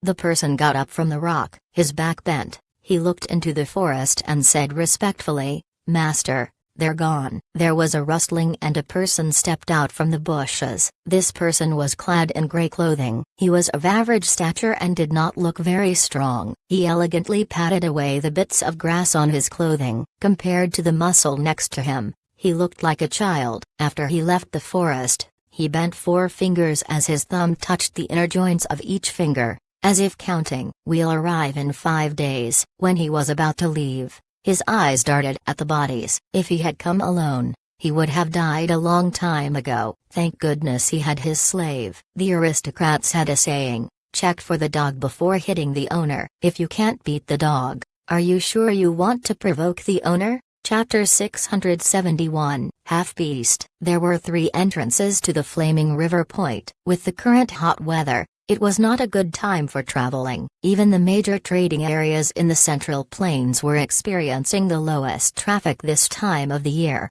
excluding the coldest winter months. Most trading parties avoided the coldest winters and hottest winters. The weather had been warming up before the full moon and temperatures were still rising. However, the flaming river point was currently bustling with far-traveling trading parties here to purchase beast hides because it was the cheapest during this time, and they were from fearsome beasts. The flaming horns increased the number of patrol guards and guards at the entrances. There were many people in the area and there were some who wanted to take advantage of this. However, the strengthening of the area's defenses made them give up their plans. A few days ago, there were people making forced trades in the trading area and were found out by the patrol team and kicked out. At least these people were smart enough not to pull out their knives. Pointing your knife within flaming horn turf was just a death wish. In front of such immense power, any disgruntlement towards the rules was silenced. At least most of the travelers quite liked this place. After a few displays of rule enforcement,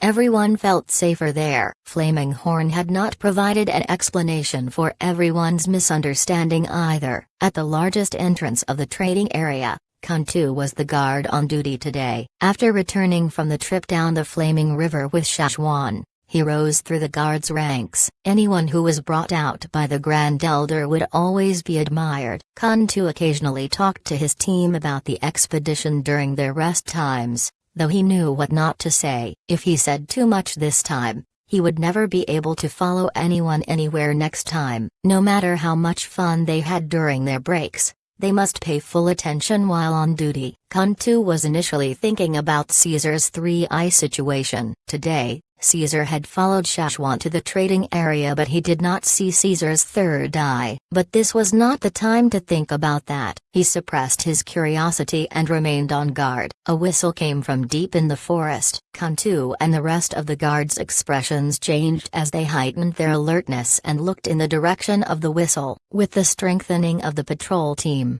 the Flaming Horns had also increased their patrolling area. Anyone who wanted to rob traders outside the area had no choice but to retreat further. The whistle was a warning to the guards to heighten defenses as someone dangerous was coming. If they had met ordinary thieves, they would not blow their whistles. "What's the matter?"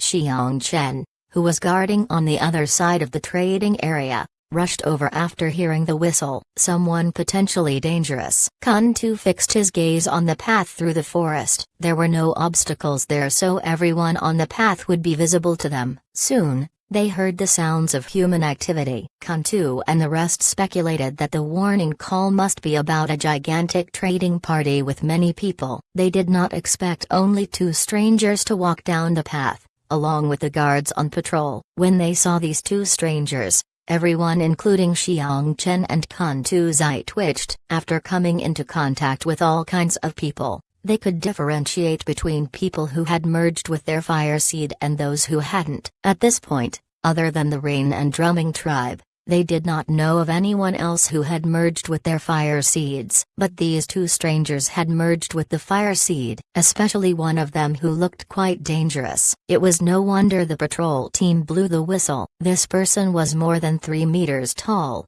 muscular and fierce-looking. He radiated an aura more aggressive than a fearsome beast. Anyone who saw him would be vigilant. Xiang Chen watched the two strangers brought over by the patrol team suspiciously. Other people might not know this, but he had just attended a meeting with Zheng Luo a few days ago and knew something the rest did not. Zheng Luo had told them that there were already people crossing over to the mainland here from the other side of the ocean. Were these two from the other side of the ocean? Why would they come to Flaming Horn? No matter what, before they knew these people well, they must remain vigilant. The people from the other side were cunning, and if they could survive their journey here, they must be powerful. Xiang Chen's gaze fell on the other person clad in fabric clothing who did not look threatening at all. Although this person's clothes were tattered in places, he did not look disheveled. He had a gentle smile on his face. This made Xiang Chen even more vigilant. That musclehead must be protecting this man. Xiang Chen was all too familiar with this dynamic.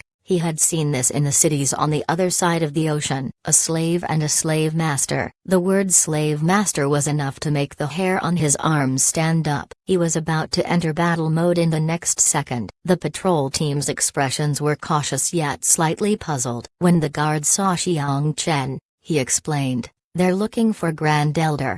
After a pause, he lowered his voice. "His name is Yi Si, as in the Yi family, one of the Great Six?" Xiang Chen's brows furrowed tightly as he looked at the man with the friendly smile. Yi Si did not reply, merely stood in front. Xiang Chen stared at him for a few seconds, then his gaze swept past the person next to Yi Si. "Coincidentally, Grand Elder is here today. Follow me." He led Yi Si and the musclehead into the town towards Flaming River Castle. After they were far away, the guards at the entrance asked the patrol team, "What happened?" "Let's not talk about it. We heard many screams during patrol, then went over to see that musclehead."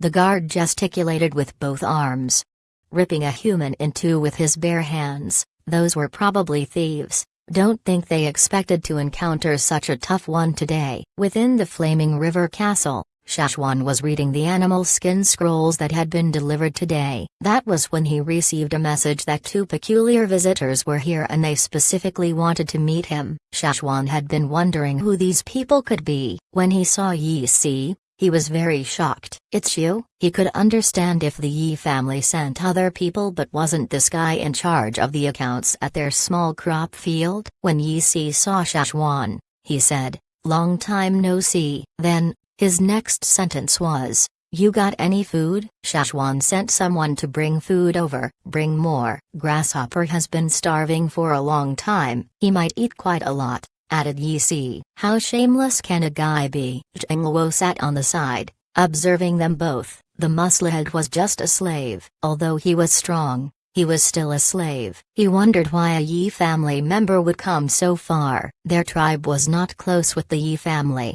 nor did they have a particularly good relationship either. The Yi family had been one of the forces contributing to the mob chasing down the Flaming Horns. Shachwan looked at the musclehead standing quietly. After Yi Si spoke, his eyes brightened and gulped. He must be starving. This was obviously the grasshopper that Yi Si referred to. "You've got a great slave.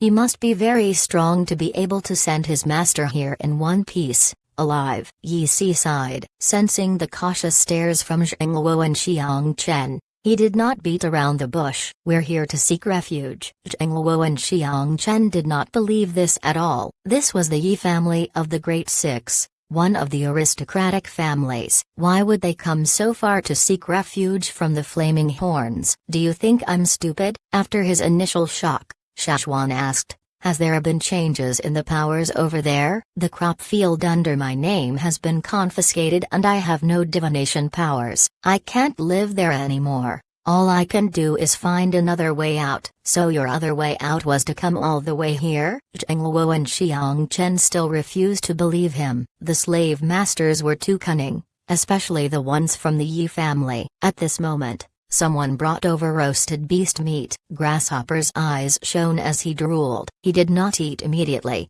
instead turning to Yi Si. "You may eat," said Yi Si. Grasshopper grinned excitedly, grabbed a beast thigh and started gnawing it. This grin was more terrifying than a drumming tribesman's grin. This was what everyone thought in unison. This grin bared 4 sharp canines, exactly like how a predator grinned before tearing their prey to pieces. However, this person did not have any killing intent this moment, even quite gentle and happy. If one could not see Grasshopper and merely felt his aura, they would categorize him as harmless. More sensitive flaming horns could sense this. "Grasshopper has fearsome beast blood in him," said Yi Si as he slowly ate a small piece of meat. The stories tell that Grasshopper's ancestors were from some tribe. After they merged with the fire seed, the tribe eventually dispersed. I don't know what tribe specifically since that was a long time ago, but I know that most of the people from that tribe had fearsome beast blood in them. They are physically very strong and have shocking regenerative abilities. Too bad they're not smart. They were basically natural fighting machines,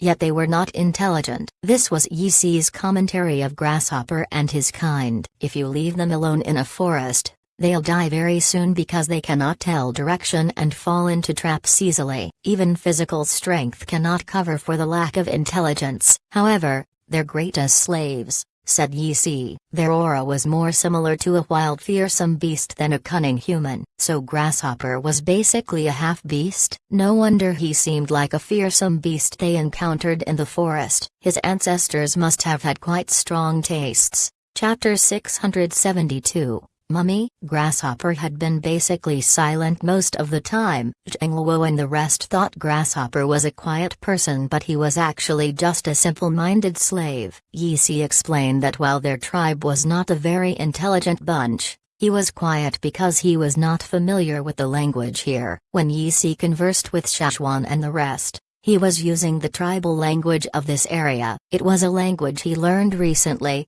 an unbelievable feat since he was already quite fluent within just 20 to 30 days. I take that the other side didn't fare too well from last year's extreme climate changes? Asked Shachwan. That's a mild way to put it. It was absolutely disastrous.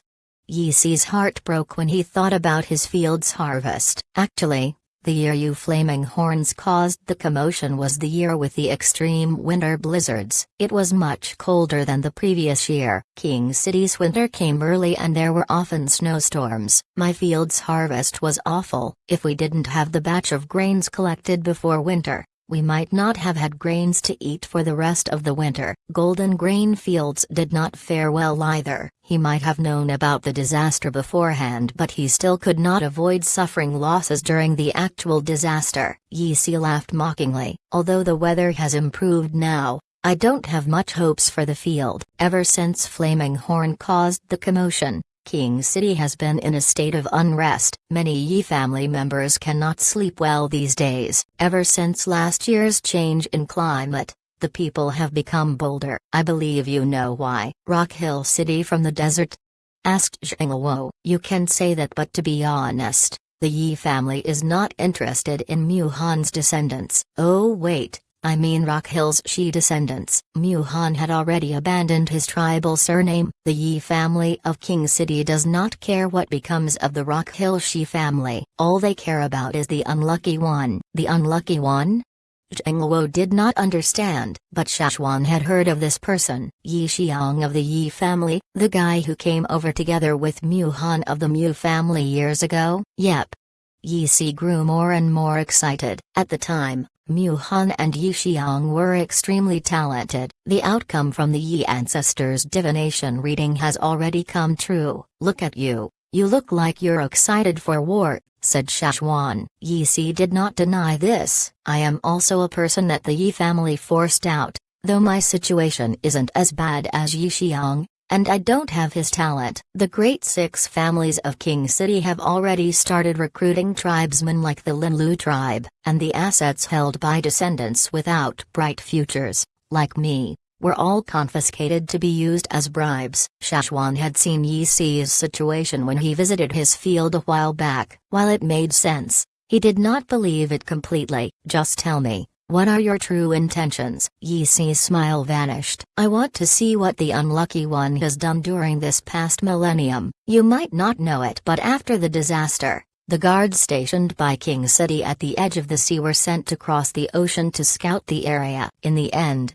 other than 2 people who were deliberately sent back, the rest died. After Flaming Horn crossed the ocean, King City sent a batch of guards to be stationed there. All the miscellaneous small tribes in the area were forced to move. Due to the Yi family's divination readings, these guards all survived the disaster. However, they all died after crossing the ocean later. Shachwan only knew about suspicious movements in the desert. Perhaps this was one of them. The 2 people released back to the city talked about the appearance of monsters. Apparently there were huge numbers of them, looking like humans but not entirely human. This must be Yi Xiang's doing. I am very curious about it, but it's too bad I have no authority in my family. I cannot access such information. Plus, due to the pressures of my livelihood, I had to come here. But you know that the Yis have never been fighters, hence I brought my own slave with me. Yi Si studied everyone's expressions, then continued,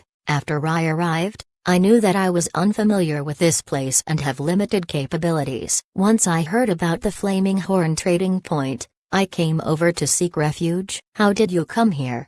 Jing looked at him sharply. Crossing a desert and the sea were no easy feats. You can't trick us this easily. Yi Si did not lie either. On a long-winged bird. Long-winged birds had extensive wingspans suitable for long-distance flight. They were one of the best long-distance flight birds, their wingspans ranging from half a meter to a few meters to even 10 meters. They also dove into water for food. I know a person who has a long-winged bird as a slave. I borrowed his bird for a while. That used up all my savings. Yi Si turned to Shachwan. Have you seen the human-like monsters in the desert? No.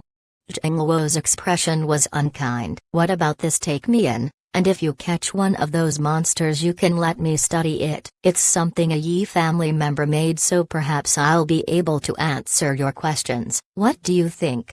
Jing Luo was about to speak when Yi Si added, of course. I won't just stay here without working. I can help you with your accounts. Your Grand Elder, Shachwan, knows of my capabilities. Although I cannot do readings like the other Yi family members, at least I am confident in my calculations. Plus, my slave, Grasshopper, can also help you with manual labor. He is as strong as you guys. Jing Luo did not speak. He looked at Shachwan, who nodded. Then took out an animal skin scroll. He looked at the town blueprint and finally picked a house close to the Flaming River Castle. While Yi Si currently did not have any form of assets on him, they still would not let him stay there for free. This was considered a loan to him. After sending someone to bring Yi Si and Grasshopper, who had finished his meal, to the assigned house, Jing Luo turned to Shachwan. How much of that do you think can be trusted? Half. Keep him close. And keep an eye on him,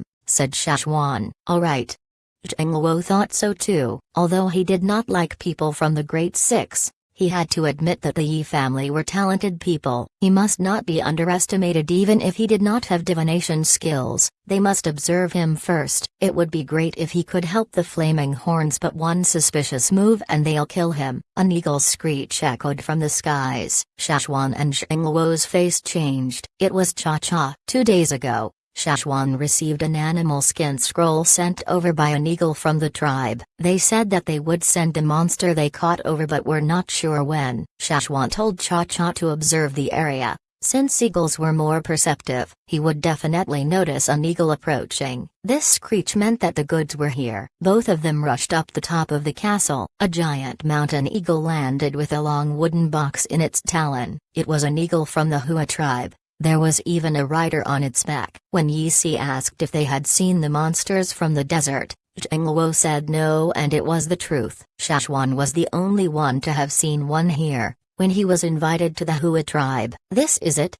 Jing Luo approached curiously. Yep, but it is best you open it indoors. Avoid sunlight. We sealed it with some herbs that will lose effect in light, said the Hua tribesman. Jing carried the coffin-like long box inside, carefully moving it into a secret chamber. There was no one there, only the Hua tribesman, Shachwan and Jing. After dragging the stone door close, there was no light inside. Shachwan took out a water moonstone for light. The rectangular wooden box was built like a coffin, lying silently in the middle of the dark chamber. Everyone felt a chill despite it still being closed. Jing felt an inexplicable shiver. "Open it."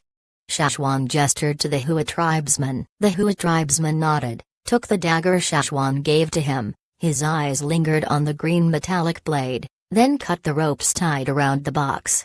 The box was tied tightly, but the sharp blade cut through them effortlessly. He secretly stared at the dagger longingly when he passed it back to Shachwan. He admired the flaming horns for having such good quality weapons. The ropes were untied and the box was opened. The wooden box was cracked open. When Shachwan looked inside, his first thought was, mummy. Within the box, the Hua tribesmen had wrapped their goods tightly with animal skin. Thick fur helped decrease friction and movement during transport. A faint silhouette of a human body could be seen through the dark green wrapping. A peculiar smell wafted through the air, mixed with the smell of decay. Jing gulped. This is it? This was the monster that everyone, including King City's aristocrats, feared. These fabric strips have been soaked in herbs so the body will decay slower. If you want to see it, you can take the strips out, but we won't be able to stop the decay, said the Hua tribesman. Our shaman says that it's best you all leave it here and not bring it into your tribe. Shachwan nodded. He had received a scroll about not bringing the body into the village. The Hua shaman said the monster was too peculiar, so it was best kept away from the tribe. Also, he noticed the body decayed faster the nearer it was placed to a fire seed. Although the flaming horns no longer had a primitive fire seed, there was a huge population at the main village, so the fire seed aura would be strong. In the end, Shachwan decided that the Hua tribesmen could send it to the trading point. He took out a scroll he previously prepared. This is what your chief and shaman want. The Hua tribesman took the scroll and kept it carefully. He did not have any reason to linger, so he excused himself. There were people waiting for him near the trading area. He would not transport something so important.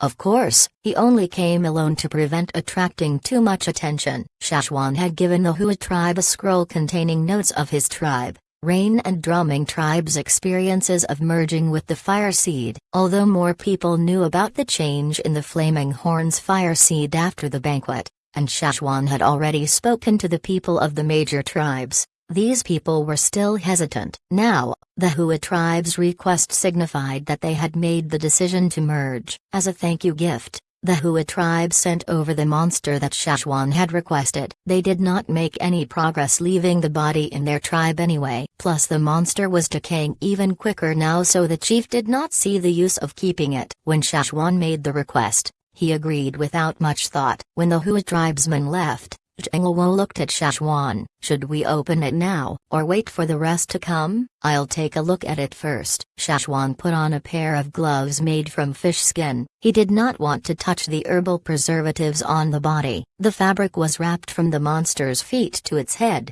Hence unwrapping was in the opposite direction. Jing watched on the side as Shachwan unwrapped the fabric strips at its head with his green-gray fish skin gloves. The monster's head was revealed as the fabric was unwinded off its head. Jing face twitched when he saw the monster's decayed face. Is this human?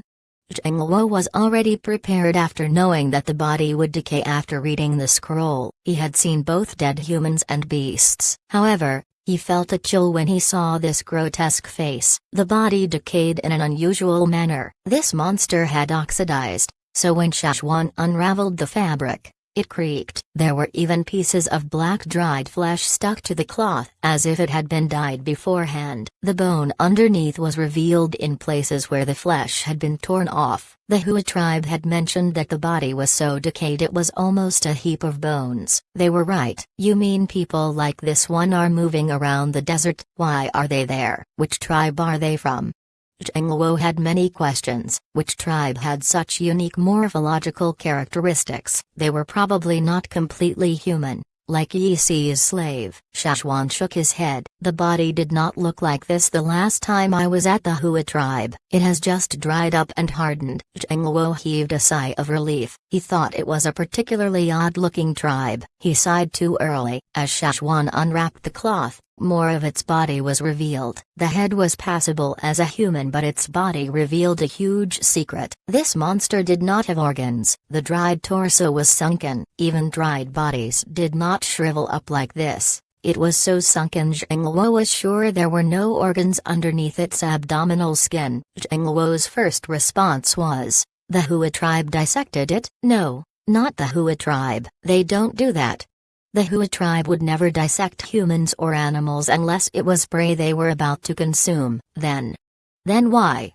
Jingwo stuttered, not sure how to ask his question. He had a guess but refused to believe it. How could it be? "The monsters they referred to are people who do not have organs, blood or pulse," said Shachwan. Jingwo was shocked. But can anyone live without organs and blood?" "Who said they're alive?" "If they're not alive, why is everyone so afraid?" "You'll have to ask Rock Hill City that. I haven't seen these people move before, unless this is the thing the Yi ancestor created, the one Yi Si mentioned." Jingwo felt a chill down his spine. His clothes were already drenched in sweat as his scalp turned numb. These were dead bodies, yet alive enough to move and kill. Not sure how Rock Hill City turned people into this. Maybe they somehow transformed dead slaves into this, muttered Jingwo. Shachwan's eye twitched. There were many people in the desert, but these monsters were present in large numbers. They do not have enough live slaves, especially after the Desert War. However,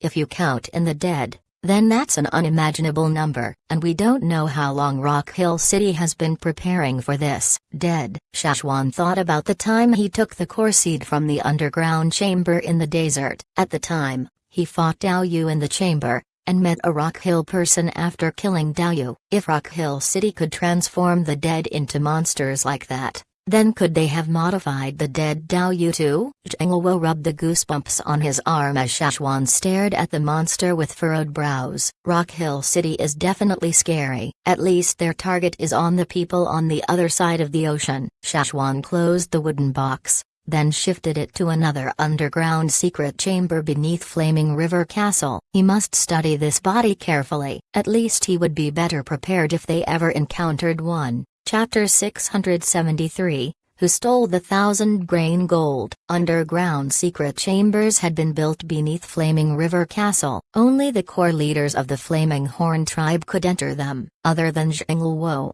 who was the elder in charge of this trading area, Shachwan also had his own secret chamber. After Shachwan shifted the monster into the underground chamber, the few other leaders of the tribe came over to check out the legendary desert monster, though they still could not identify it. However, at least they learned a little about it. So the monster looks like that. So it does not breathe, has no organs and no pulse. Apparently, it was like a dried salted fish before it decayed. Apparently, this monster had shocking strength and was unfazed when their limbs were chopped off. They could even rip out a rib if an arm was lost, according to someone who traveled in the desert. Essentially, the desert became a place where no trading party would cross. On the other hand, more and more people liked to frequent Flaming River Trading Point, and so they received more information. There were guest houses within the trading point but no caves. Anyone who preferred caves would have to look for one outside the trading area, but no one would take that risk. Although it was not absolutely safe within the trading area, at least they were guarded by the Flaming Horns. No one would dare commit crimes in public, and that was enough. They were charged accommodation fees, but any tribe with the capability of traveling to this place did not mind this extra cost. The travelers from faraway places all sat together to chat. To the Flaming Horns, this was good news. Have fun and talk. You can brag too. There is usually partial truth in bragging. That was how they got more information. Tribesmen were always secretive about their own matters but often got excited in information regarding other tribes. They dig and dig. Although their gossip was usually at the expense of another party, at least they were talking. Yi Si, who had just arrived, loved to listen to travelers gossiping along with Grasshopper. He did not know much about the tribes here, so listening to gossip helped him gain more information. Jing had also received all kinds of information. For example, people from the other side of the ocean had begun to appear in the central plans. Although the travelers were not familiar with the situation,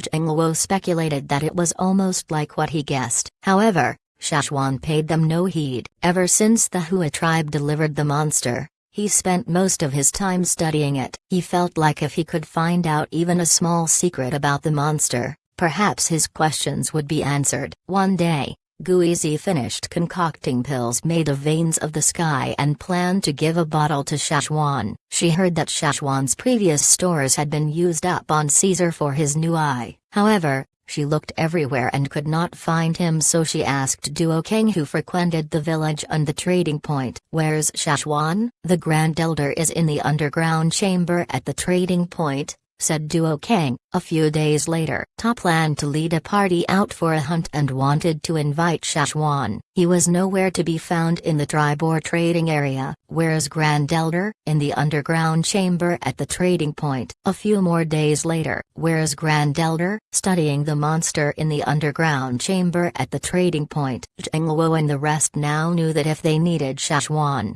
they would have to go to the underground chamber beneath the flaming river. Jing did not understand what could come of Shachwan studying the monster. However, perhaps he could find out some useful information. If he really could not find anything, he could get the Yi guy over. It was something his ancestor made, he might know something. However, before Shachwan came out, they did not want to disturb him unless it was something urgent. On this day, Xiaoxuan was in the underground chamber as usual. He had figured out some information these days. He remembered the peculiar, dark and chilling fire seed aura he felt when he opened the door the day he visited the Hua tribe to give them the invitation letter. Right now, the aura still remained on the body, though it had faded. He had not had a good look at the Hua tribe, but now, he realized that the peculiar fire seed aura did not come from the flesh, but its bones.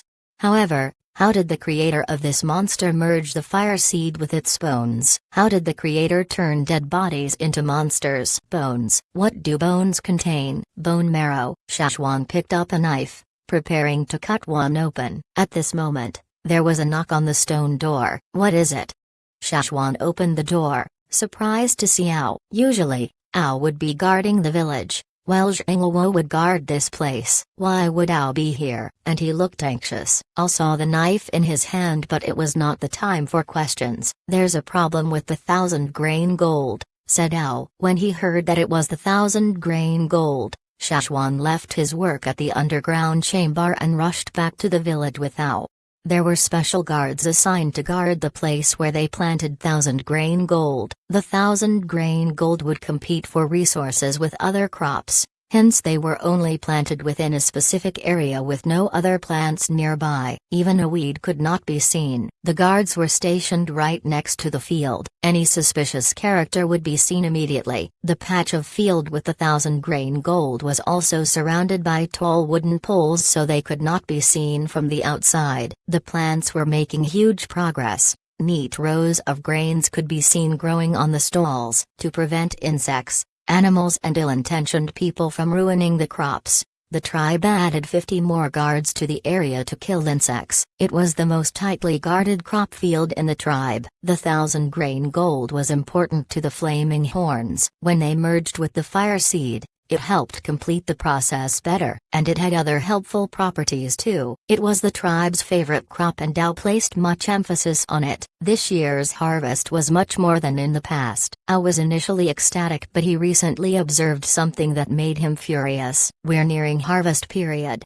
I check on the crops every day. The day before, I found that a row of grains was missing from one of the plants. I did not know why, and I talked to the guards. They said it wasn't them, and I believe it. I told them to guard the place tighter and they did not find anything. But..." Ao's face darkened. "Yesterday, when I came over, I found another plant with grains missing. I had watched the farmers personally, and tightened security during the night. Yet it happened again. Come and take a look at this." Shachwan went over to see heavy grains hanging off the plants. They were still green as they were not ripe yet. Ao pointed to a plant. Since these plants were taller than humans, he looked up at the plants to check on their grains. Anyone less familiar with the crops would not have noticed that a portion of the grains had been sliced off. They were not ripped off but obviously sliced off using a sharp object. Is it the robbers again? Ao was frustrated, not sure who could do this right under their noses. The robbers had a bad history with them. I can't tell for the moment. Maybe yes, maybe no. Even Shachwan did not know. Unless it's someone from the other side of the ocean?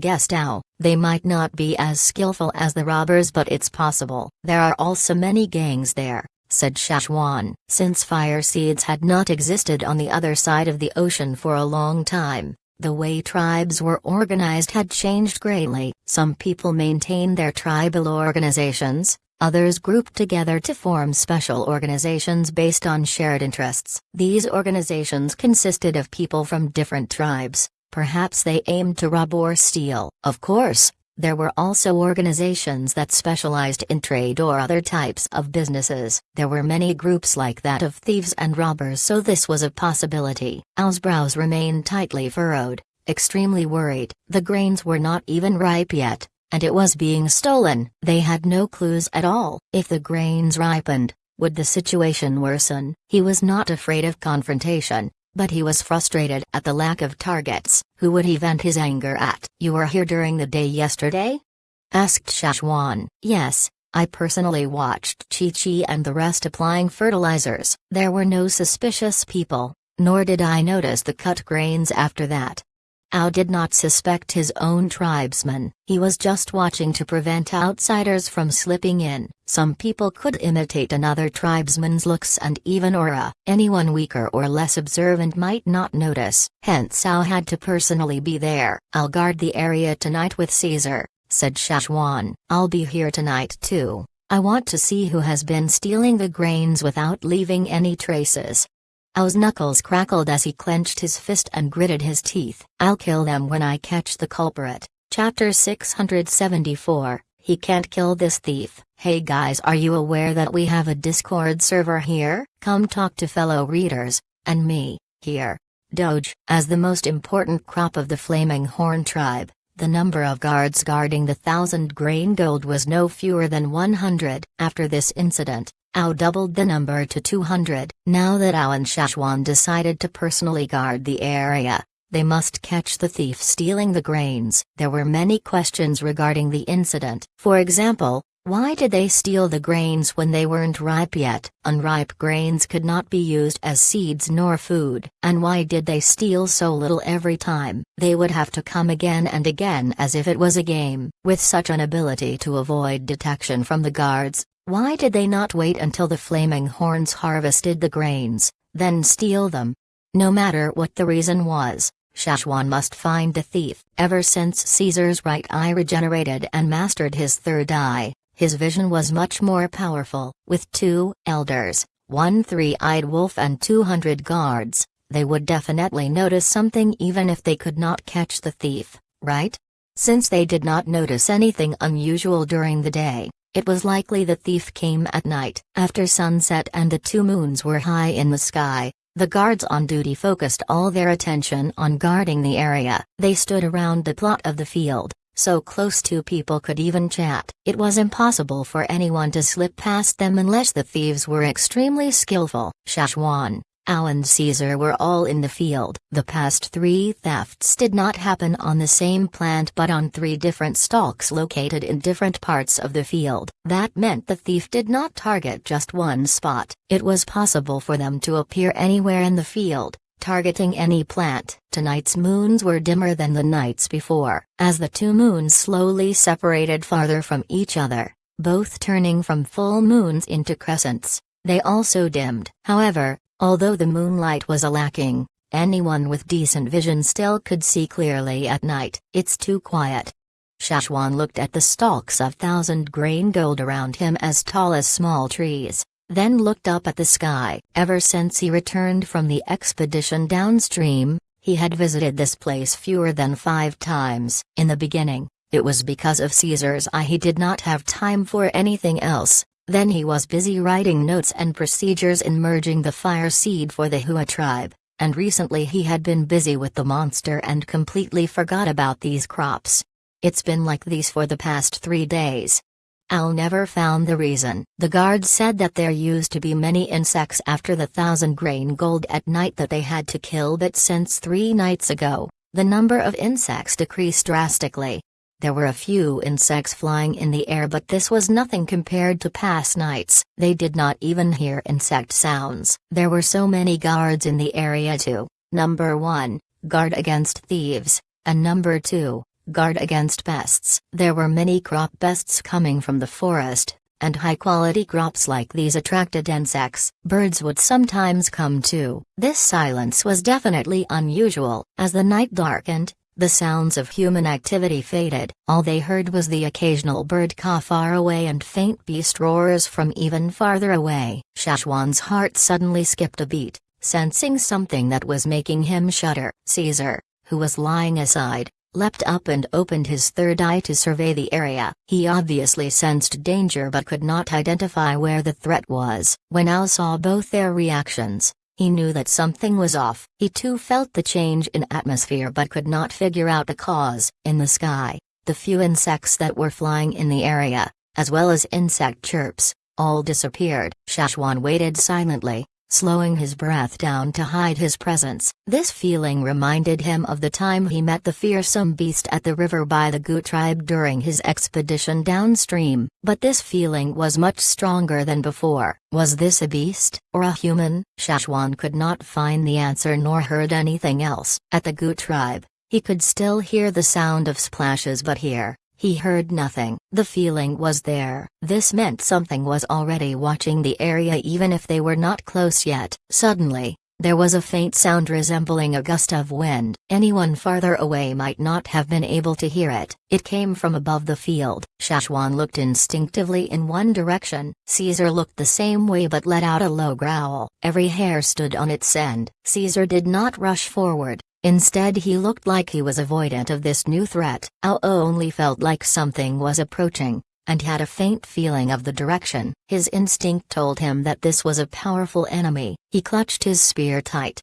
his gaze fixed in a direction. The guards around the field had not noticed. Only Shachwan, Al and the wolf were in the field. However, the feeling quickly vanished. There was the faint sound again. Al could not confirm the direction of the sound. He only knew that it came from the sky. Al turned to Shachwan, about to ask for confirmation. Should they go check immediately or stand their ground? It was not a good time to speak, so he planned to gesture. However, Shachwan was not looking at him. Shachwan's body was all tensed up. He slowly turned his head to look behind him. Puzzled, Al, who was near Shachwan, also turned. There was 1,000 grain gold plant with slender outward extending leaves behind him. At this moment, on a palm-wide leaf, there was an object hanging from it. Al could still distinguish what it was in the darkness. That was the reason why he almost drew in a sharp breath. However, fear had paralyzed him, so he did not dare inhale. He held his breath although every muscle screamed danger, his blood almost flowing backwards at this point. It felt as if he had been tossed into a freezer. It was a bat hanging off the 1,000 grain gold's leaf. In its claw was a grain it had just cut off the plant. During the day, Ao said he'd kill whoever was stealing his grains. However, he realized he might not be able to kill this one. Chapter 675, The King Beast's Peculiar Movements. Shachwan had only met one bat that could appear behind them undetected. It was a bat no one in Flaming Horn would ever want to provoke, one they met while mining for fire crystals. This was the bat leader they encountered years ago. Although it was not technically a king beast, with its abilities, it might as well be one. Their last encounter had left the Flaming Horn tribesmen traumatized, even changing their hunting routes to avoid it. How could he kill this thief so easily? Obviously not. Ao did not know what to do either. He stood in the same spot, unmoving. The cuts made on the 1,000 grain gold plant were very smooth. Whatever cut it must be very sharp and slashed very quickly. They thought it was a blade used by the robbers. Now they realized it was this bat. Who would have guessed? The question was, Wasn't the bat leader supposed to be leading the bats in the mountain? The cave they had found the fire crystals long ago had been filled with bats. However, after the appearance of this bat leader, they went to conquer another new spot, which was a tall mountain with its peak high up in the clouds. It was a huge territory and far away from this place. While it could fly fast, why would this bat fly to their field every night, even slicing off only one plant at a time? Was it curious? But theoretically, unripe grains should not be interesting enough to attract it from its home deep in the forest. Shachwan's mind raced, thinking over his next move. Although his capabilities had improved since he last met the bat, while Lao and the rest were also stronger from merging with the fire seed, it was still not beneficial to them to fight the bat leader.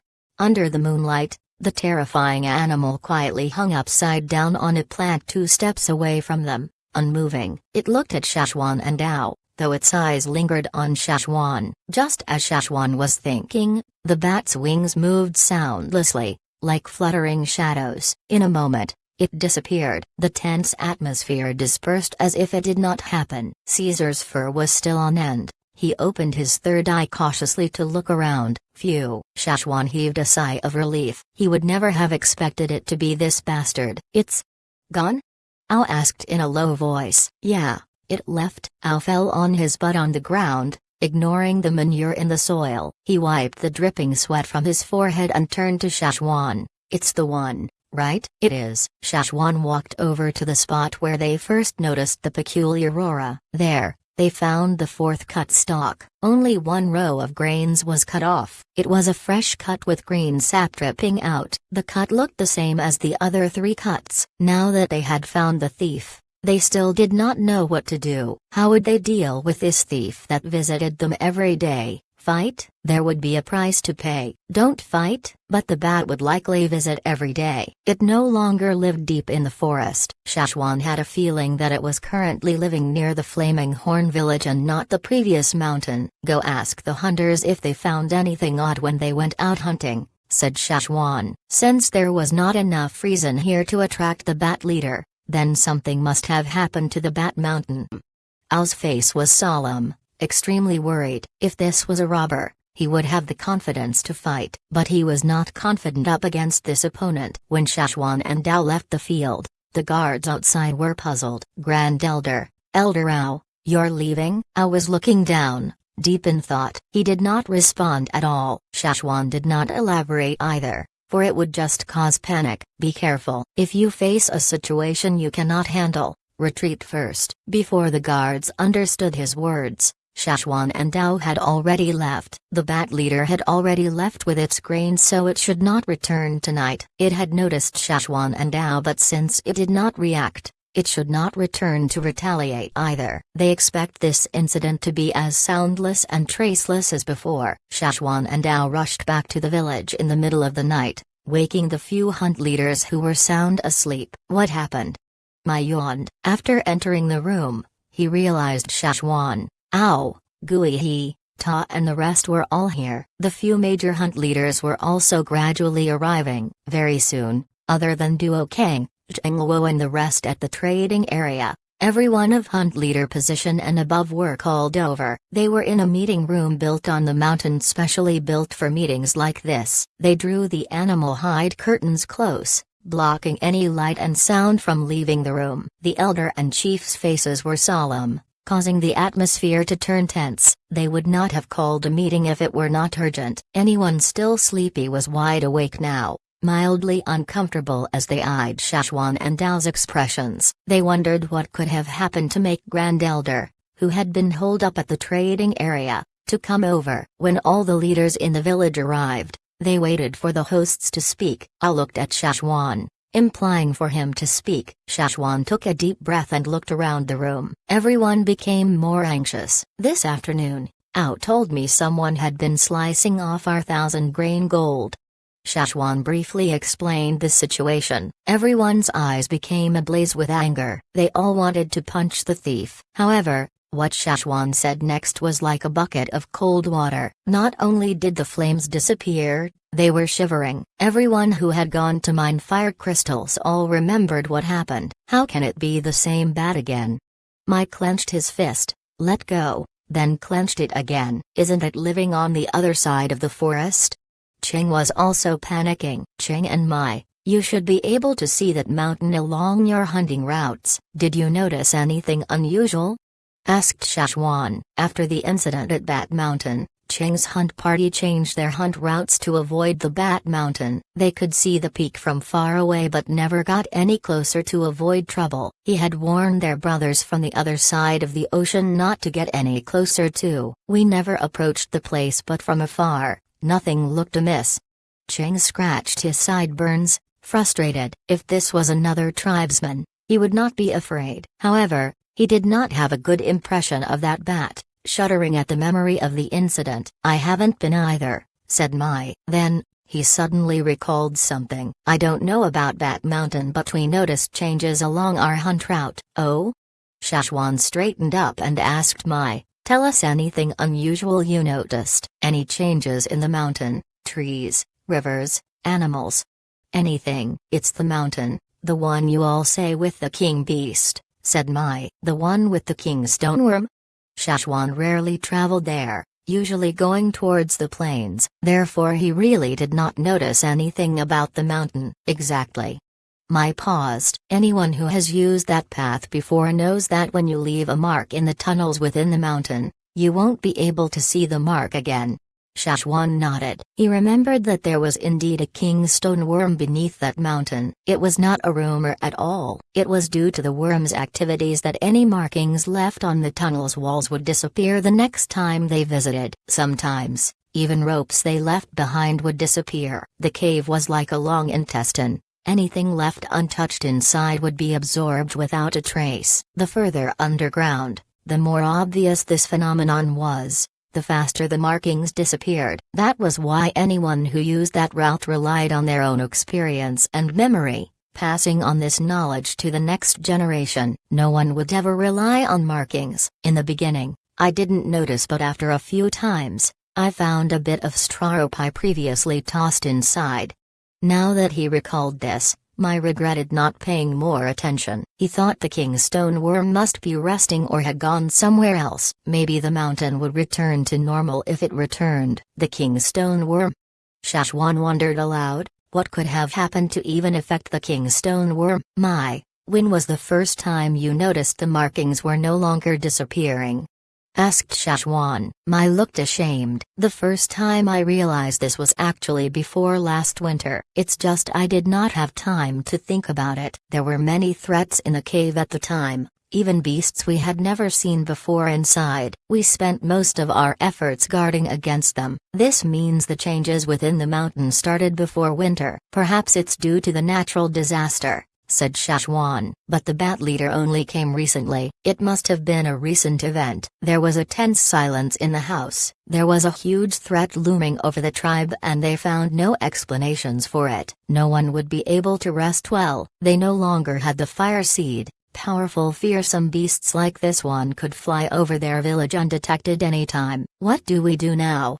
Mai looked at Shachwan, then around the room. No one spoke. For no one had a solution. We'll leave tomorrow to check on the Bat Mountain, and we'll also visit the King Stoneworm's Mountain. Perhaps we'll find the reason, said Shachwan. That's the only solution we have. But the tribe must be guarded well. Don't tell anyone else about this. We'll only announce when we have found the reason or will cause panic, and outsiders could ambush us while we're vulnerable, said Guihe. After making arrangements for the expedition, everyone returned to their homes. However, no one would be able to fall asleep again. On the next day, after the sky lightened, Shachwan had Cha bring him, Ao and 2 other leaders over. Ta, Mai and the rest set off together with Caesar. In the past, Bat Mountain did not contain any bats. However, a leader appeared in the colony and they abandoned their short hill to conquer a taller mountain. They even chased out all the fearsome beasts living inside. After that,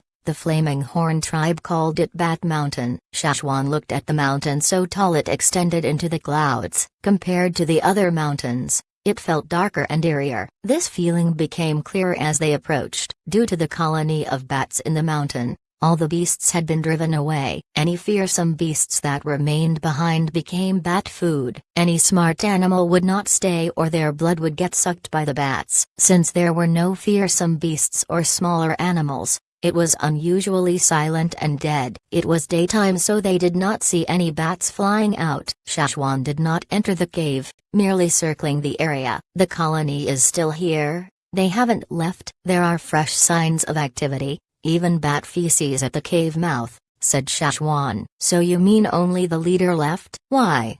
Ao did not understand. Why would the bat leader abandon its subjects to go steal grains at their field? Shachwan could not think of a reason either. Let's check out the kingstone worm.